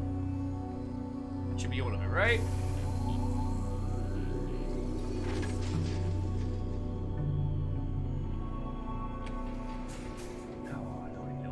Anyway, let's move on from Will's broken hand topics, because as much as I like the entertaining side of it, I had a little flashback there of like just that fresh little fear that I had when I realized I was going to need medical attention. That was a scary time. When I realized it wasn't going to get better on its own, which was not news to any of you lot, but I was vehemently avoiding.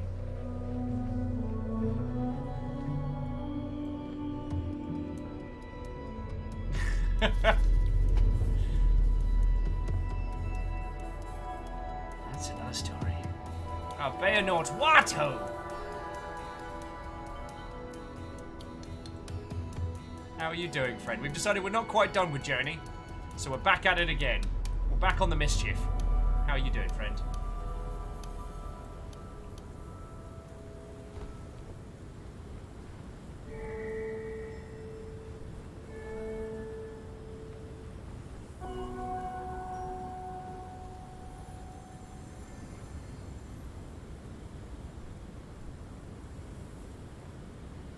Oh, I don't know. I'm glad I can like help you experience this, yo. It's genuinely something special, even now, like 8 years on.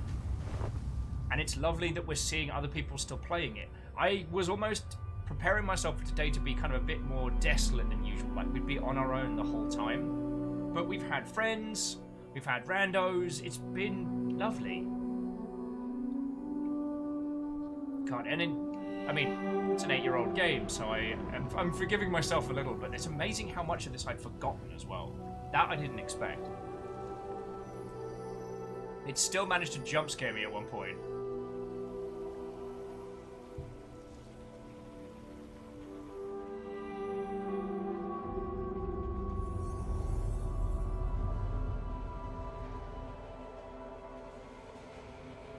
And Bayonort, it's understandable. Like, Journey is definitely a game that is something special, but it isn't enough of an experience to justify an additional console. I do agree with that.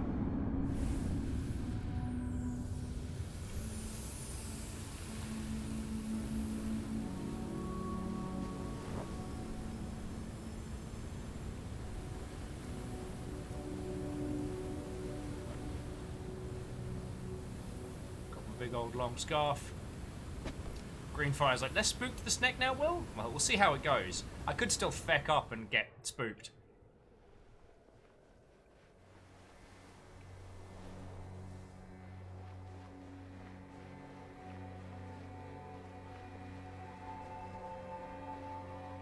Akika says, speaking of justifying an additional console, really should do another playthrough of Bloodborne, right? God. The more I think about it, the more I realise that Bloodborne isn't the zenith of, like, action fighty games. I'd say Bloodborne is far more closely tied with titles like this. And Giga says, my PS4 is legit just for Bloodborne. Oh no, and I think that's entirely valid. I mean, that's an experience that you can play and replay and gain something truly special from it.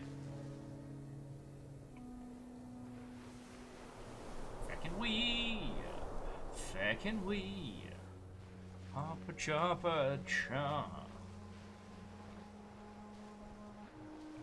Like, everything about that experience is all comes together to tell not just a story, but to show you a world.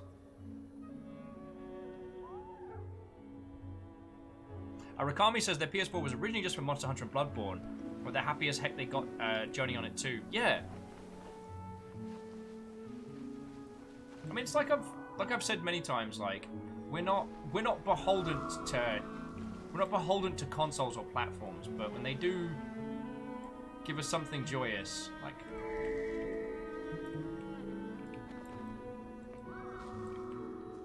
yeah, see, now we know how to fly around this world proper, so we can use these cool kid jellyfish as a way for us to experience more. So we need to go there, but what's here?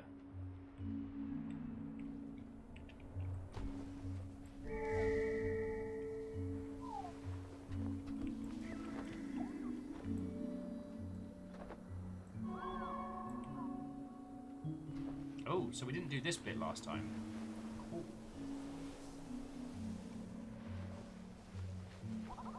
So Bayonot says, is Asbu by the same team? I believe so, right? Although Kika says they've got Hollow Knight, but they still haven't played it yet.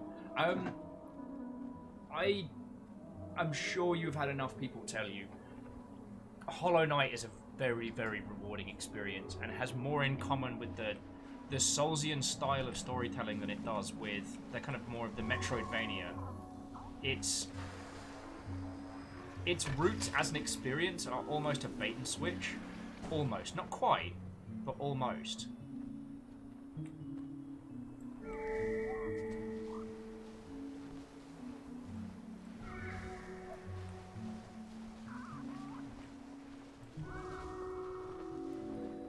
Do you mean streaming Hollow Knight?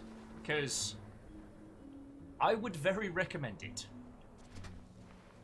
There's a lot more to that game than meets the eye, and it is a glorious experience shared. Like, honestly, I have gone back and watched so many people go through that game because it's just a glorious experience. And there's something lovely about getting to go through it again with somebody fresh.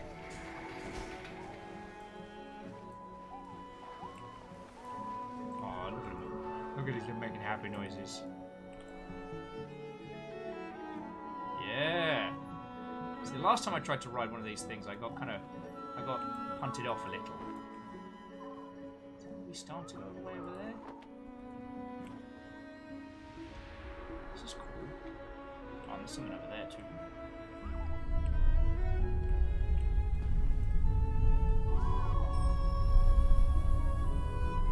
Oh no, so this area we came to, I remember this.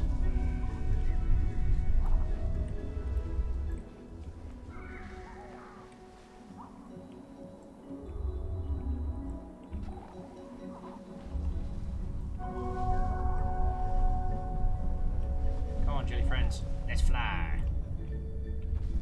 Just fly, dear jelly friends. I know I saw something over this way. Is that just a hint of something in the sand? Check that out in a second once I get to the hill. Ozine says, I've been a big fan of the stuff that New Blood has been publishing. Ah, Dave's lot. Dave Oshry. Yeah, they've been putting out banger after banger. We went here in our last one. Must have gone over that way.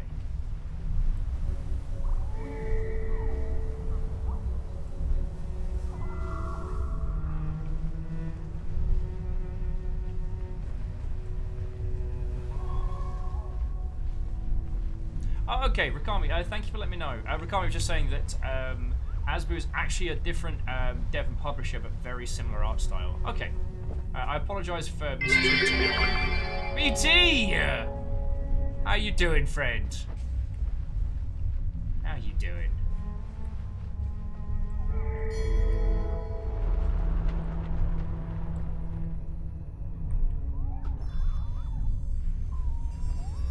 Well, I hope you're doing lovely. Today we've been playing a whole bunch of this. This is actually our second run, because it's the kind of game that deserves more than one run at it. Oh, BT, I'm doing lovely as well. This group of wonderful Mother Hubbards have been looking after me. Me and mine, something fierce. Again. Like, not that the statement of longship is good should be by any means a controversial one. But, yeah. There was a hype train earlier that was... Yeah. That was words and stuff and things. And they sent me another Gandam. Oh yeah, Iron Imp, that's a good point. Like, the little carpet, the little, like, flying scarf friends make kind of like a little nugget-esque warbling sound. It's incredibly cute.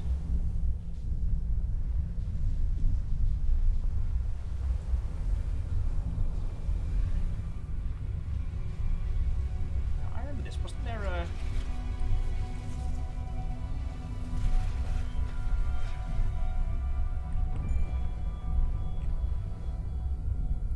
Interesting.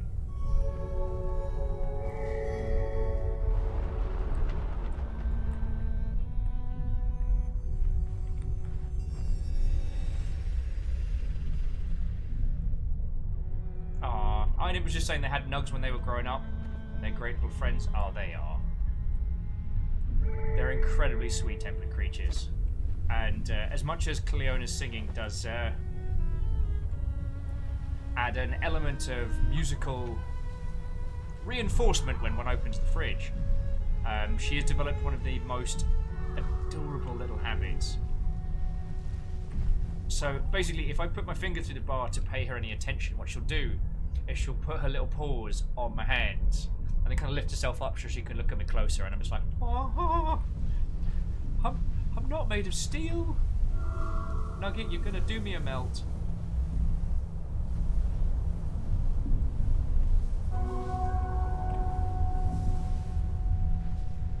Let's explore some of these other little outcrops. Let's see how much of these we can check out. Yeah, the nugs sing for salad. Occasionally crab rangoon. Oh, the rangoon, mother. The rangoon.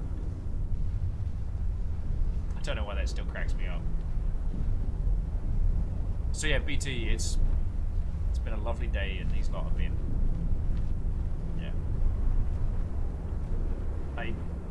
I mean, heck, we've been doing this discussion for years, but I'm still not at the point where I can just be like, oh no, yeah, that's expected.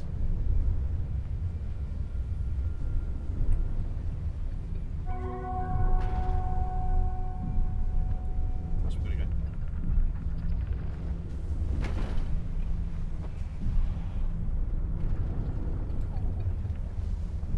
Oh, I have a friend.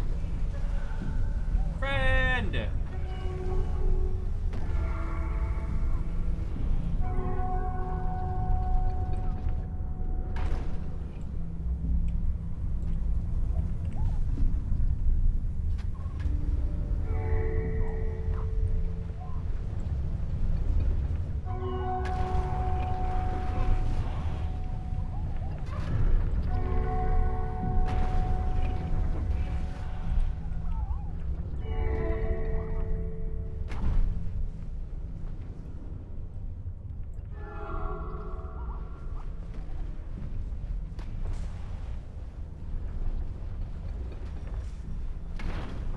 Also, the fact that you are wholeheartedly rewarded for sticking together in a game which is completely sans communication. Oh. Sorry, I'm just now listing tiny touches of this game which we all know about, but I like talking about them, so I hope you all understand that with a lot of this stuff, I don't talk about it because I think that you don't know. I talk about it because I love talking about it.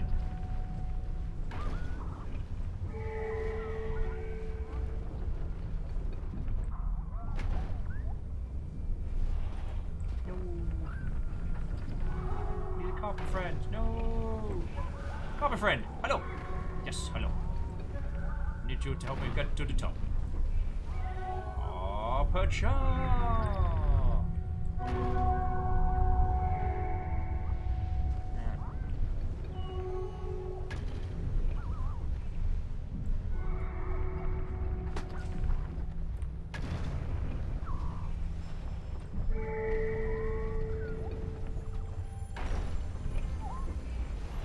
Rukami saying that they love every detail about this game and love hearing about them. Feckin' right.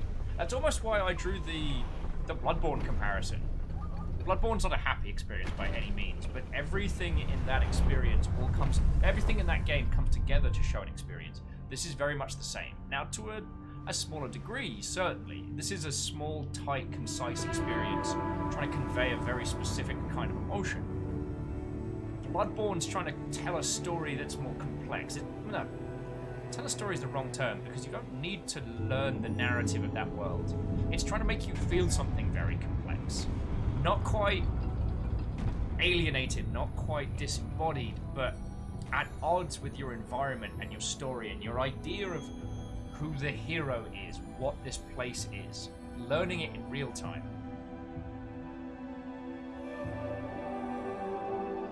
And the whole skill thing, that's going to stay with me. Sorry, skill. Bloodborne has the same character screen and layout as we had seen in the Soulsian games prior. Similar kinds of stats, but also very weird and different. You had things like, you had a skill called skill, and you also had like one called blood tinge. Like, what is a blood tinge? What does that do? And it can be very easy to just... It can be very easy to just mock those outright, but as you continue to experience Bloodborne, it turns out that even these weird esoteric menu options all come together to explain and show you this experience, and it's fucking glorious. And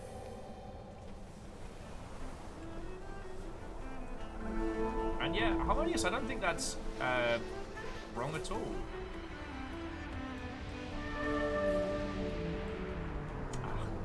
Missed the center. Okay, the Wii! This is so much fun.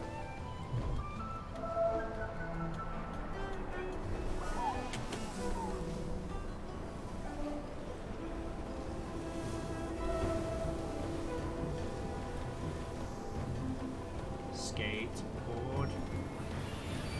Friendos!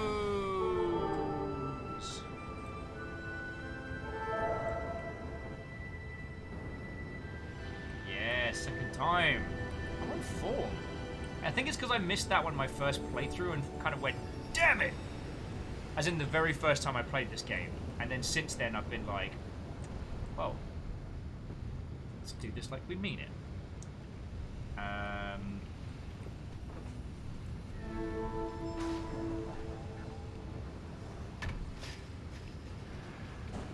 Yeah, no, sorry, and I didn't mean to disregard your comments on Hotline Miami and stuff earlier, because they are very valid.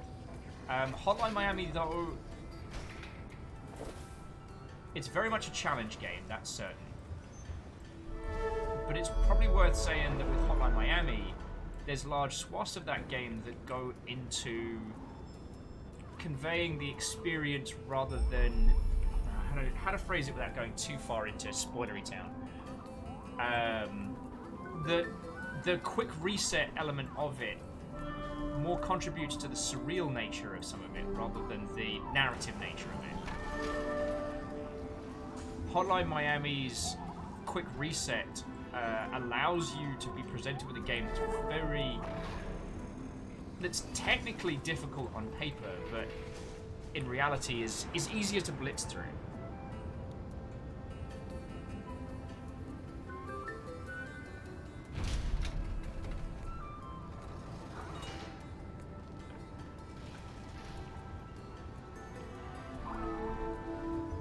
But I don't know where my friendly friendo went.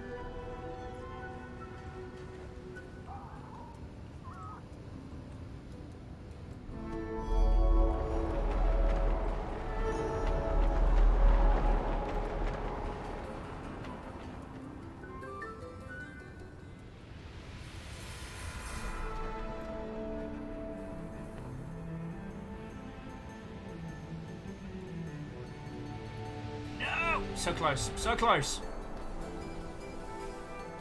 Once again, if any of you are playing Escape from the City in your head, you are entirely valid.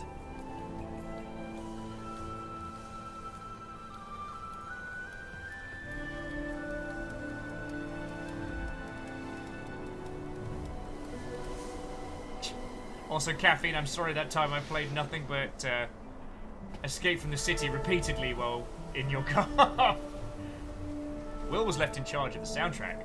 That was a bad idea.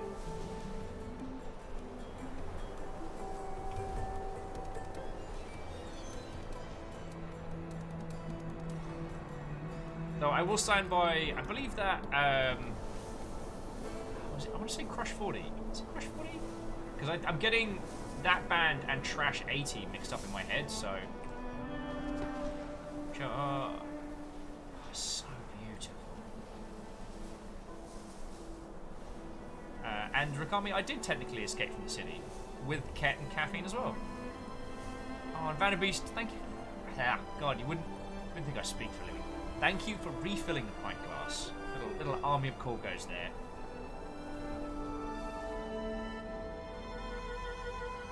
Caffeine, that's not a bad... Sorry, Caffeine was saying, well, since I was blasting Miracle of Sound at max volume as we screamed into San Jose, you can be forgiven.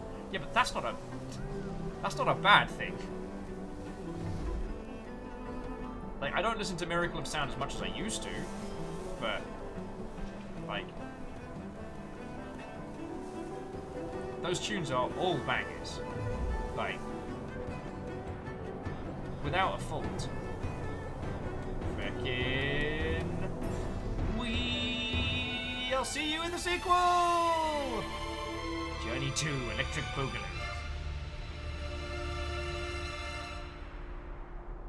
Oh, I don't want to be here. I'm gonna do it anyway.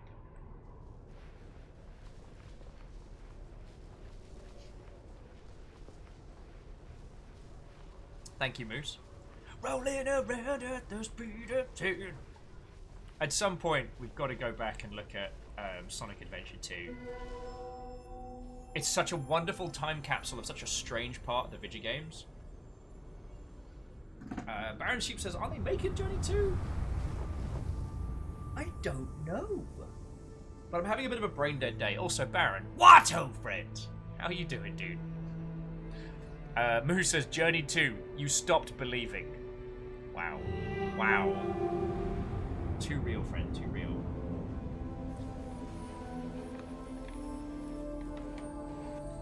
Hold on to that feeling? Nah, we good.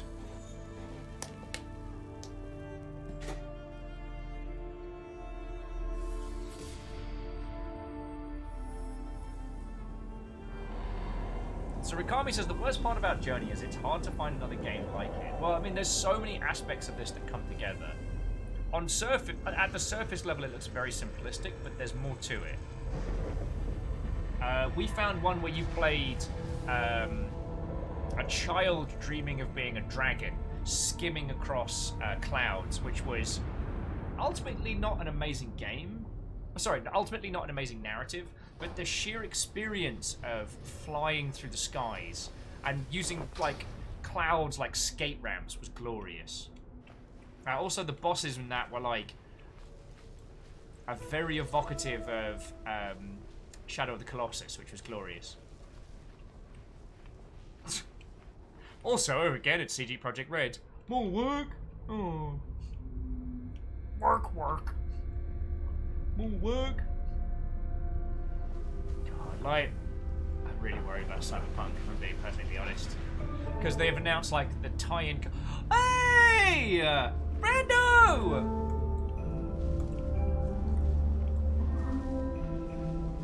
Alright, so, friends, this is a white robe. This is someone who's completed the game enough times to get a cute glowing white robe.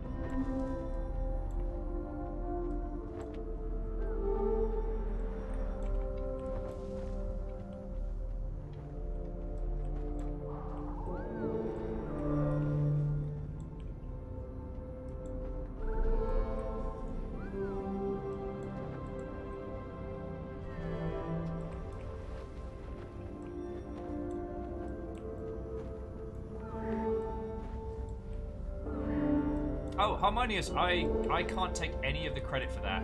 I wasn't the one that found them. I believe it was, I want to say Katros that mentioned them.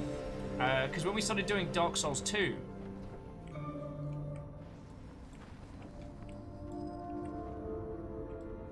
when we started doing Dark Souls 2, someone mentioned those because I'd already played Tanuki Suits, Dark Soulsian stuff, along with like Dan Bull and Miracle of Sound, and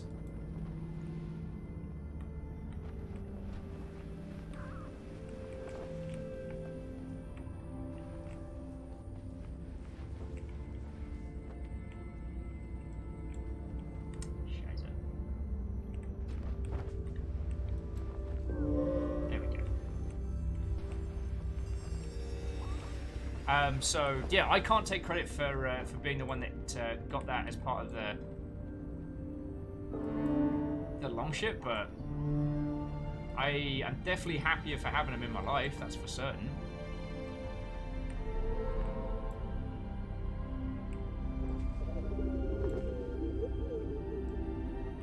I don't like this. Clap, clap, clap, clap, clap.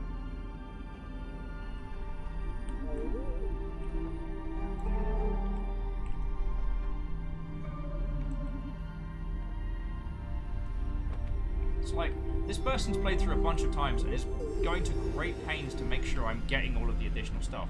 This person is just here helping us. They don't know who we are. They don't know anything about us. They have no way of communicating with us or chatting to us. You know, we could be a terrible person. We could be 3 corgis in a trench coat. Or like it. But they have chosen to... They've chosen to help us out because they can. And that's real powerful. So Harmonious is saying you think you get the white robes, you get every single scarf extension. Okay. Go on. I know you're going to do it, jump scary McBad word. I know you're going to do it.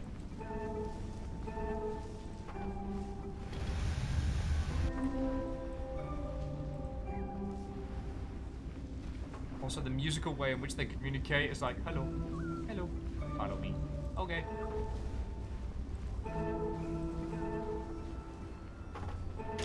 Oh, heck. I knew it was coming and it still got me.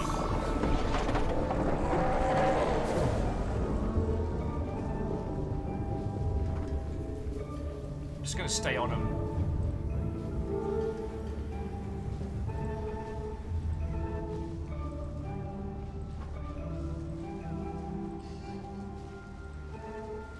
I mean, sorry, I would say this. You have been incredibly generous, and so please do not feel you have to. But I am going to be reworking the space soon so that you all can see more of Temp Fox and the Slug Cat.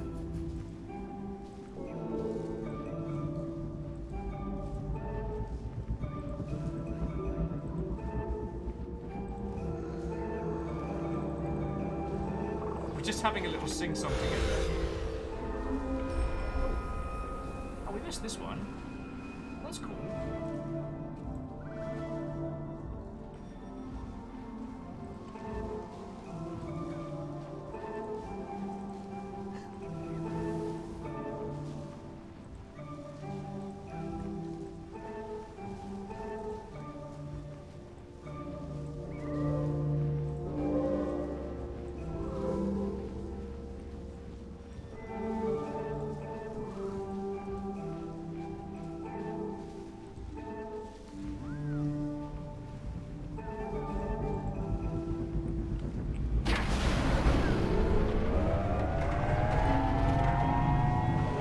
Like it.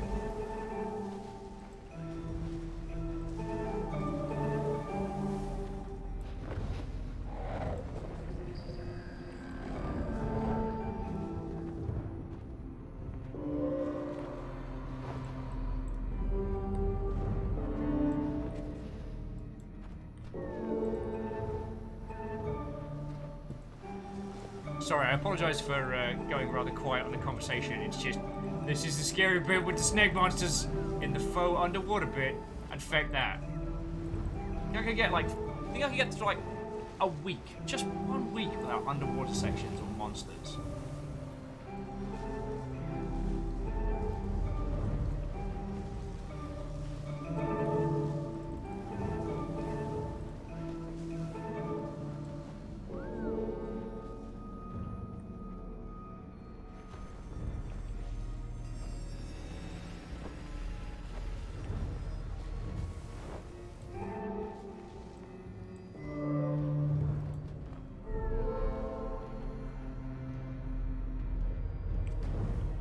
Let's wait for our intrepid guide to go first.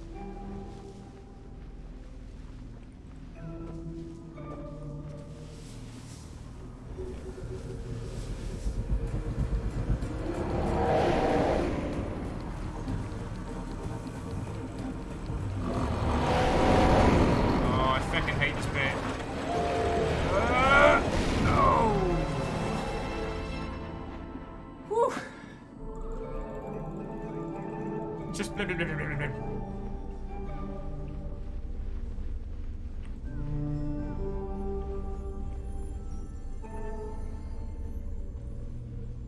Look at them being all nice to us. Sorry about that.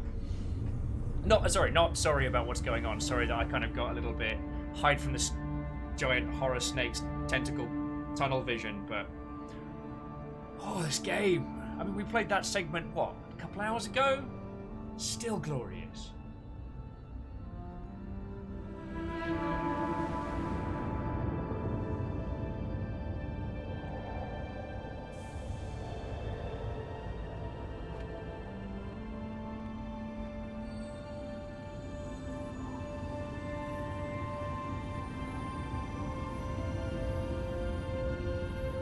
Oh wow, yeah. I have a vague recollection of an article of a similar nature, and if that was Susan's work, that would make a whole bunch of sense. Just check in, see how they're doing.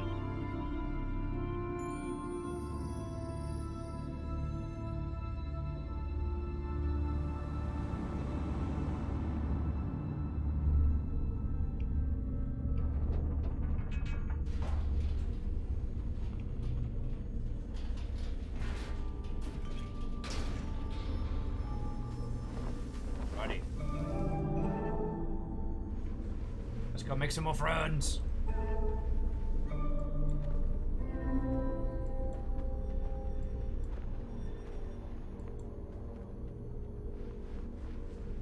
Friends.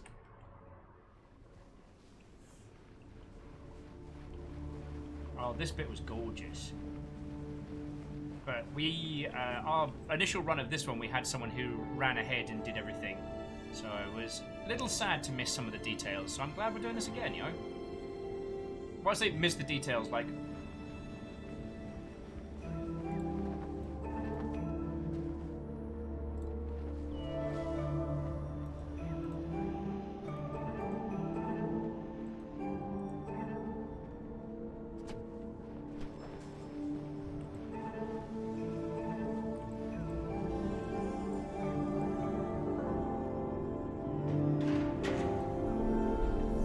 Still having a little sing-along here. And now we get the super speed water.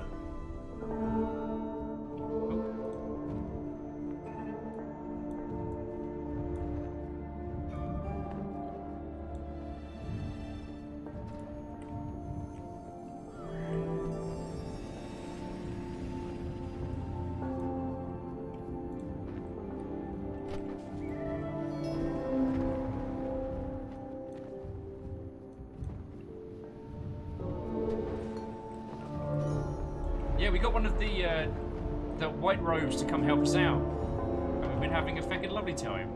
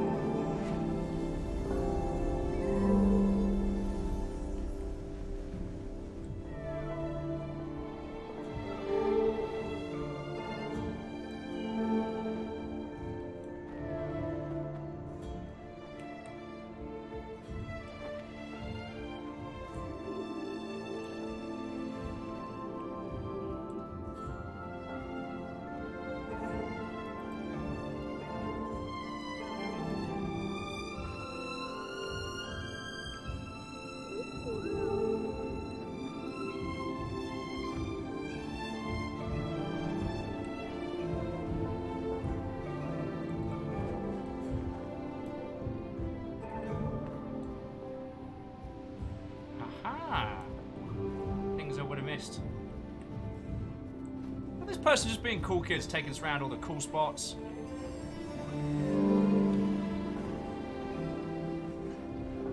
Now I'm going to need an additional player to come join us just to carry him a scarf.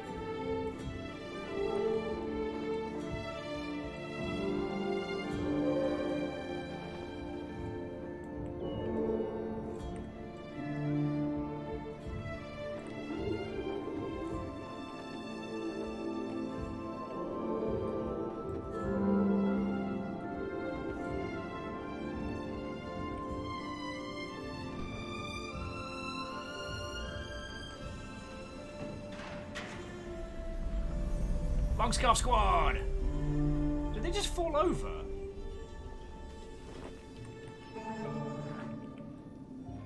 No, you could do that.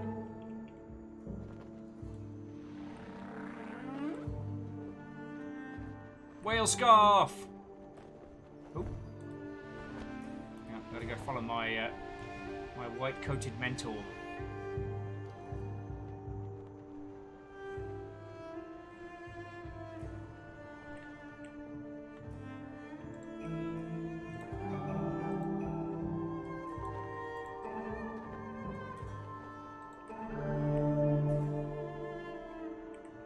A bit haunting because we're kind of super duper underwater, but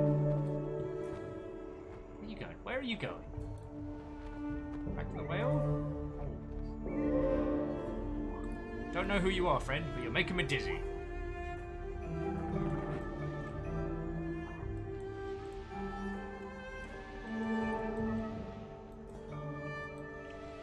I assume we're being taken off on some grand adventure.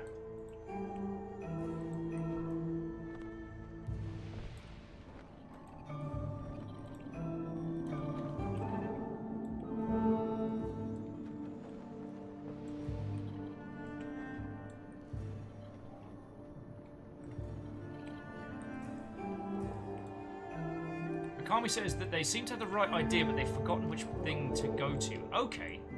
So I'm guessing like one of these pillars has a hidden little bit. Ooh.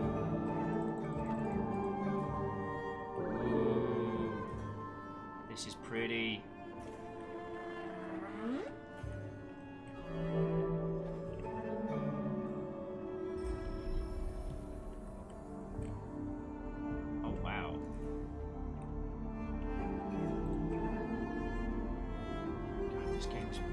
Gorgeous.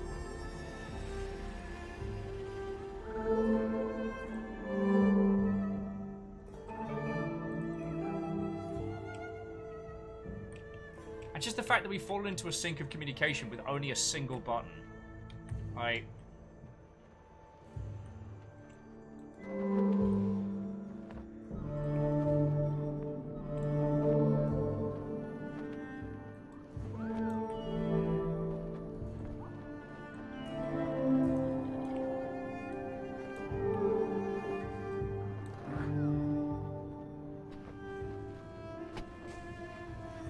I'm seriously worried though that if we keep flying around like that, we're basically going to tie both our scarves in a knot, and then we're going to have a bad time having a bad time.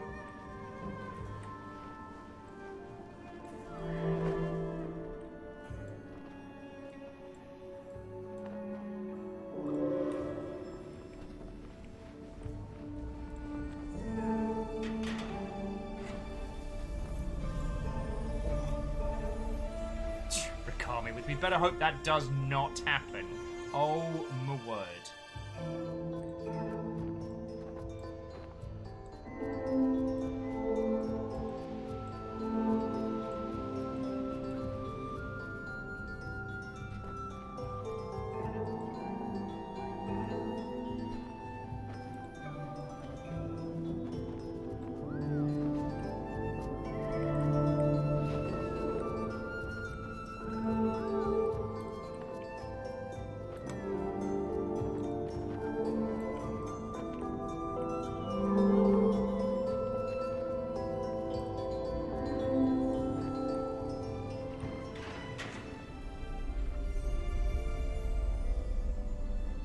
Go!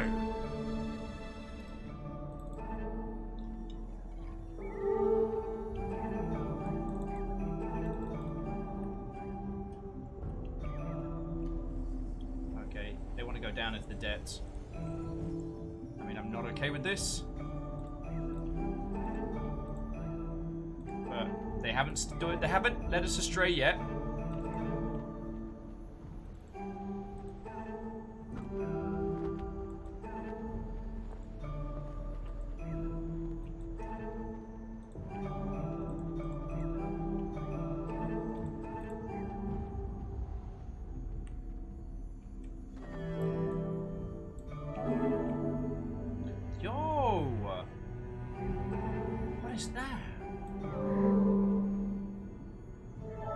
The achievement just says ancestors.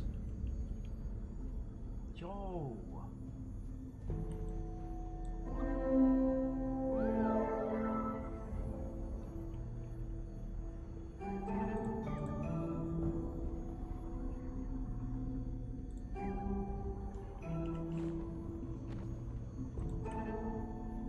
I have no clue.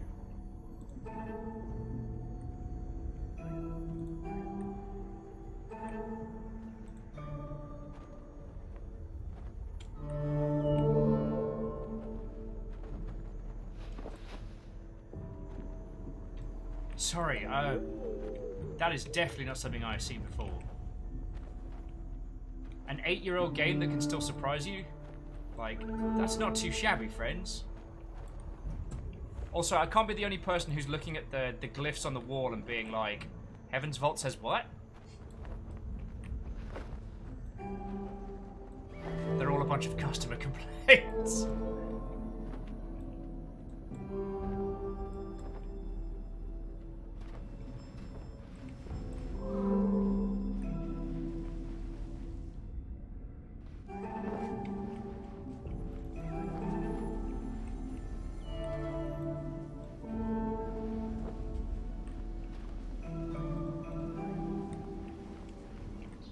I'm following you, friendo. Oh. The game is glorious. I have no idea what that was.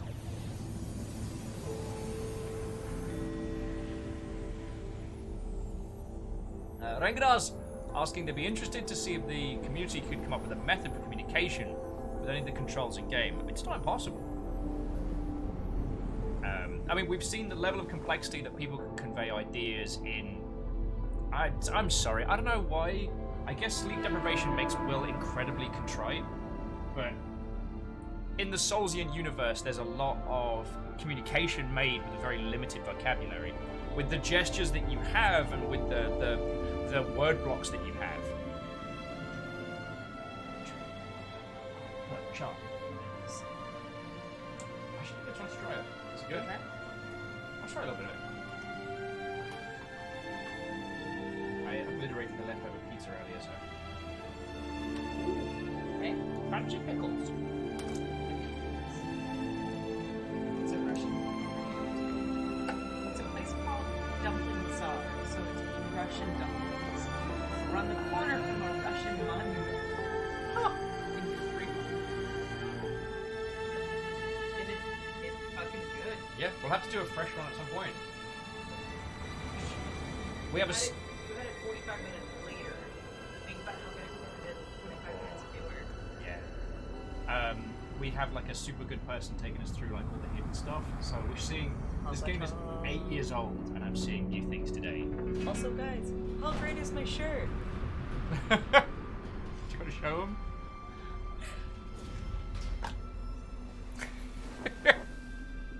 Proud of this shirt. I don't know. It's a real good shirt. It's a good shirt. It's covered in guinea pig hair. I mean, as is everything we own. That's a heckin' valid shirt. Yes.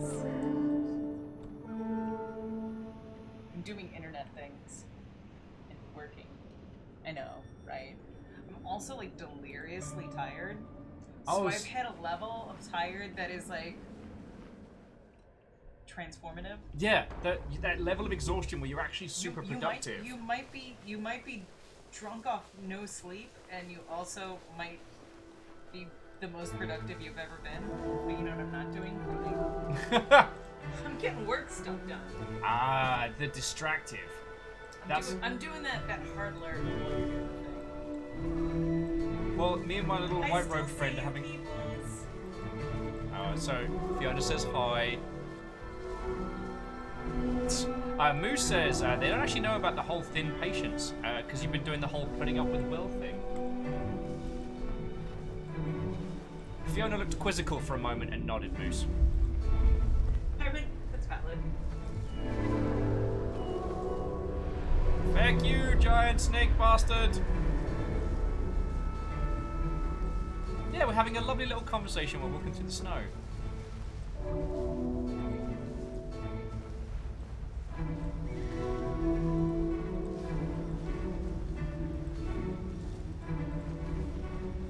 I ended up saying the silhouette of the mountain is basically the same shape as the Eternal Castle. Ooh, yeah.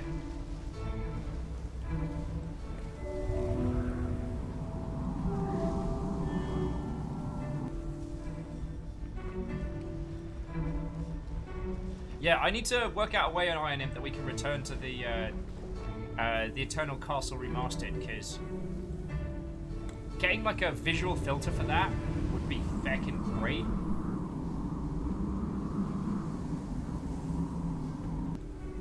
I would make it much, much easier to give that game a go through.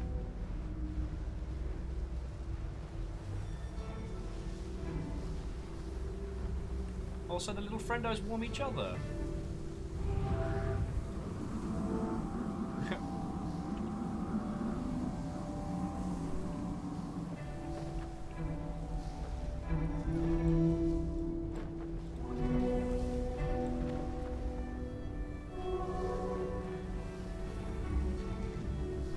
Friendos warm friendos.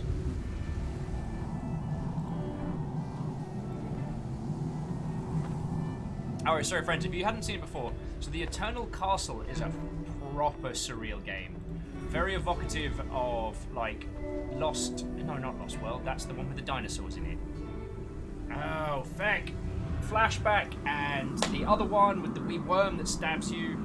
Very, vector graphics, animation style. Is it Lost World?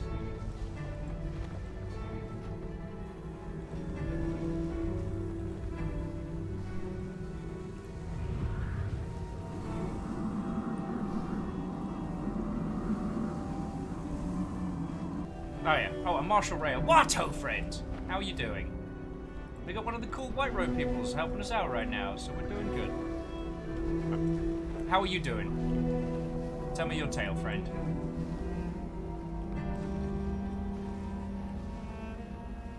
Huddled together for warmth. Rayson has survived work, so that's good. Congratulations to you. We've done one run of this. This is actually our second run, because why not?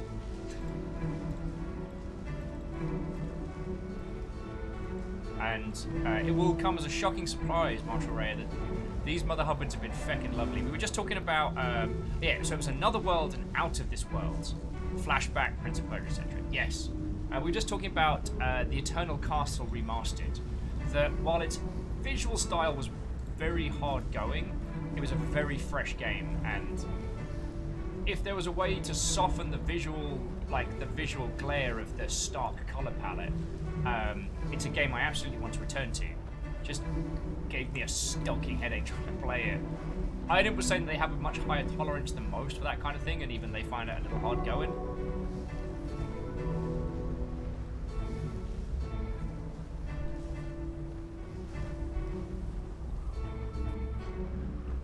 Lizzie grinning. Lizzie, was the Gundam? Was that you? We still don't have a name on any of the anonymous Gundams.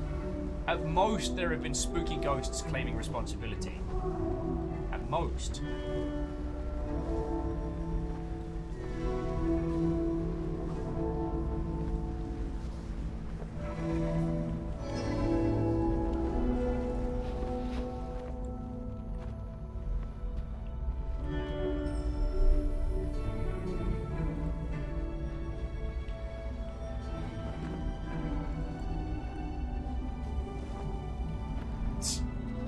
I mean, Lizzie, that is true, but also I've learned that to never underestimate any of you Mother Hubbards.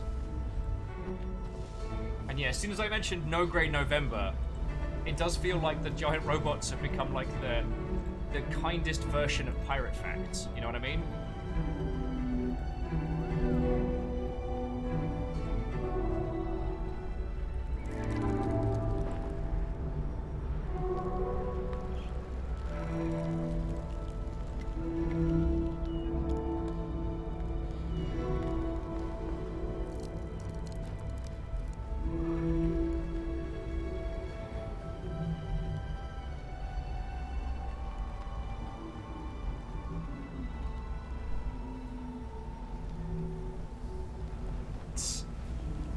Gabby, Moose was saying the same thing, that I'm actually I have more percentage complete Gundams than Pirate Facts. Well, okay. So how many have I done? I've done 50 out of 250, right? Oh yeah, to be fair.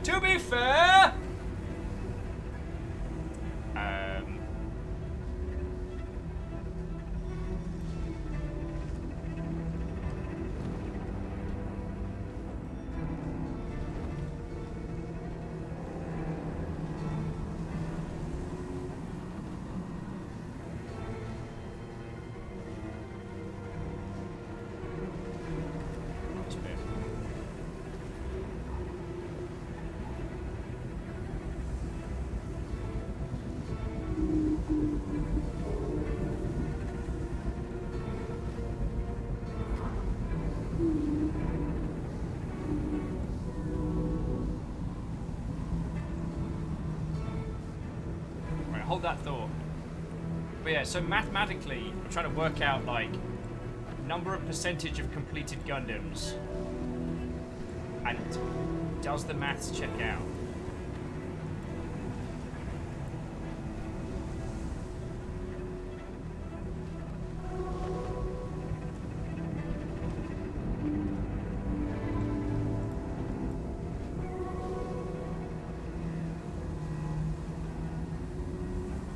So Moose. I never saying they beat the Eternal Castle in one sitting, even 100% it.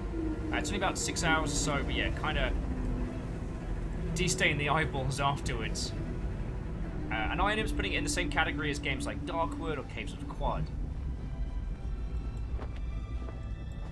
I mean, you know my feelings on those. Darkwood's a triumph. I mean, it's unsettling and weird, but it's a great game. And Caves of Quad is special, as it's an ASCII style RPG. How do you sit down?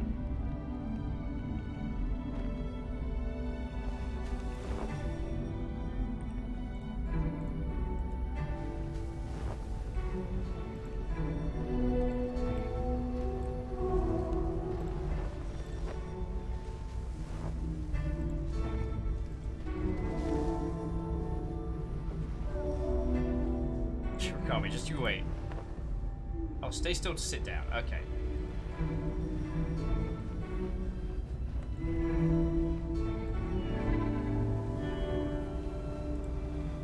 It's like, even this bit, we're spending more time like joyously singing and hanging out than we are anything else.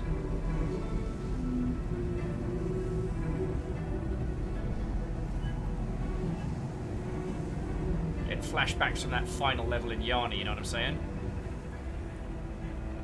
But yeah, no, those are all like special games. Caves of Quad, if you ever played the old Ultimate games, or if you have a penchant for like ASCII style free RPGs, give it a go, because it's like nothing else. It is a fantasy world where you can't just apply the old tropes, and I love that.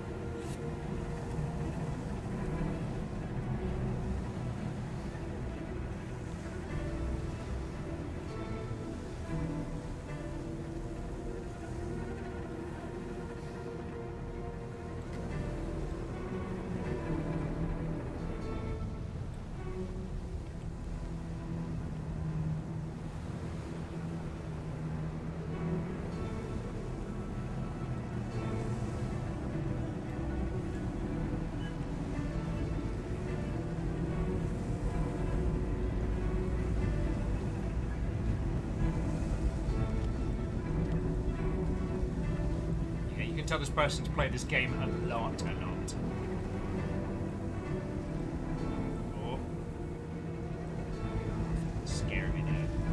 Heck you, snake bastards!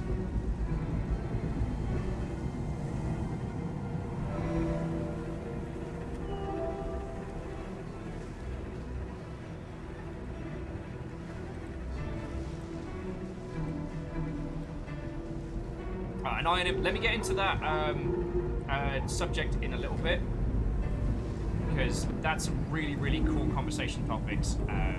But you know, gigantic snake bastard wanting my scarf puts me a wee bit on edge. Just a wee bit on edge.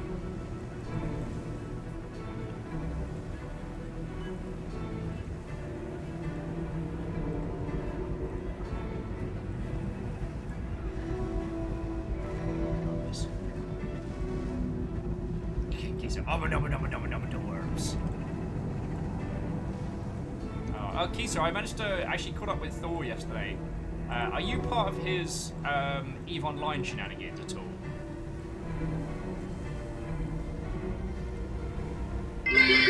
Oh, no!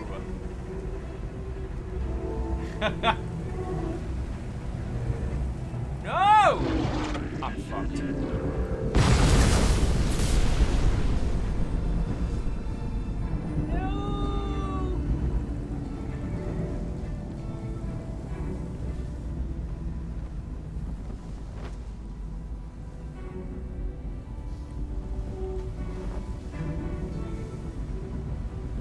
Sorry, I didn't need that much scarf anyway. So, Dandelion, thank you kindly for 100 bits, you feckin' legend. Everyone's been so feckin' generous today, and thank you, friends, thank you.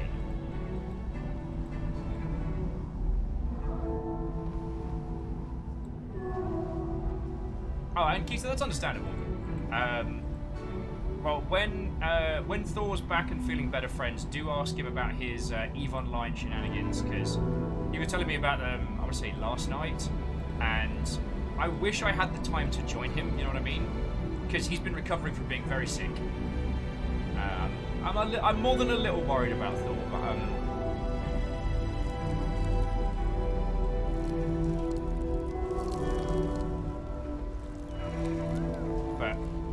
glad he's doing better.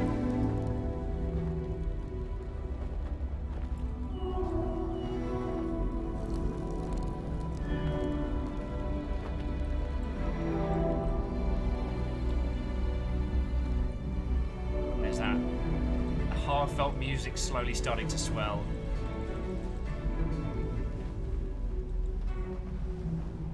So yeah, Dandelion, I wouldn't describe myself as Jarl of anything.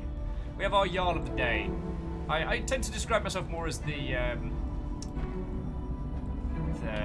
meaty flag waver in this operation. Current Jarl of the day is actually BT, so congratulations to BT there.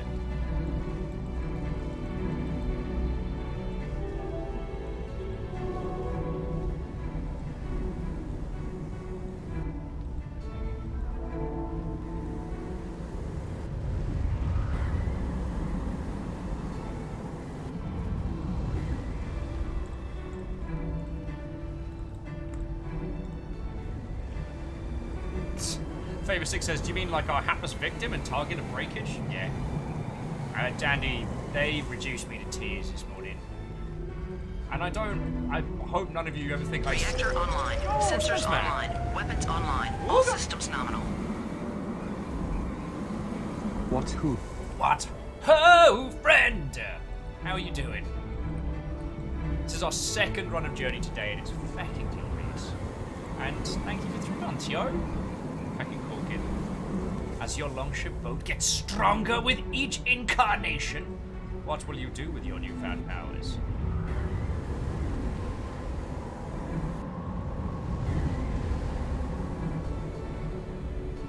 Well, welcome back from work. I hope your day was as stress-free as possible.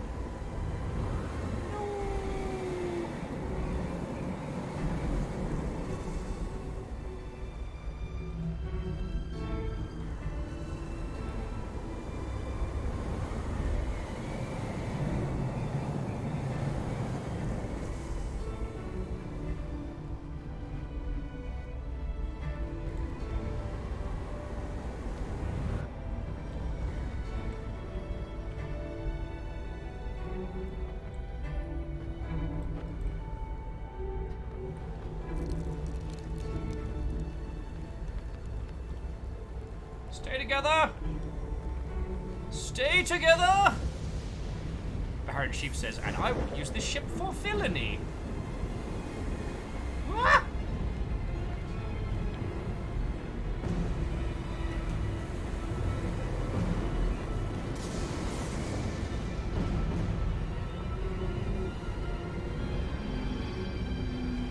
We stay together for warmth and friendship.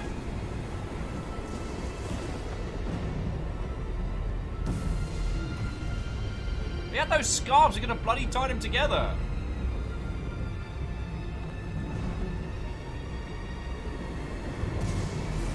Oh no! Reactor online. Hey! Sensors online. Weapons online. All systems nominal. Harmonious, you fucking ledge. Okay, look what just rolled around. At the speed of sound, got nowhere to go. Follow my rainbow. Places to go. Feck, I killed it. I'm stressed. From this.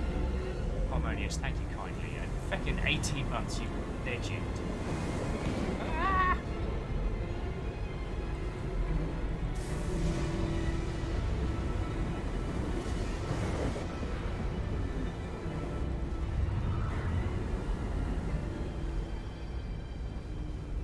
I'm not gonna go hug the flying snake.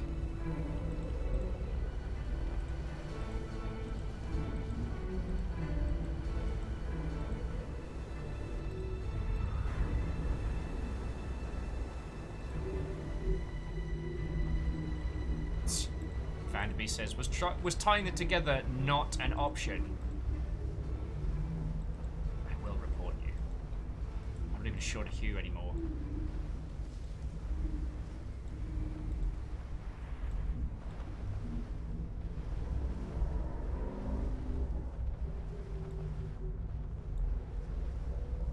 Maybe we should have brought winter clothing. I'm just gonna say it.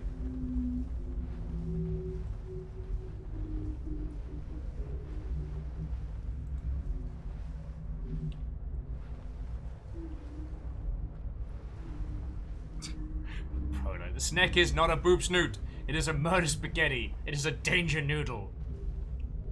It's a fight rope. It's a noddle righty bitey. Can have that one for free.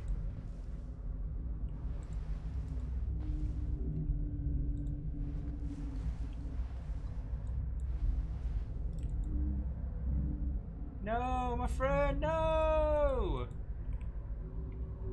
Blah. Problem ramen. A problem. No. There's no way to go into that one without getting very sweary.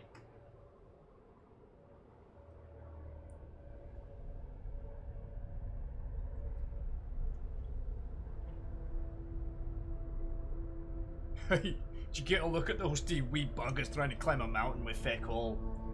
Hey, should we help them? Yeah, we not. We get down back at spoons. We get a jar in. Yeah, they meet.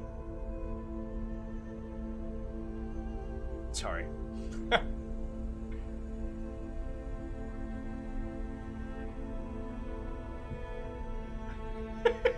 Let's kiss it with Will, please.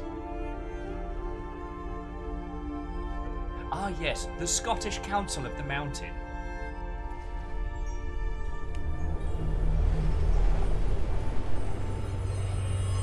Feckin'.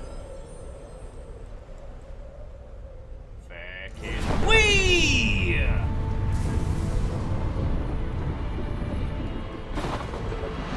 Feckin' burst yees.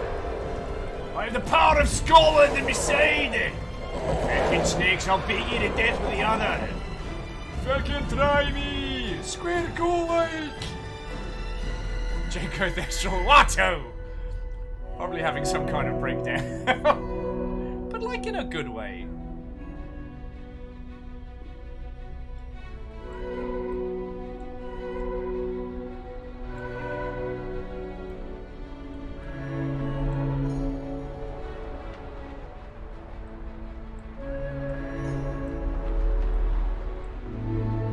And there's definitely something to be said about how this joyful section is just pure wonder to traverse.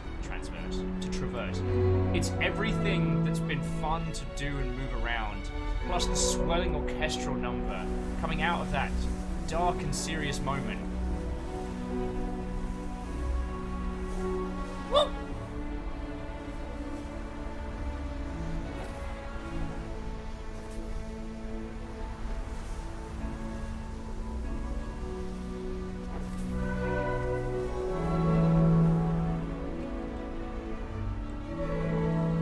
It's just utterly beautiful.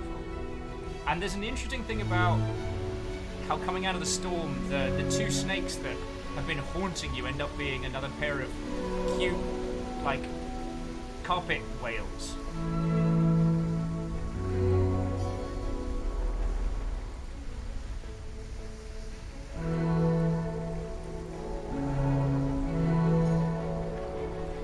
Even the voices of our characters, their orchestral numbers just sings.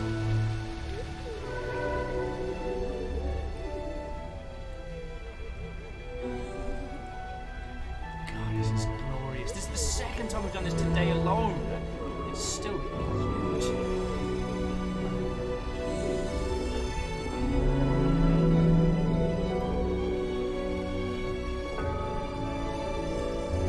Something I really want to talk about, because we were talking about games embracing their most entertaining and fun elements towards the end, not as both narratively and as a reward and as a celebration of what a game does right. Remember in Half-Life Alyx? Remember the segment to that when you get oh boy.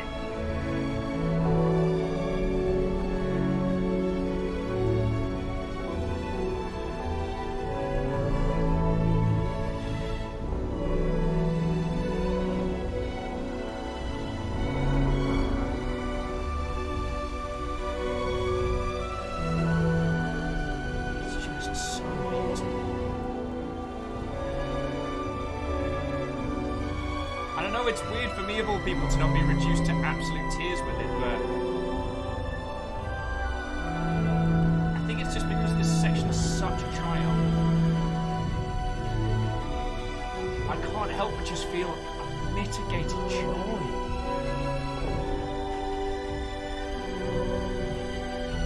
Oh yeah, I know, that's a great example. The gravity gun at the end of Half-Life 2 is so fun. And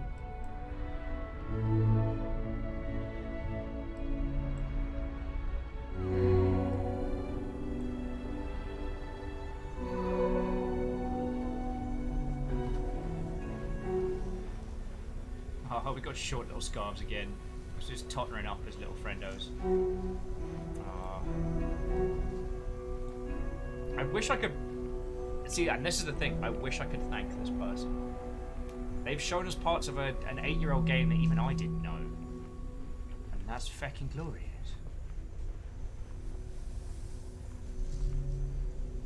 Oh, Dark Pun Dealer, I don't believe I said hello today, so what ho? Dandelion, I apologise you missed the coming out of the snow, the joyous... Oh, and thank you for the 100 cheer as well. The joyous skim across the clouds. Now this is us getting to the top of the mountain. And I'm still sure that whenever you see one of those stars going across, that's someone else who's finished the game. It's the equivalent of the bells in Dark Souls, which I'm sorry that I've been evoking the most gauche of examples, but I love the bells in that, because you know that someone somewhere out there in the world has just succeeded at doing something real difficult. And maybe it was their 20th run and it was a breeze, but maybe it was their first. Maybe that bell ringing is someone finally achieving a success they've never had. And with this, the star shooting across works so well. Because those are things that games can do. You know? You can't have a bell ring out every time someone else finishes a book you're reading.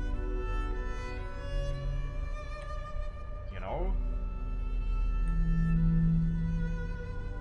God, I remember the first time I saw a dragon's head impaled in Orgrimmar.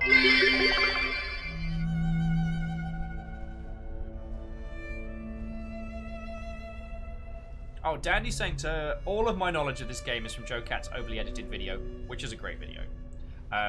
Which amounts to cool sliding, flying, and beautiful art style. I mean, you right. You right.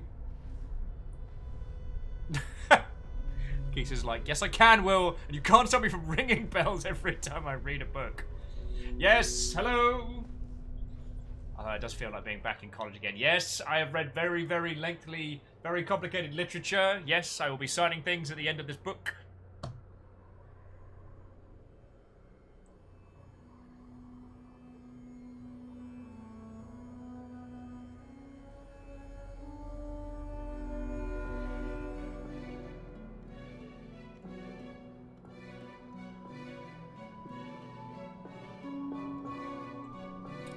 Continuously beautiful game. Now, we won't be doing the full 4 runs today, but by the 9.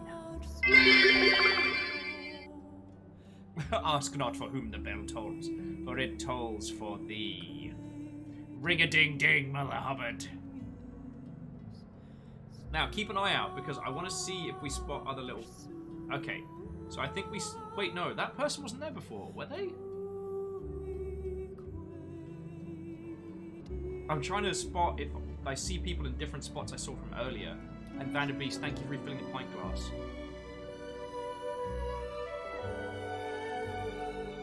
Moose says, I wonder if that's one's led you to finding all the things. No, I think I missed some of the early ones. So I might need to do a couple. If that was our goal for the day.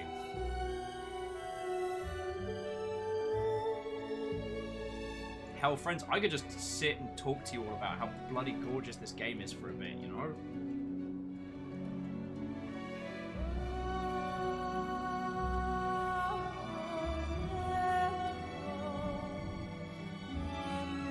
Bus driver says, did you meditate with someone for a bit? No, I don't think I did. I don't think I did. Oh, wait, Liz Edwards worked on this. That's the same Liz I know.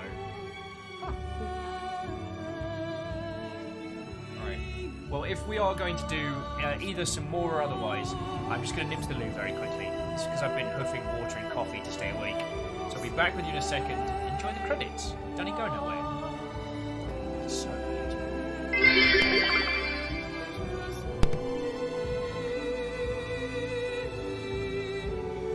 Yo! Alright, Dandelion. Let's talk about that in just a second, alright?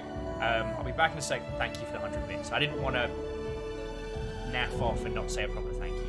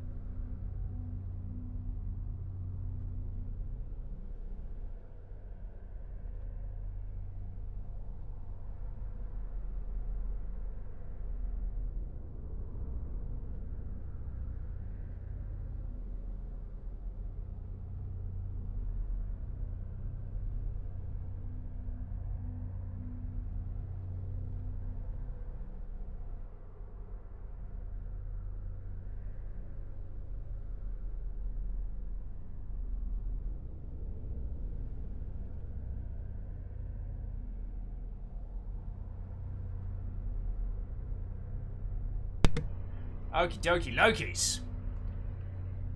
Aw, and sorry, thank you for grabbing another one. Apologies, I didn't make it back quickly enough. Who were our friends?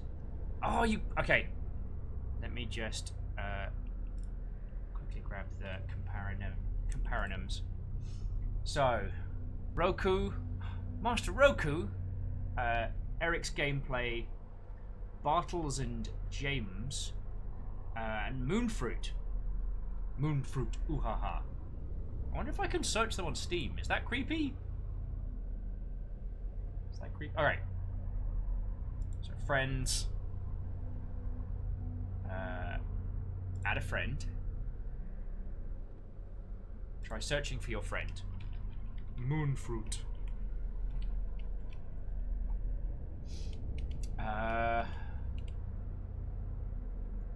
Okay, there's a lot of moonfruit. Lot of moonfruit. Some of these moonfruits look weird. You know what? You know what? Right now, the only thing we know about moonfruit is that they are a lovely, lovely Mother Hubbard. Oh, and sorry, thank you for some cabbages. So feckin' yo! 2 runs down. Prolo, I apologise I rushed off to pee before I got a chance to acknowledge your comment, because yes, the music in this game is transcendent. The story and emotion of this title is told so much through its... I don't want to just say soundtrack, because that's incredibly dismissive. Because if you think about it, this has dynamic music. Alongside that, both characters have the ability to make little orchestral noises at each other, like boop boop boop, boop boop boop.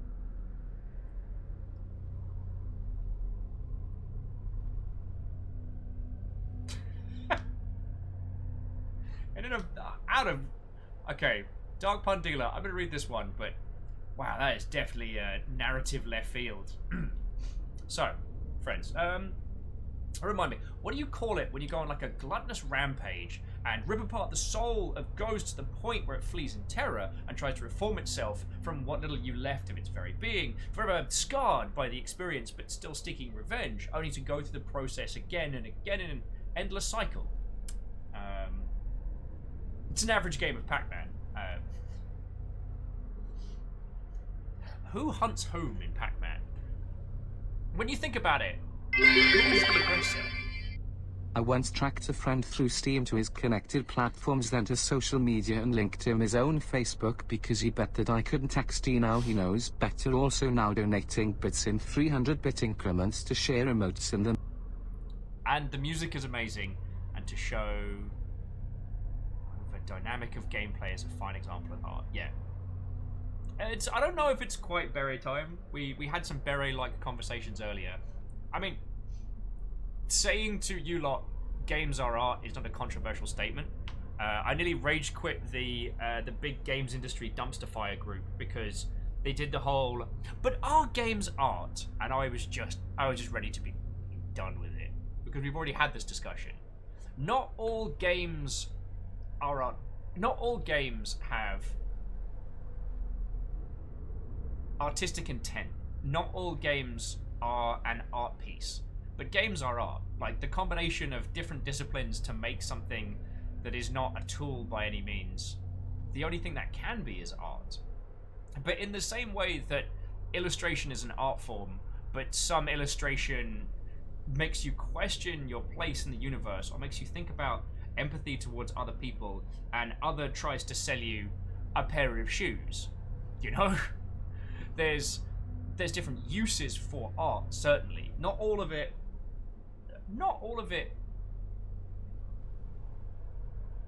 kind. Not all of it trying to convey something other than buy the toys, buy the toys, buy the toys. But it doesn't make it any less art.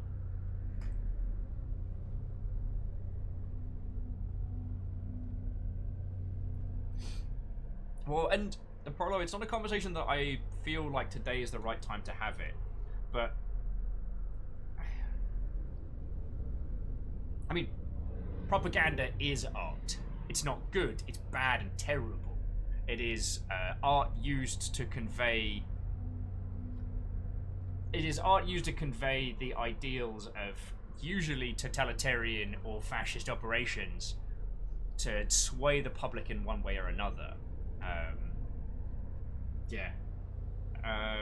You know what? If it's something that you're interested in, I want to say it was Lindsay Ellis. But there's a great little breakdown of the iconography of the First Order.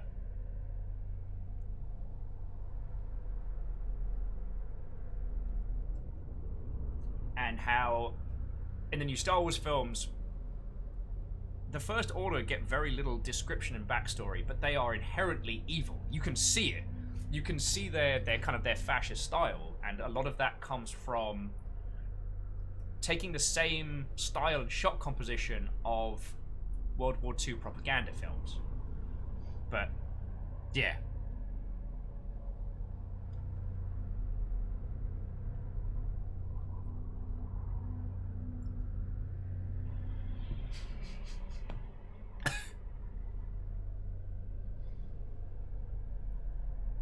Greenleaf just sneaking in there and being like, Empire did nothing wrong? Wow. Wow.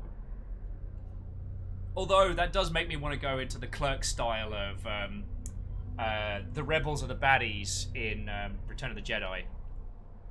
Oh yeah, so, Dandelion, let's go back to the Hollow Knight question you were putting. Let's go have a look. Dark Pun Dealer, Star Wars is Jedi propaganda. Feck. Cracked a whole new thing.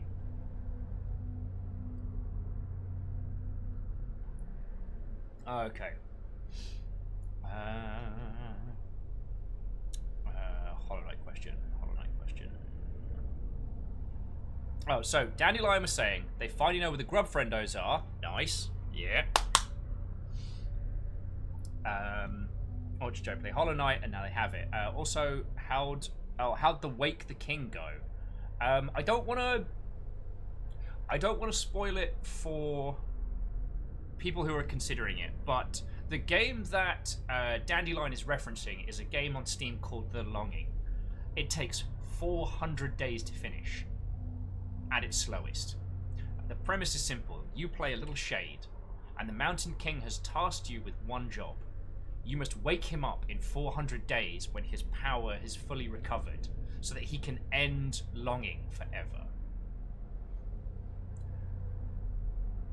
The crux of the gameplay is around finding things to make the little shade's life better so that time passes quicker.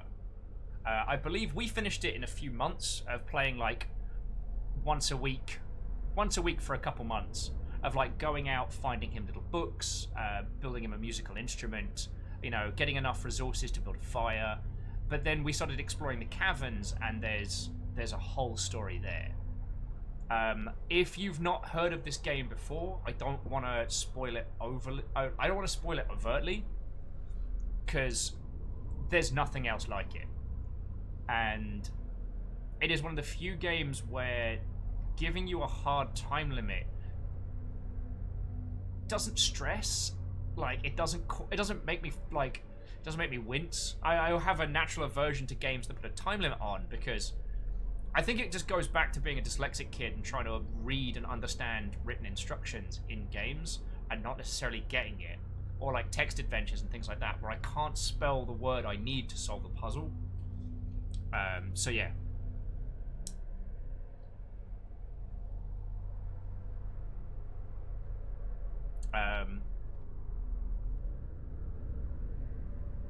Yeah, I think we're gonna step away from the Star Wars and propaganda conversations, because those do go into some really heavy topics.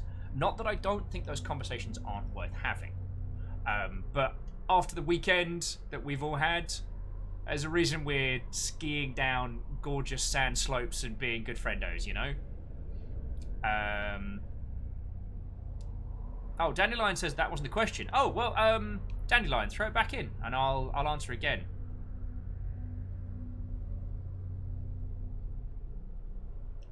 Graphite says, on the topic of Hollow Knight questions, I'm holding off on playing it until I get a controller for my PC. Would you recommend playing it with a keyboard and mouse? Depends on your preference. can play those games with a keyboard and mouse for hours and be fine. Me, the back of my hands get real sore if I try and play those precise platformers. I used to get it when I'd play things like Jazz Jackrabbit and Duke Nukem back in the day. So I personally played through it with a controller. It makes the pogo slash a lot easier. So the Hollow Knight question I had was, when you get all the grubs back and the grub father is laying on the ground, is that a good thing or a horrifying thing? In being vague to try not to spoil for people who may not know. Well, Danny Lyon, the answer I'm going to give you is not going to be satisfying. Because it's one of the things, but it's also evocative of one of the things of why I love Hollow Knight so much. Is that if you go deep into, like, some of the item descriptions, some of the additional dialogue you can get from characters, it's not really clear one way or t'other. Your interpretation of that is as true as mine. There isn't an answer. There isn't a, this is exactly whether or not this is a good thing or a bad thing. How you choose to interpret it is up to you. And I think that's one of the things that's so very powerful. Now, I chose not to do that. That was on me. But yeah. The Rakami says the achievement you get for it is called Metamorphosis, which I always take as a natural and good thing. Yeah. But do we consider the naming of an achievement to be a part of the art that we're discussing? Does that give us more information, or is it meant to be considered outside the experience? And again, there's no wrong answer. I love that. I love that. And it's one of the things that, whilst you can track the narrative thread through Hollow Knight very clearly, like why certain things happen and where you go once you get the dream nails and things from the abyss and stuff like that, like these give you, the story gives you a very clear path that you can follow.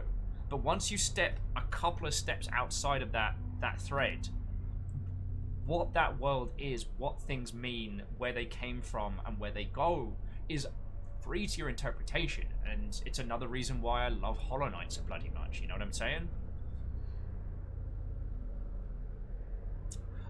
So Dandy's saying, also, secondly, should I get it on console or on Switch? Honestly, whichever one you want to play. Also, Tanari Wow. Wato! We're talking Hollow Knight Arty Games. We've done a couple of runs of Journey, and it's lovely. What I will say, Dandy, is that there is a gorgeous physical edition for Switch. Oh, excuse me. Oh, and Dreamer, take your time. Oh, excuse me. I would say cheeky tea burps, but it's actually cheeky 20 fluid ounces of Red Bull burps, which doesn't quite have the same cadence. But yeah, rolling it back. Hollow Knight, there's a gorgeous physical edition for Switch, but I played through the Steam version. Yes, that was me referencing some classic Apogee. Is that how you pronounce it? Apogee? When tiny dyslexic ass has probably pronounced it like 18 different times in my lifetime. Who are currently getting sued by Gearbox. But that's another story.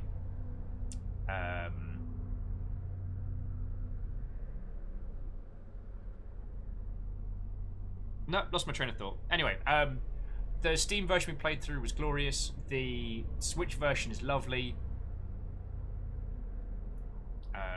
Lizzie's like, but what if it's an ice lolly burp? I think it would have more of an orange tang to it, rather than a the sound of one's digestion skipping several beats. But these are the parts that I want to go. See, the thing that I love so much about games is that it's still such a young medium. Like, Journey is a very, very pure concept. It is very much the experience, the interpretation, the connection that you feel with other people, and all of that coming together. With Hollow Knight is a mastercraft, not because it's a 2D Dark Souls masquerading as a Metroidvania, but because it brings elements from so many different places together, whether they're intentional or accidental, and does it so well. it has the lonely melancholy and the plodding environmental narrative of a Soulsian title. It has the explore, expand, and equip style of the Metroidvania. It has this wonderful world that allows you to impart as much or as little of your own interpretation of it as possible. And at no point does it tell you you're wrong. I think that's really feckin' powerful. And you can trace the elements that make Hollow Knight so brilliant back to other titles. So what I mean by this is that it could be entirely possible to... I mean, let's go right the other way. You want to make an arty, shooty gunbang game. Why couldn't you have someone else in the world helping you out? You never speak to them, you never hear from them. And yet this person, this mysterious stranger comes in and rescues you. That's... And again, I know I'm just talking arty-farty concepts. I'm not talking about implementation or cost. When you get into multiple people in shooty gunbang, it gets expensive. It's well documented, so it's not as hard, but blah, blah, blah, blah, blah, blah. I guess what I'm saying is that there are so many pure concepts that we have in their infancy that can be carried through much further than we've experienced. And I think that is something powerful. And as Lizzie says, TLDR, more people should play Hollow Knight.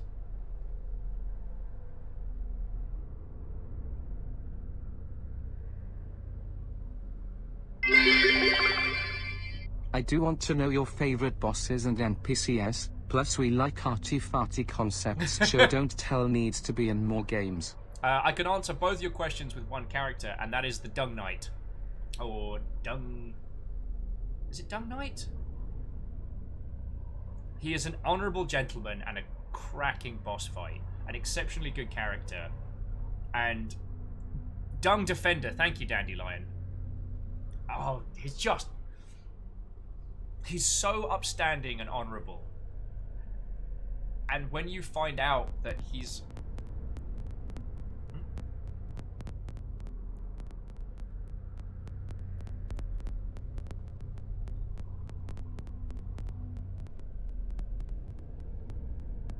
Yeah, Kisa, you're hearing the crackles as well?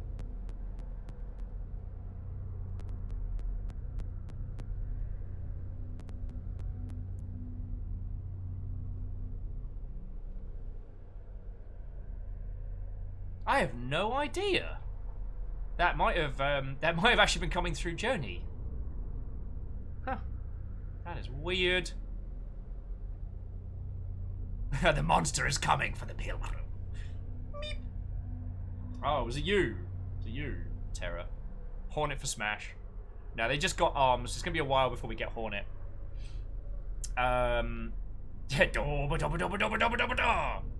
Although, honourable mention to Zote, or however you pronounce him, because he is a wonderful... He is a necessary breath of brevity in a very, very, very, very bleak world.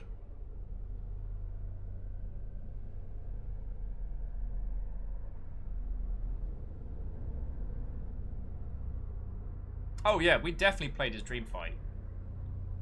His self-delusion is charming. It's at first annoying and then charming to a brilliant level. And the fact that his dream is... Oh, yeah. Dandelion says that they love Quirrell. Oh, feck, which one's Quirrell? That's not the person that gives you the flower. Fucking flower. I remember when Floydo... Feck. I remember when Floydo was like, oh, I'm thinking of playing this this Hollow Knight game. I'm thinking about doing it for Playframes. And I'm like, let me know when you do the flower. Let me know when you do the flower. Oh, it's so good.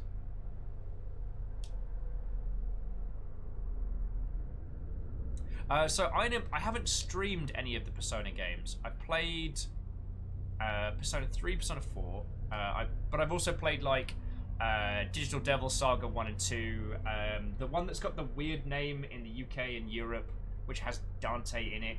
I never got to play the one where you're like a weird, like pre-World War II, like Japanese secret agent, but you use like devil summoning things, and but it's action combat. That was one of the ones I always wanted to get hands on because it looked so much fun. So much fun. Actually, yeah, Lizzie, that's a real good recommendation for Dandy. Dandelion, if you have the time, if you need some additional content to watch, Dan Floyd's playthrough of Hollow Knight is very, very good.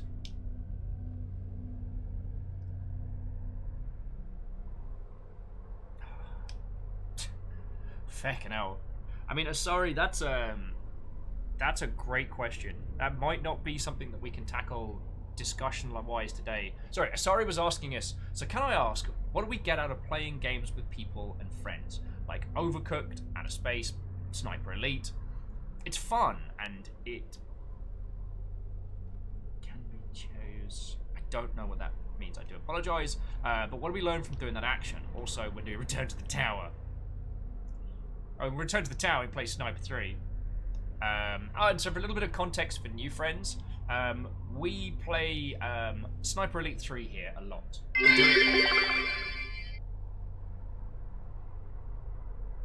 Oh, Dandy says, what do we get out of playing games with people we can't know? Alright, I'm going to come on to that one because I think that ties in better to today's discussion on Journey.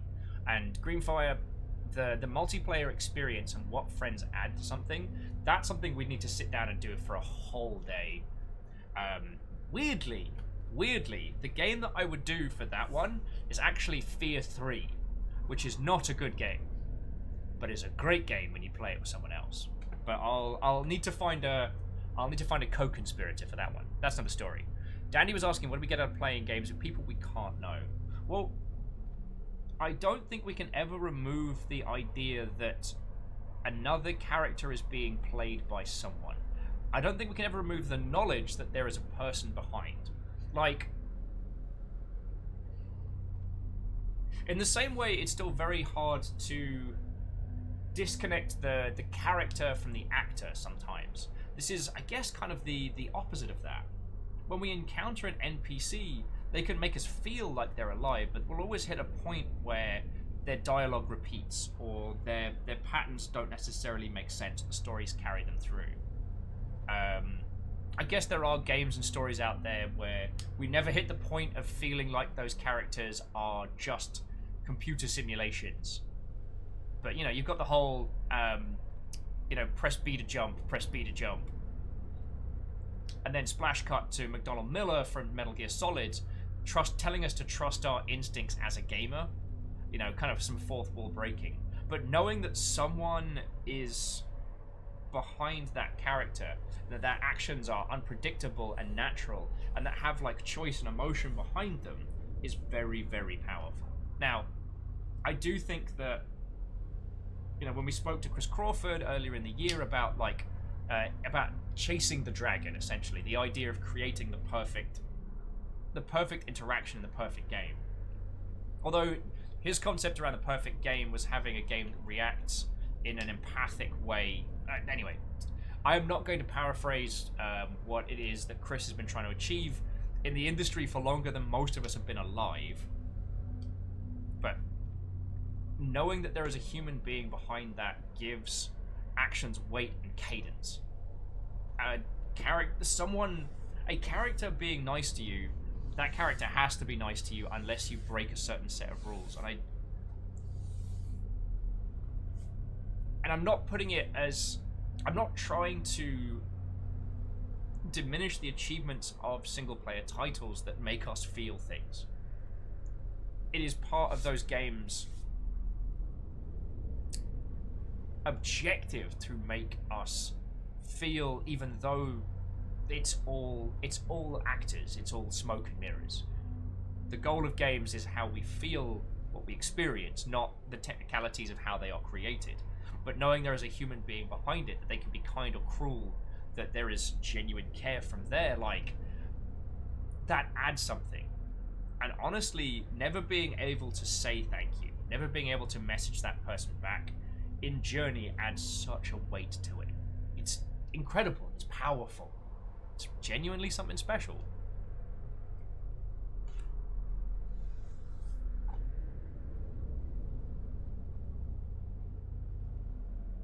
And yes, Harmonious, you are correct. Like, humans can add a negative, like, a negative stint on an experience. As they are wanting to do, trolling does happen. It also means that the risk of the expressive freedom that another player has in your experience is also what gives kind actions in that world weight. Like, they're under no obligation to be kind, so the choice to do so. Like, you saw earlier on the characters that were occasionally just screaming ahead of us and rushing up the tower and things, and we did miss stuff. Oh, Dandelion, I'm so looking forward to playing Heartbound when it's done. We did a stream of the demo, and we did a stream of the OG early access build that came out around Christmas, which was stupendous. I'm now at the point where I want to wait and do it as a whole, and I'm just... Oh yeah, Dandelion, Dark Souls invaders who gift you sweet gear. We saw in the Blackout Club stalkers who will help you, because narratively they are against what they are being made to do, so they just go into someone's game and help them out. Like, that's feckin' cool, right? So Earl says, would a game where you can't possibly know the other players, but the experience of the game itself is rewarding to be personified best by kind words? God, that's a feckin' what. So friends, if you haven't heard of kind words, bloody hell. So I have the last of the merch tapes. Fiona got this from me from PAX East, which was one of the last PAX we're going to have in a long time. If you haven't heard of kind words, the game is very simple. People put forward anonymous asks for help, and you send them kind words back, and that's it. You're anonymous, they're anonymous. It's essentially like a big old support network, and people trade stickers back and forth alongside like new music that's released each week and stuff like that, and it's glorious. It's the only goal of that game is to make someone else's life a little bit better. You also have the option of, instead of answering letters, you can just write something on a paper plane and float it to every other person's game. You just send something kind, something happy, something uplifting. So yeah, Earl, thank you for reminding us all of that one.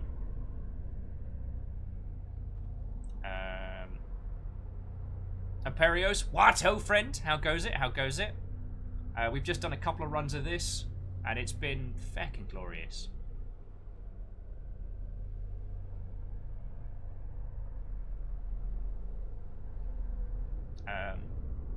And I mean, Prolo, I'm happier not knowing the mechanisms in place to stop trolling. I've used it enough that I've never seen anything bad come out of it. And it has been a great reminder that while we should always take TTP into consideration, that unless we are working on a title ourselves, we shouldn't automatically assume that negative user interactions is going to necessarily destroy it. I think we're getting to the point where we've got to start giving teams the benefit of the doubt initially.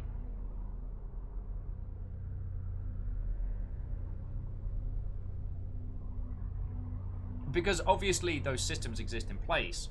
I don't want to know what they are, because as soon as users know what the systems are, then they start working around them. But I've not encountered any negative experiences within that title, as I believe that the ones that do get handled with very swiftly.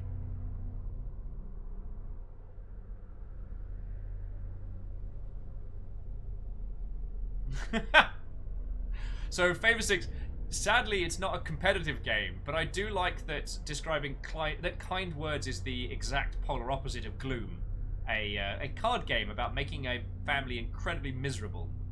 I actually used to play Gloom at PAX, but we played a version where we got rid of the secondary rules, but you had to tell a continuous story as it went through, and as people played happy cards as interrupts to the story, forcing you to change your pattern. Oh, it was fucking glorious.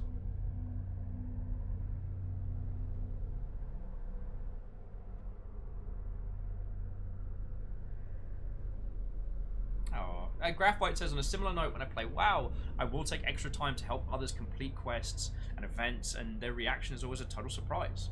I feel it says a lot about what people expect from strangers on the internet. Yeah. Now, I'm not dismissing, especially in the MMO space, the vocal negativity that you can encounter. I played World of Warcraft for a long time. I'm not dismissing that. But I feel like because of my experiences in the past in spaces like World of Warcraft, I've been hesitant to go into other experiences, even though it's now, you know, teams now have proper moderation tools, community managers, like, teams are learning that. Shocking, this one. It's a shocking statement, and I'm amazed that I'm the first person to ever say this on the internet ever. But if you're good to your customers, they come back. Shocking, I know. Sound the air horns. Will's giving away the free business insider. Yes, that's right. If you make it so that your users have a nice experience and you look after them, they come back. They gasp. It's a shift that I think we're personally seeing in the low to mid tier range in the industry, which is like, it's better to have a small, engaged, happy audience than it is to try and sell 10 million copies. Because if you fail at selling 10 million copies, everyone's out of a job. If you aim to sell, I don't know, 100,000 copies to a lot of people very specifically, much easier return on investment. Return on investment. Oh, God. Oh, I'm playing buzzword bingo in my own gob at the moment. It's awful. I meant to say that higher chance of success and higher chance of having like 10,000 people that feckin' love your game. Even 5. Jenko's saying helping others is my jam, because the ones who respond to you after helping them, they're pretty likely to help others too. Yeah. One of the reasons why I was able to get through Dark Souls games in the past, because I've gotten guff from people that I don't spend a lot of time leveling in Dark Souls and I don't use optimal nonsense, which, by the way, that ain't changing. But in the past, I've played Sunbro pretty consistently, so I've been very, very overpowered for some of the more trickier boss fights in the Soulsian series because I help people. And yes, I know the irony of being a ginger that burst into flames when outdoors, being a full-time sunbro. I'm fully aware of the irony of that. But that's just how I be. Me and my big chunky sword and my heal spells, just rolling around, being the block between the other person.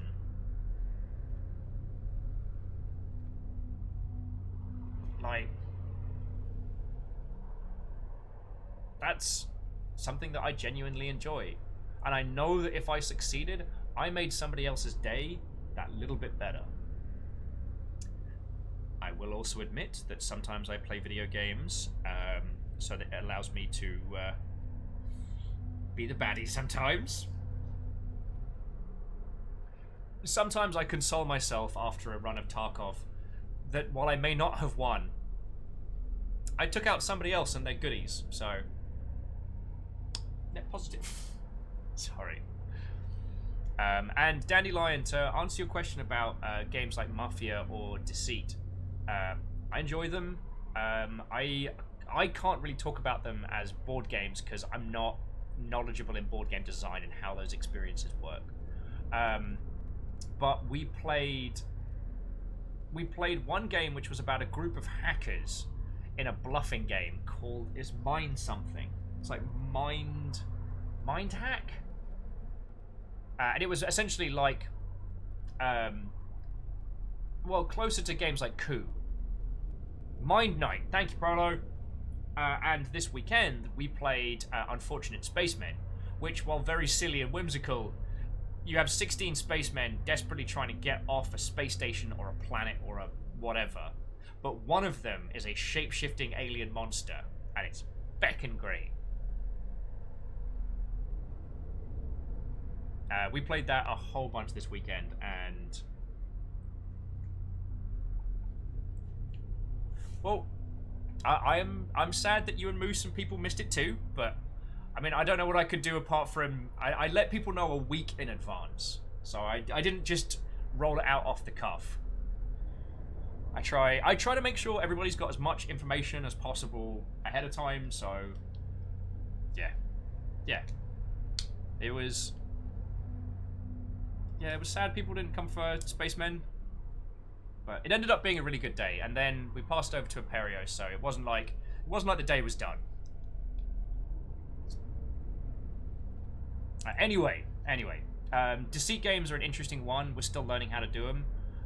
It's very difficult to do them in a gaming space because anywhere that you can have like simultaneous communication, creating an environment where that works. Now, one thing that I've always been very surprised that Dark Souls games have never had is the ability to essentially have like a sleeper agent.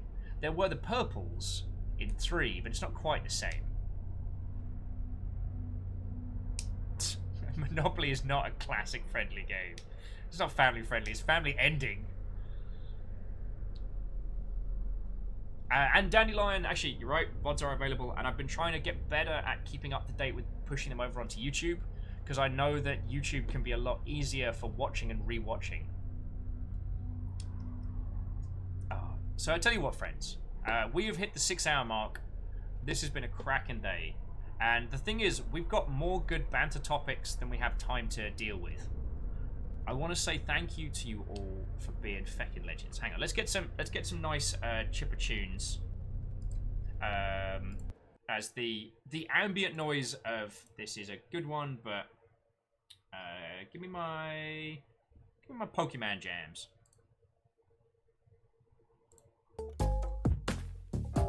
There we go. Friends, we've had more good conversation topics than we've had what to do with.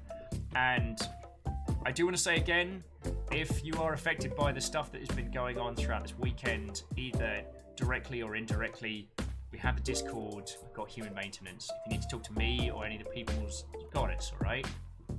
It's a fucking hard time, and yeah. But you know what? We got to spend 6 hours today. 6 hours! Sharing stories, hanging out, skiing around. We did 2 runs of Journey. Oh yeah, Captain Steph, leading up House Valkyrie and being a lovely Mother Hubbard. You lot spoilt me rotten. Like, fucking hell. I wish I knew who sent this so I could thank them, but, like, this is such a cool kit. Get like a full-on Samurai Gundam, and it comes with a stand. And it's based on the second Dynasty Warriors Gundam game, which I played a crap load of. Oh. Yeah. You lot are the most wonderful bunch of Mother Hubbards. You all continue to be lovely people. And I don't just mean that in regards to you lot yeeting bits and gifting me a feckin' Gundam. Still don't know how to process this, alright? I'm probably gonna have a meltdown about it later.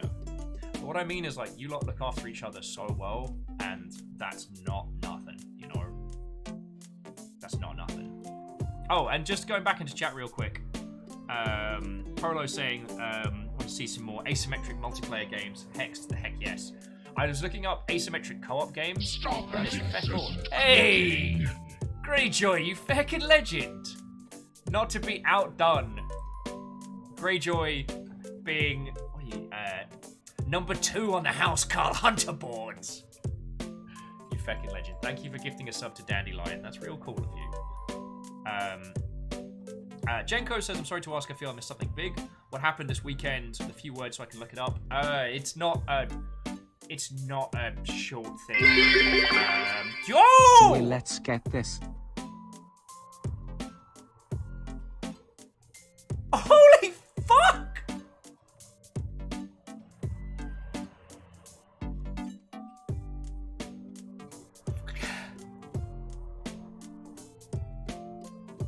Dandelion. Sincerely, thank you. Yo! Fucking legend. That's 5k in bits. That's $50 that will go on keeping the lights on and getting food. So, sincerely, thank you. Fucking yo. Oh. Fucking legends.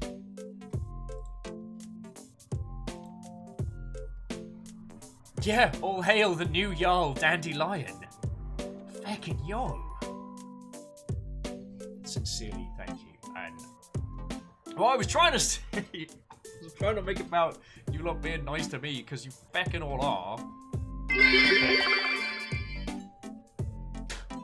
Spence Matt just chanting pog, pog, pog. Oh, sorry. Fucking.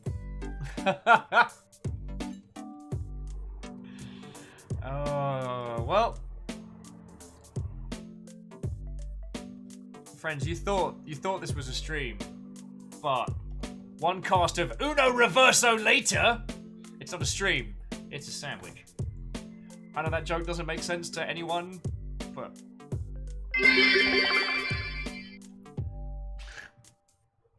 Prolo, thank you for the bits as well. Fucking legend.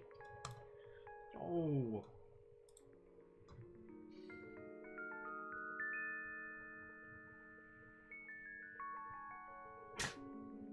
Like, what kind of sandwich? A sub? Oh my word. Oh my fucking word. What I was trying to say is you. Oh. Stop that incessant clicking. Oh my word. I wasn't ready for 1 today. God, it's already at 3. It's already at level 3. Do you have an emotional support nugget for me? I think I need one. Oh, sure, little man. Oh, little big man. Greyjoy, thank you and all. Yes. Did you get up from a nap so that you could sit underneath the nugget, just in case? Oh, yes, hello. My name is Perun. Here's one melty loaf. Little big man. Feckin' yom. So Varbles, thank you for gifting a sub to the crowd. That went to Screw My Anxiety, which I think is an eternal mood for everyone ever. Fucking yo.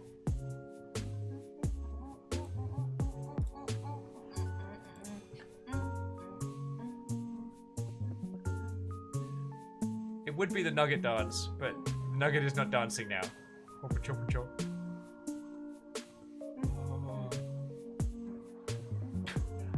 Sorry, it kind of feels like you'll just cast Uno Reverso on me. Cheers.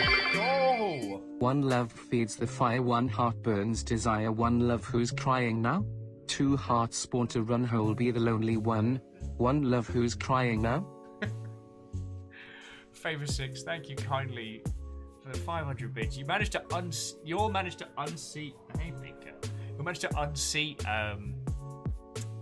Dandelion already. Dandelion dropped a fucking blue bit. I saw. That's why I brought the pig.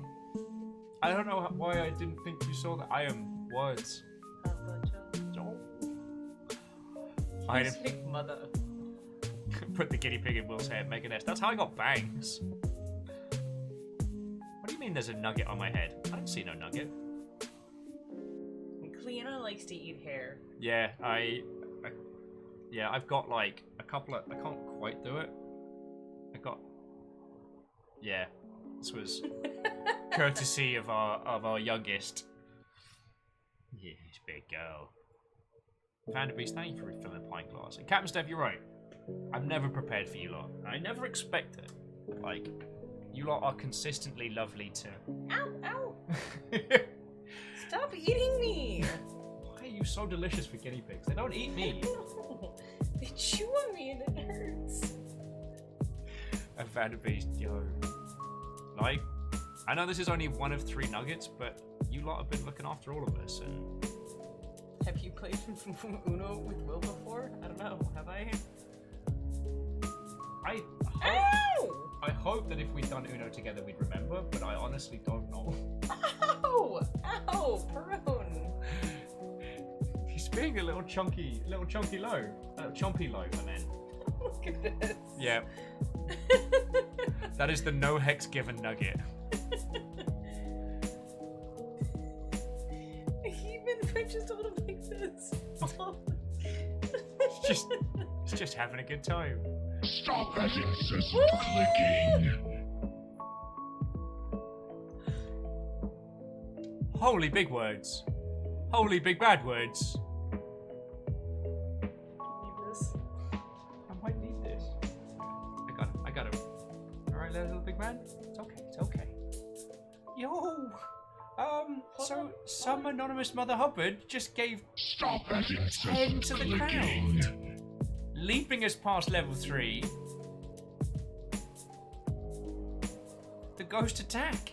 The true hunters of House Carl. You okay, little big man? You okay? Have I got your feeties supported? So whoever that was, hang on, I think I've got your feeties. There we go. Got the boys Ouch! Ouch! Stop that incessant clicking. Why won't you just? Why won't you love me? Like, House Carl. Hang on, let me read out all of these. So some lovely anonymous Mother Hubbard. 10 subs to the crowd. Going to Yassavolt, Indidi, Band Cybertrucks, Shavant, Keelzor's Neopale, Ninja Falcon, who was in earlier saying hello. Stop that incessant I'm on clicking. Mr. Popcorn, the Forbidden Snack, Michael, Mitcha Fu, and Gambit. Okay, that's a great lineup of names, and whoever that was, you fucking legends. Rune, you asked my support nugget now? Yes. I'm just leaning back, so... Oh, no, I leant back too far. He's in my hair now. Stop that incessant clicking. I can't pause the music from here. Let me try. See if people can hear just the nuggets. Yeah, little big man. Little big man. I'm sorry. The look he gave me when I put him next to the microphone. Oh! Stop that incessant clicking. Oh, Spence Matt throwing in a 200 on top of everything. No choose. No choose. No. Fucking yo. Oh!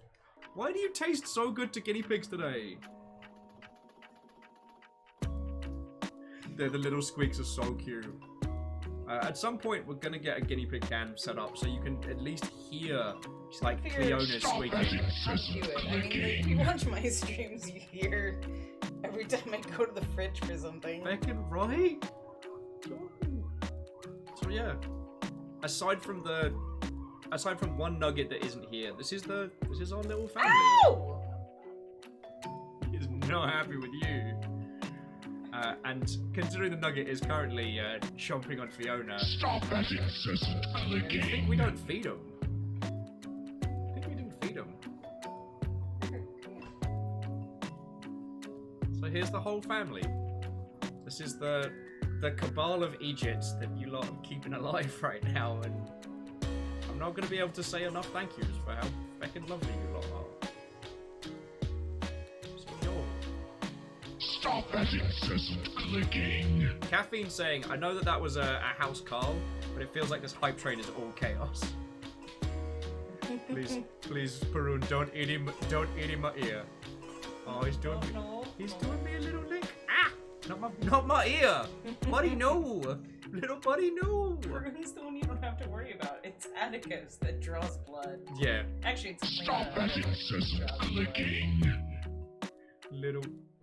Oh, Jenko, thank you kindly. No. And Jenko, it's always lovely to no, hang out with you all. No. Ow, no. This is meant to be cute time with the family. Ow, And the... Mama is not food. We'll have to stock them up on parsley so they stop chomping on you. That's a cute little emote there, Kisa. Where did you get that?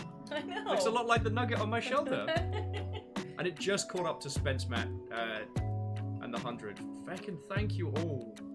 If I don't seem like I'm flail animated, I'm feeling a lot of things, but I'm trying not to spook the nugget on my shoulder, lest he eat my stuff. Oh, Lizzie hard agrees with your shirt, Fiona. Oh, yes. If you can't read it, Fiona got a little shirt that says thick thighs and thin patience. Oh, Keys, to look at all those nuggets. Oh, there's nuggets of river. Oh, my little nugget. I also had a person today ask me where my pants were from. Oh, very fancy. The amazing. So, oh, friendos, Cha. thank you so fucking much. Second hype train and ridiculous, it's lovely, and everybody's cool. Fucking legends, thank you all. Thank you all. Alright, little big man, where you at? Little big man, come here. Come here. Arpacha. Arpacha. Arpacha. Get out of my hair. I need you to sit down here. So, friendos, thank you so much for a fucking lovely day. I'm gonna find someone lovely to send you all over to. I actually know you should. Oh. Oh. Well. I've got a little Because cake. it's a mixer friendo that has is doing their first stream over here. If that's okay. Is that okay? It's not that I don't want to give him a support. Well, it's Minecraft. Kika just started Hollow Knight. Damn. Yeah, so it's friends. That's torn. Yeah, so it's nothing against that lovely person. Also, we didn't really discuss the whole like mixer absorption thing today. Oh.